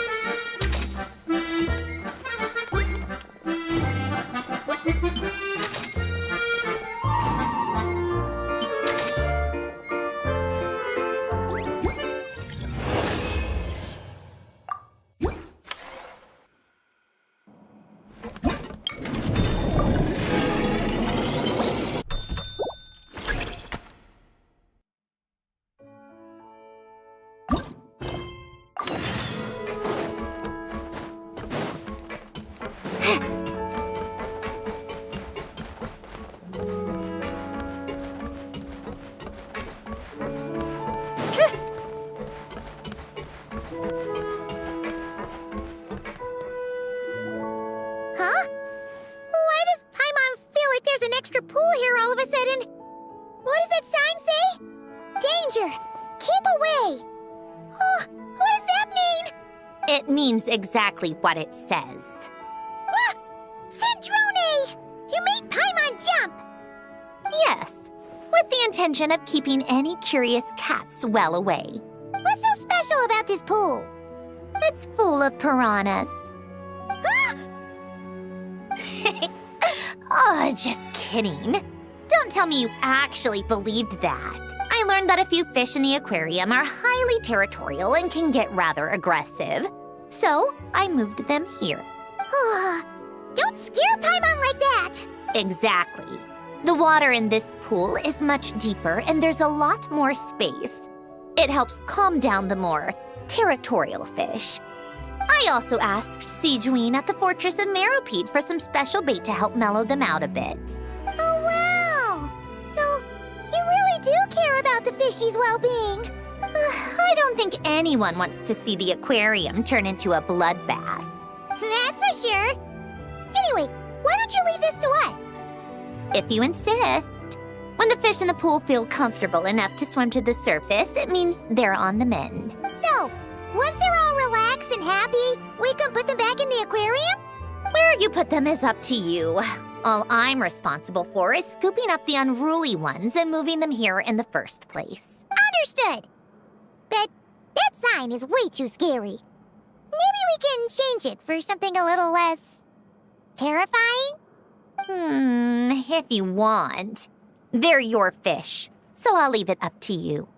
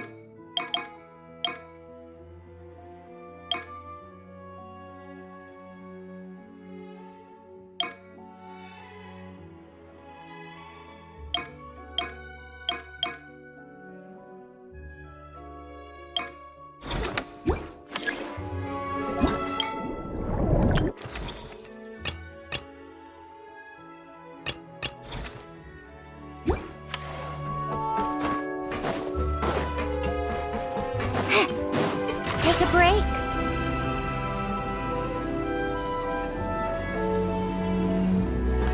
How tiresome.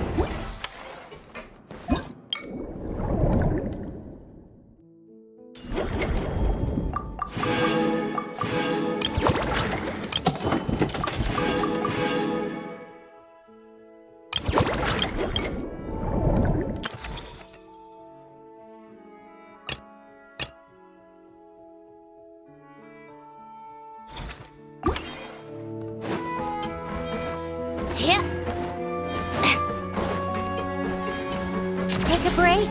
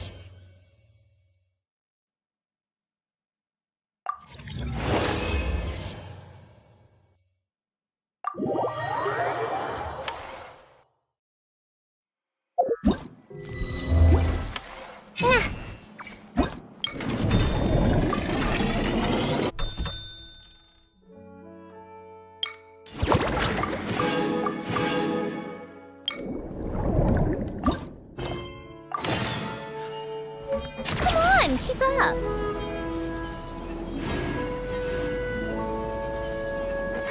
How tiresome.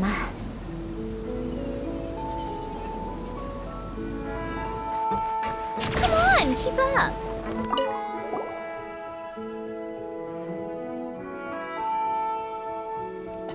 Thank you for all your hard work, Traveler in Paimon. I have a pretty good understanding of our patient's condition now, so I've mixed them up some special melazine medicine. Adding these herbs to the water tank should help calm them down. So, you're basically turning the whole tank into a giant health spa? Ha! There really is a plan that only you could pull off, Siegewayne. You're spot on. I'll need to invite a whole variety of different fish here for physical examinations before I can determine exactly what's wrong. I'll put together a list of patients to check based on the characteristics I need. I'd appreciate it if you could keep a close eye out for any fish that meet the criteria.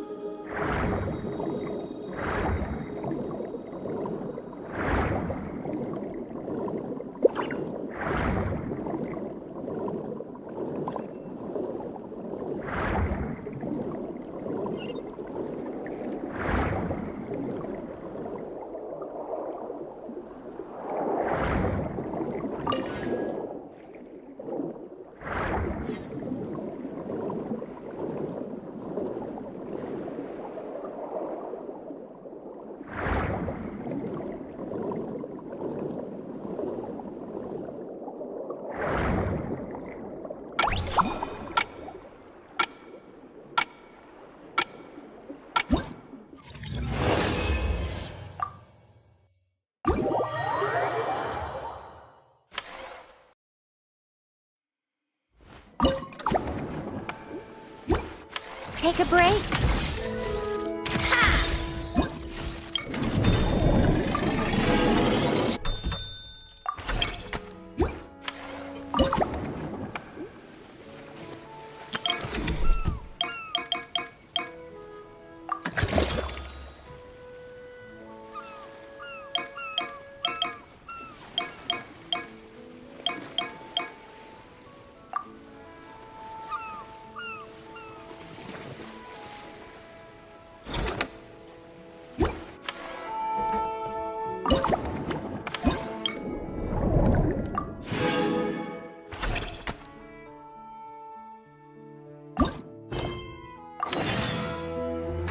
How tiresome.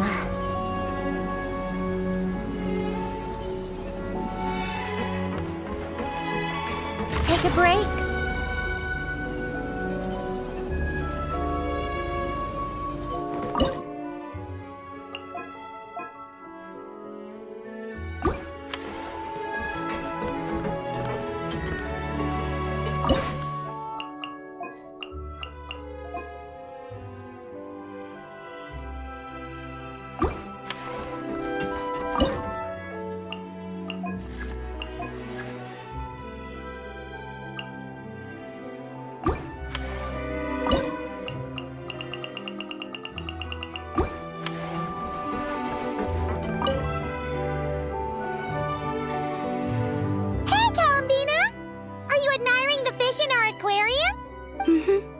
You've done an amazing job with this place. There are so many fish I've never even seen before. Have you been to an aquarium before?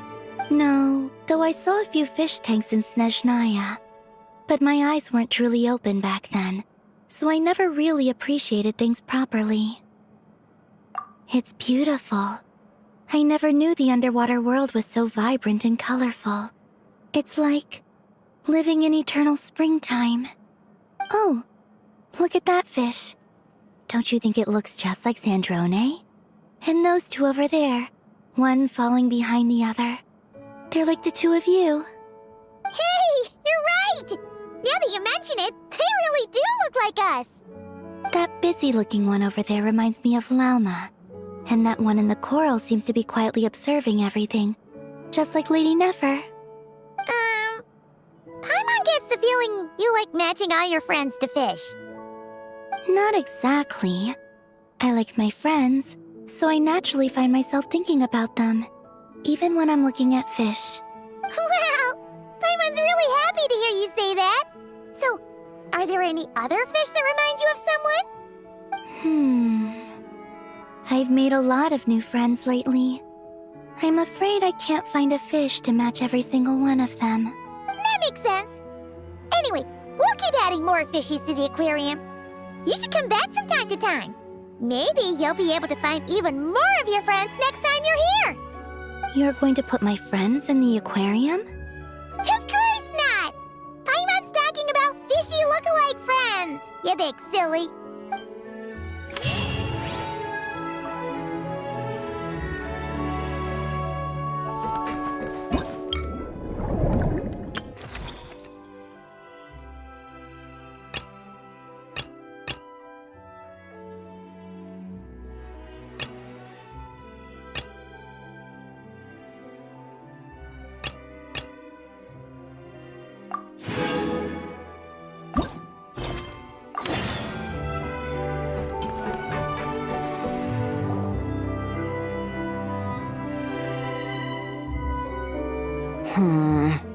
I think this one.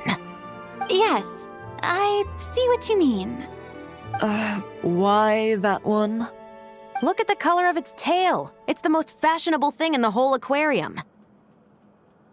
The colors are a bit loud for my taste, but all right, I'll take it as a compliment.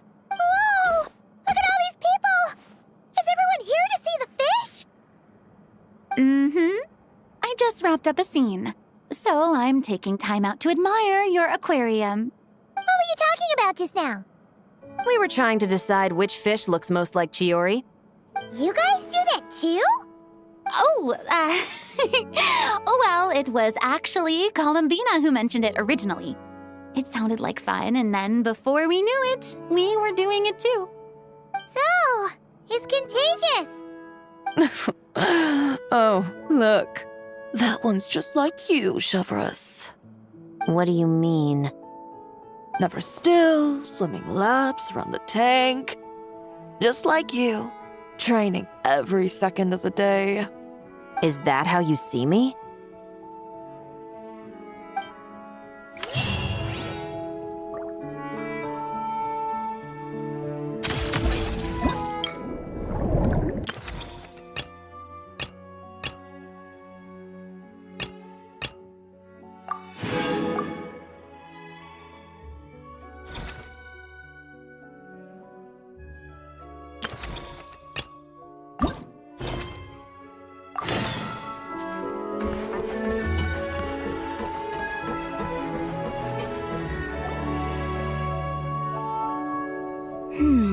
What about this one?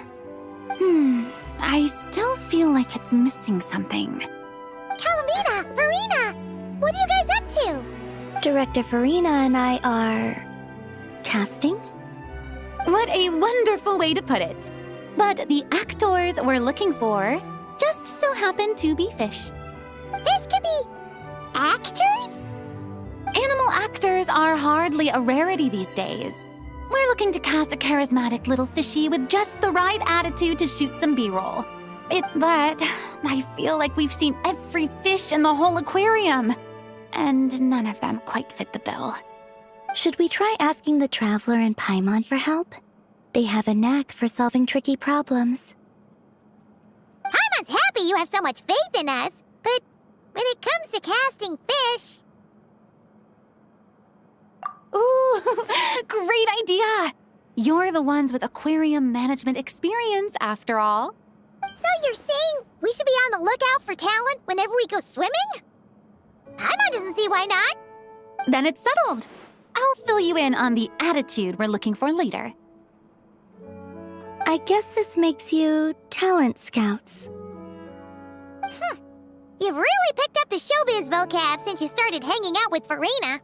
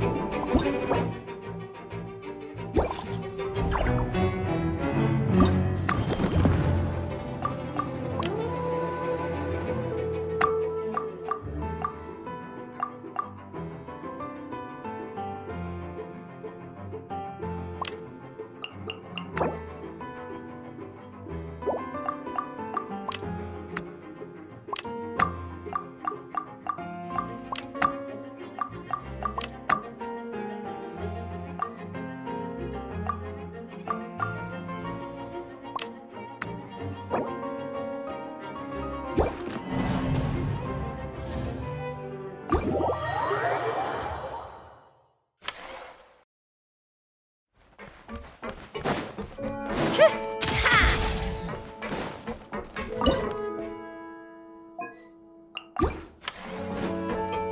on, keep up.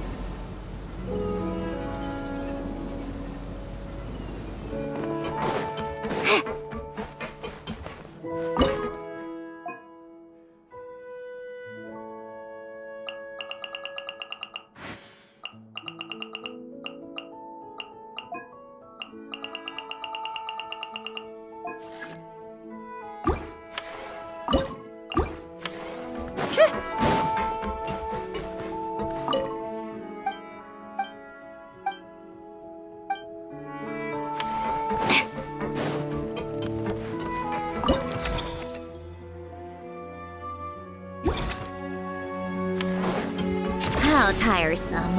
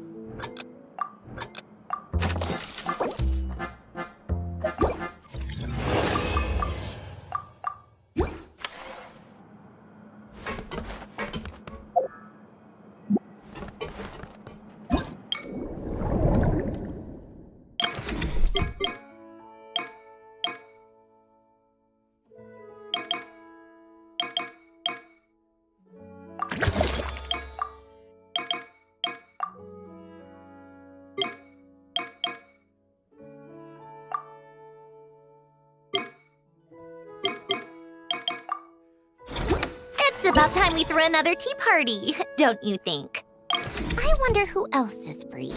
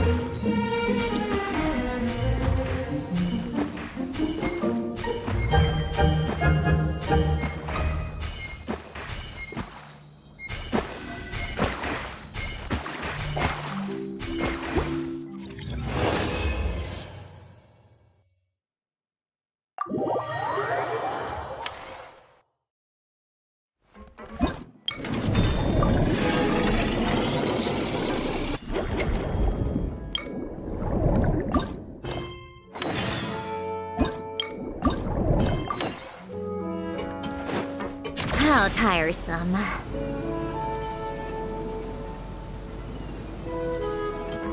Take a break.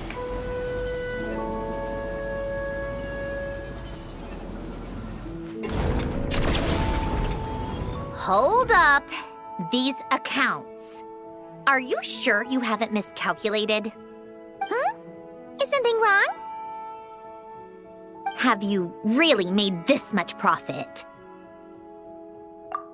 Do you really think I'm that petty? I'm just amazed you've done such a good job running the aquarium. Paimon thinks the Fontinalia Film Festival deserves some of the credit. This much revenue. Even after paying off the Wingalet's rent, there's still a sizable profit left over. Not in the least. I have no delusions regarding my business acumen. Constructing machines and studying formulas is where my passions lie. That said, seeing this place transform from a fishless room into what it is now really has felt like a miracle. Well, we owe you credit for lending us the space. It's so rewarding to see all our work bring so many people joy.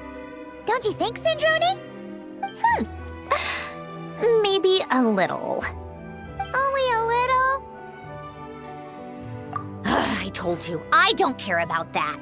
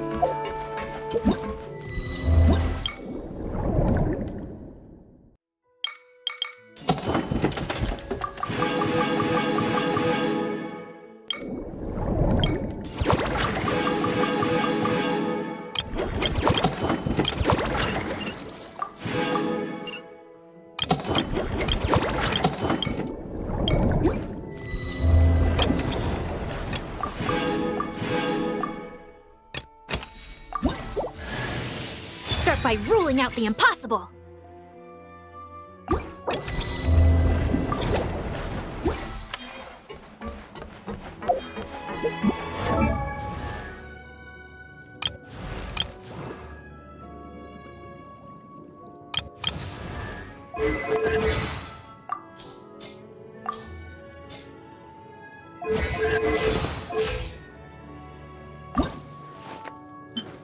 Start by ruling out the impossible.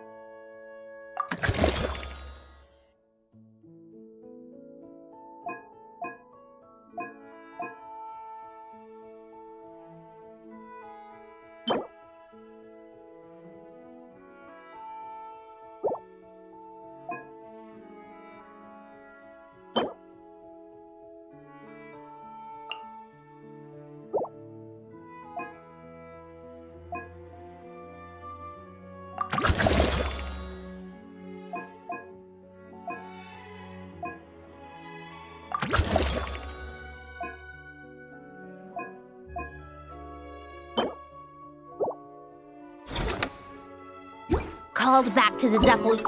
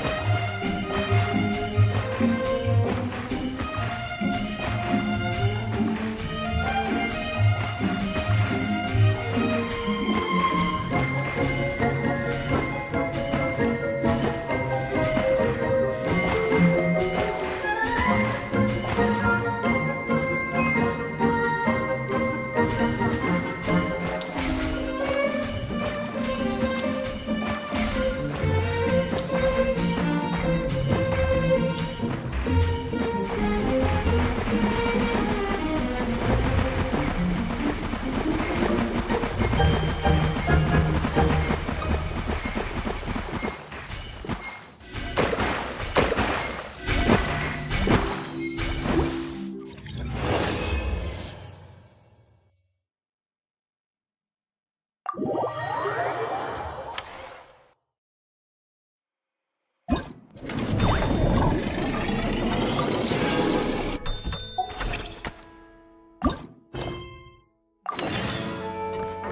on, keep up.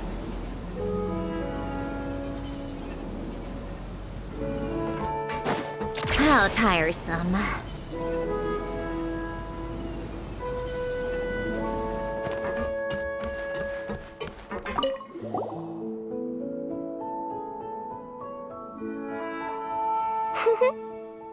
Well-behaved little fish swimming to and fro in spacious, carefully arranged tanks. It really is a beautiful sight.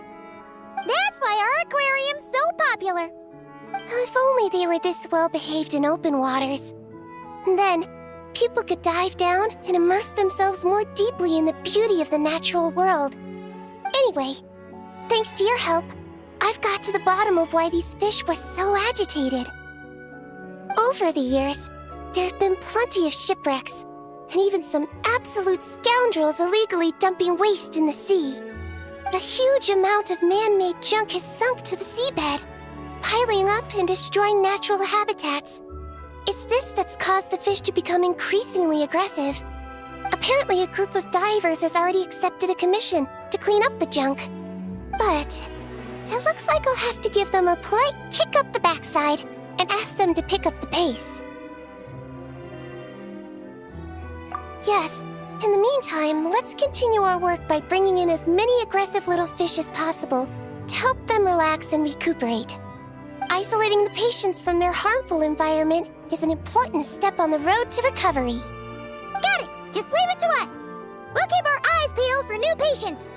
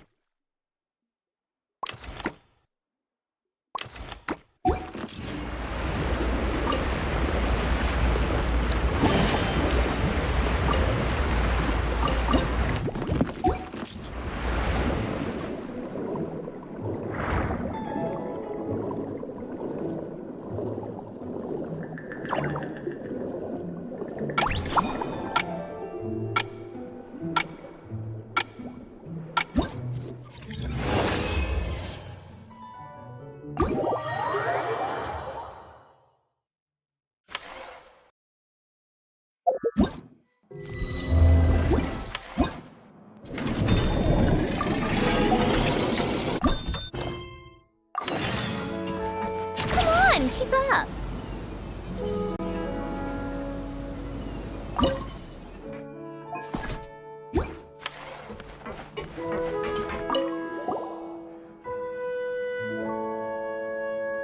Aha! Everything's going smoothly. I'm convinced that our search for a cure is entering its final stages.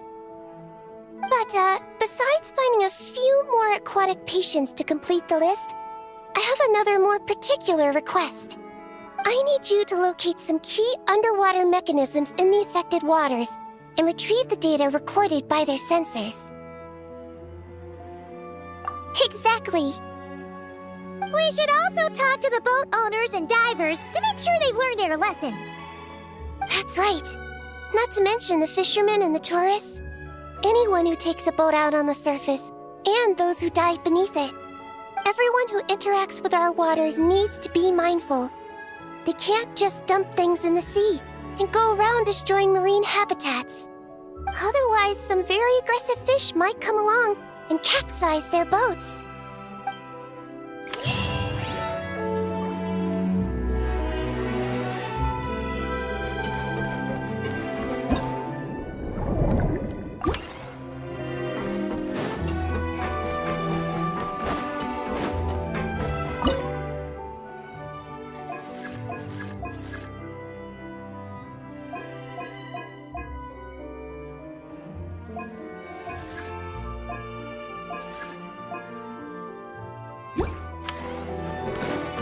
How tiresome. Ha!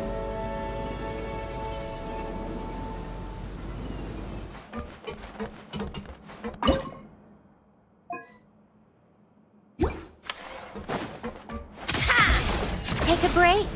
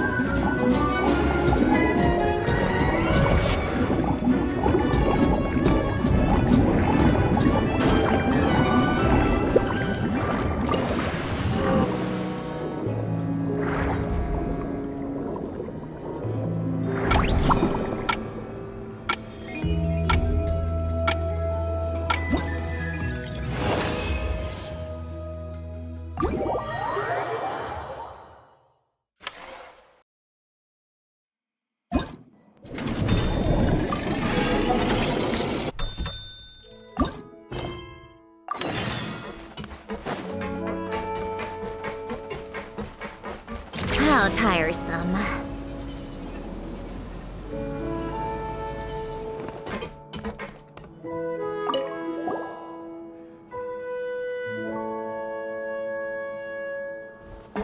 Traveler, Paimon, I have some wonderful news. Everything's finally in place. Operation Agrofish De-Escalation has been a huge success. Once the divers have cleared away all the underwater debris, and our patients are a bit more relaxed, we'll be able to return them back to the wild. You've been working just as hard as us, Seedween. I've written an incident report and submitted it to the Palais Mermonia. A specialist in this field should be drafting relevant regulations and will notify the appropriate agencies soon. I've also heard that some reporters and at least one director have shown great interest in this matter. Who knows? Maybe we'll even get to see a film about the importance of protecting aquatic environments one day. That would be awesome! You can talk to people all you want, but there'll always be careless or stubborn folks who simply won't listen. They need to see something really scary. Make them think that if the environment gets completely ruined, the fish will mutate into giant, invincible monsters and destroy everything. Give everyone who throws junk in the sea the scariest, most terrifying nightmares. That'll teach them to respect nature. What a wonderful idea.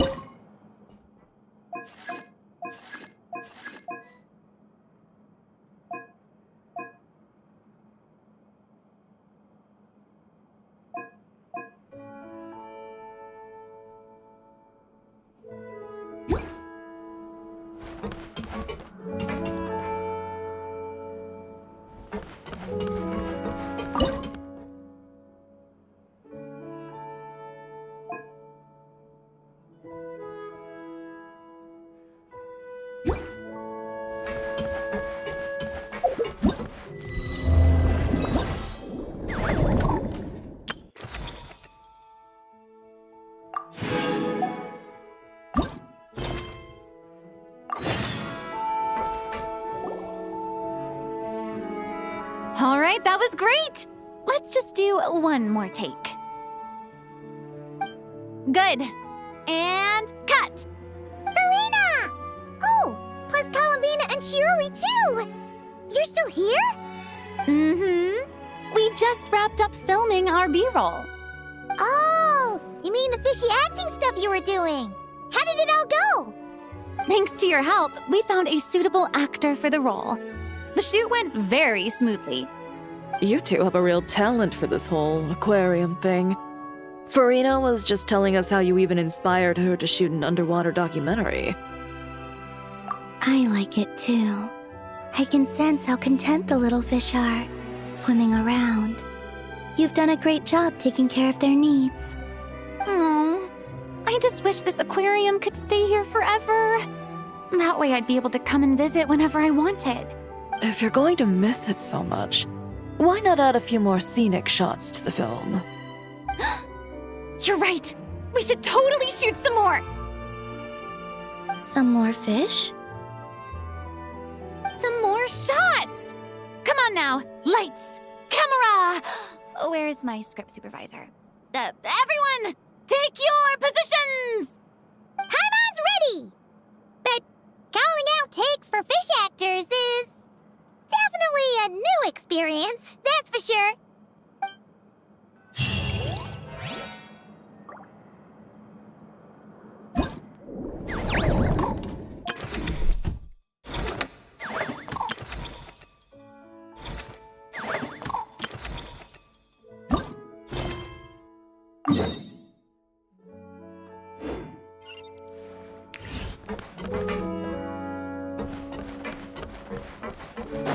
Take a break.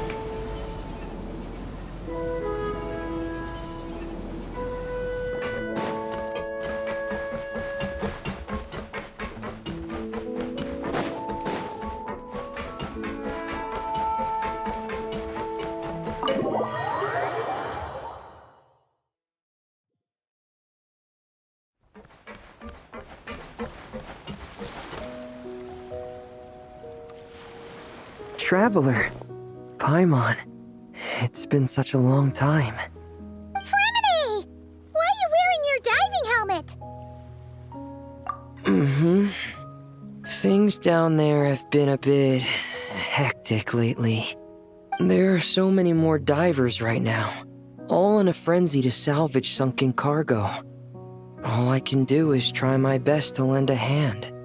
The sooner we finish cleaning up, the sooner these extra divers can go back to their day jobs, and the sooner the seas can go back to their usual peace and quiet. I see. It must be really hard for you to adapt to all the commotion, huh? Thanks for your concern, Paimon. It's not all that bad, though.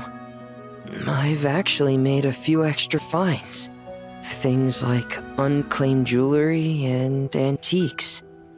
Father said that if I salvage any pretty or valuable things, I should bring them here. She said you'd be able to find a use for them. Huh.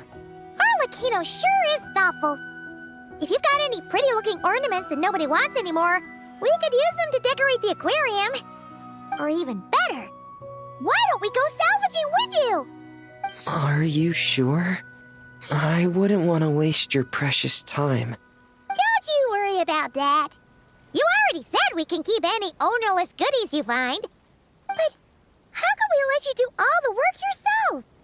Taking the fruits of someone else's labor while we sit here twiddling our thumbs doesn't sit well with Paimon. In that case, I'll share everything the other divers have told me. Hopefully, that'll help narrow down your search. If you find anything that takes your fancy, feel free to make good use of it. However, some things are wanted by their owners, so if you find one of those, you'll need to return it. Understood! Please stay safe and don't stray into unfamiliar waters. If you run into danger, make sure to surface as quickly as it's safe to do so.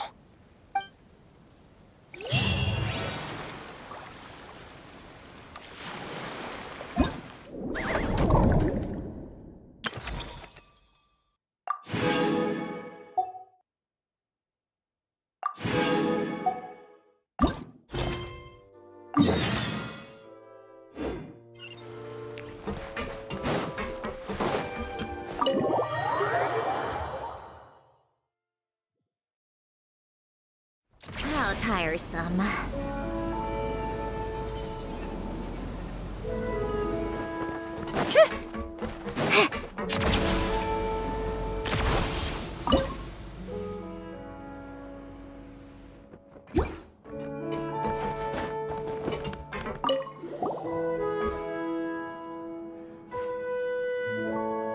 Traveler, Paimon. Don't worry, I know what's up. It seems that the reason there have been so many divers around lately is because everyone's trying to clear away all the underwater junk. They're trying to get the environment back to normal as quickly as possible. If that's the case, I should really double down on my own efforts to help. If the underwater pollution gets any worse, the colors of the Rome maritime flowers will fade. And that's not all. I don't want to think about all the awful things that might happen. Let's work together to clean up the sea! Hey, Fremini, we found this pretty awesome looking thingy underwater. We think it might be part of a musical instrument. What do you think? Sure. Oh, wow. This is really intricate. I've studied a fair few mechanisms, but I've never seen anything this detailed or unique. Looks like it's missing some components, though. You'll need to find the rest if you hope to restore it to working order. That's alright, we're not in a hurry. Though, Paimon is curious to see what it looks like once we put it back together. Alright, I'd better head back down to help with the cleanup. You two enjoy your rest. We will. Make sure not to work too hard yourself.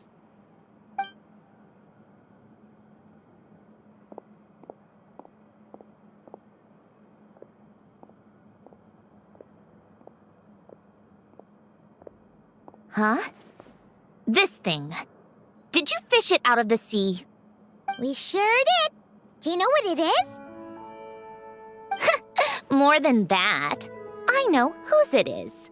I used to sit in the garden and play this thing every day. Huh? So, does that mean it's yours? It was once. It's a mechanical piano that Hélène invented. It can be played by hand, but it also works automatically. Wow! That's incredible! But why was it... When Hélène fell ill, he couldn't bear to listen to the piano anymore. So I got rid of it for him. I never thought I'd see it again. I guess whoever ended up with it played it until it broke, but didn't know how to fix it. Otherwise, it would have never ended up in this state. Of course! Fixing something like this is trivial. The only thing is, it looks to have completely fallen apart. But if you can bring me the missing components, I'll be able to put it back together in no time. All right! We'll keep an eye out whenever we're underwater.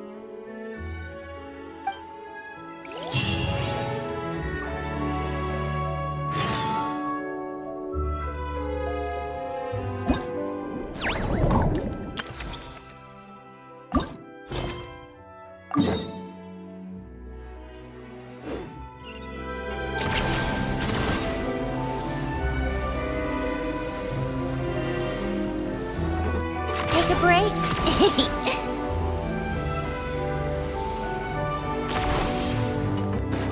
How tiresome.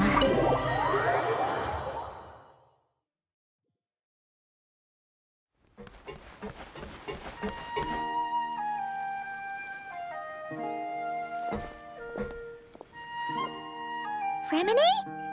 You look exhausted. You haven't been working yourself too hard, have you? Hey! Don't you go hiding inside your diving helmet. We're your friends. You'll feel a lot better if you let it all out. I guess you're right. I bumped into a real piece of work while diving just now. A real piece of work? Yeah. How can I explain it? According to Fontanian law, If an owner of sunken cargo accepts an insurance payout, the cargo becomes unclaimed property. Because of this, some people see diving as a way to get rich. They salvage things others have lost and sell them for more back on dry land. This line of work doesn't require much skill, which means there are plenty of divers who are, well, the sort who only care about money. They often resort to barbaric means to drive away fish and blubber beasts, just to gain access to valuable salvage. It's largely because of people like them that I don't pick up certain commissions. So that's what's bothering you. Huh. Paimon can really sympathize with how you feel. Just now, while I was diving, I ran into someone driving away the wildlife. I mustered up the courage and managed to stop them, but it ended with them saying some pretty unpleasant things. Oh, that's awful. Thanks for the kind offer, but even though it's difficult and leaves me feeling drained, I still want to stand up for what's right and try to make a change myself. I love swimming underwater, seeing the patterns of barrel conches, feeling the breath of the maritime flowers. When the underwater world accepts you, it responds with kindness. I believe that's how we should interact with nature, rather than just selfishly taking whatever we want. Wow, Fremine! Paimon thinks everything you just said was great. See? When you have something you really want to say or do, doesn't it feel much better to just get it off your chest? Fremine? I'm sorry. I'm still a little bit shy. But don't worry. I'll keep working on it. Oh, I almost forgot. Here's the latest underwater survey data. Please take it. I'm sure you'll find it helpful.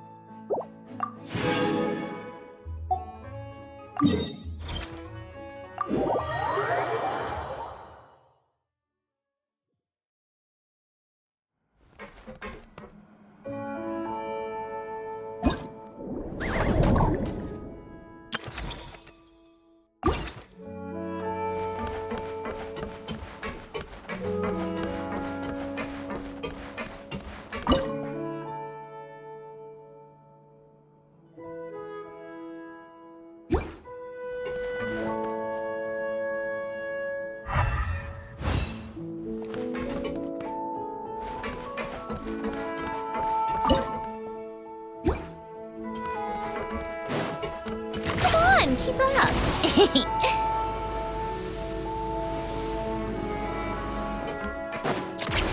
Pick up the pace.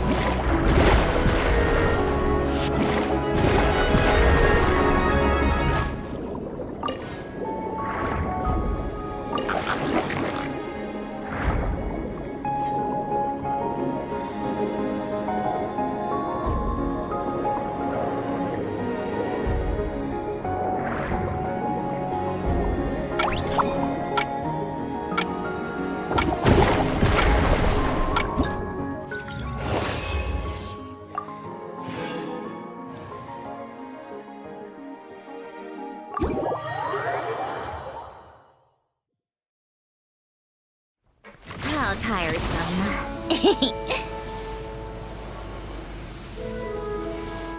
Take a break?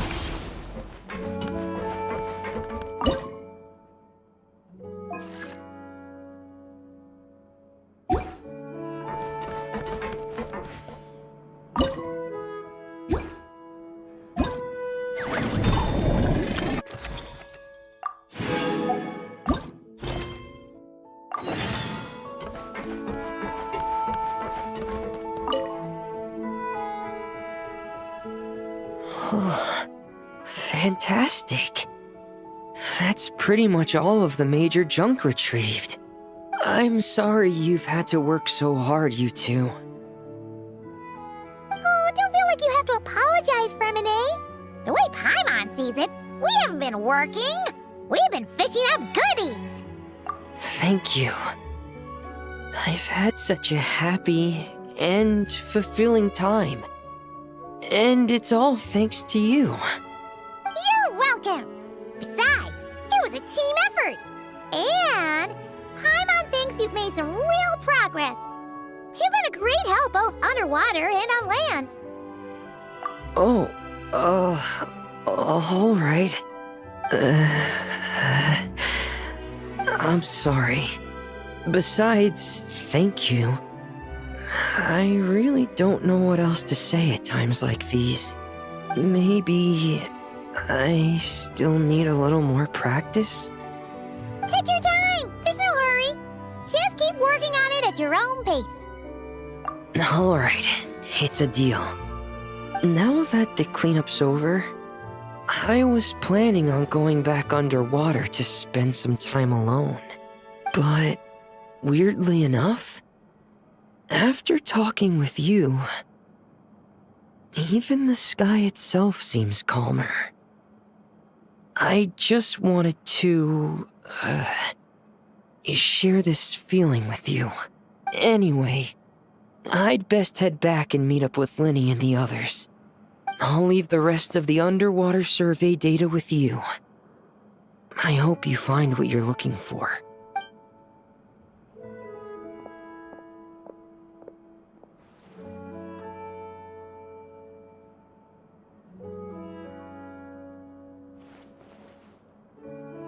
Hey, I could hear you celebrating from above decks. Has something good happened? Yeah! All that junk that was upsetting the fishies has pretty much been cleared away. We also found the rest of the piano pieces. Really? Let me take a look. Well, I'll be. With these components, I can finally fix the piano. It might not be exactly how it was before, but it should be able to play beautiful music again. Oh, you sound really happy, Centrone. Do I? Whatever. I'll go fix it right away. It shouldn't take me long. In the meantime, could I trouble you to spruce this place up a bit? Such a wonderful instrument deserves a proper stage to set the scene. Oh, she sure looks happy.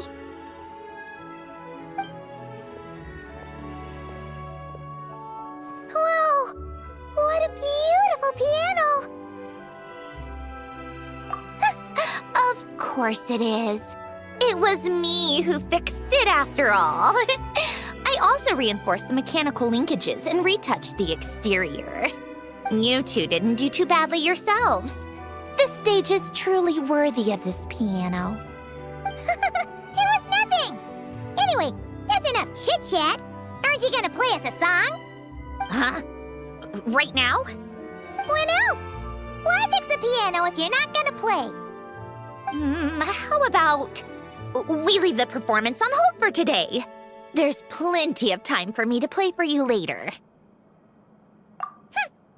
Absolute nonsense.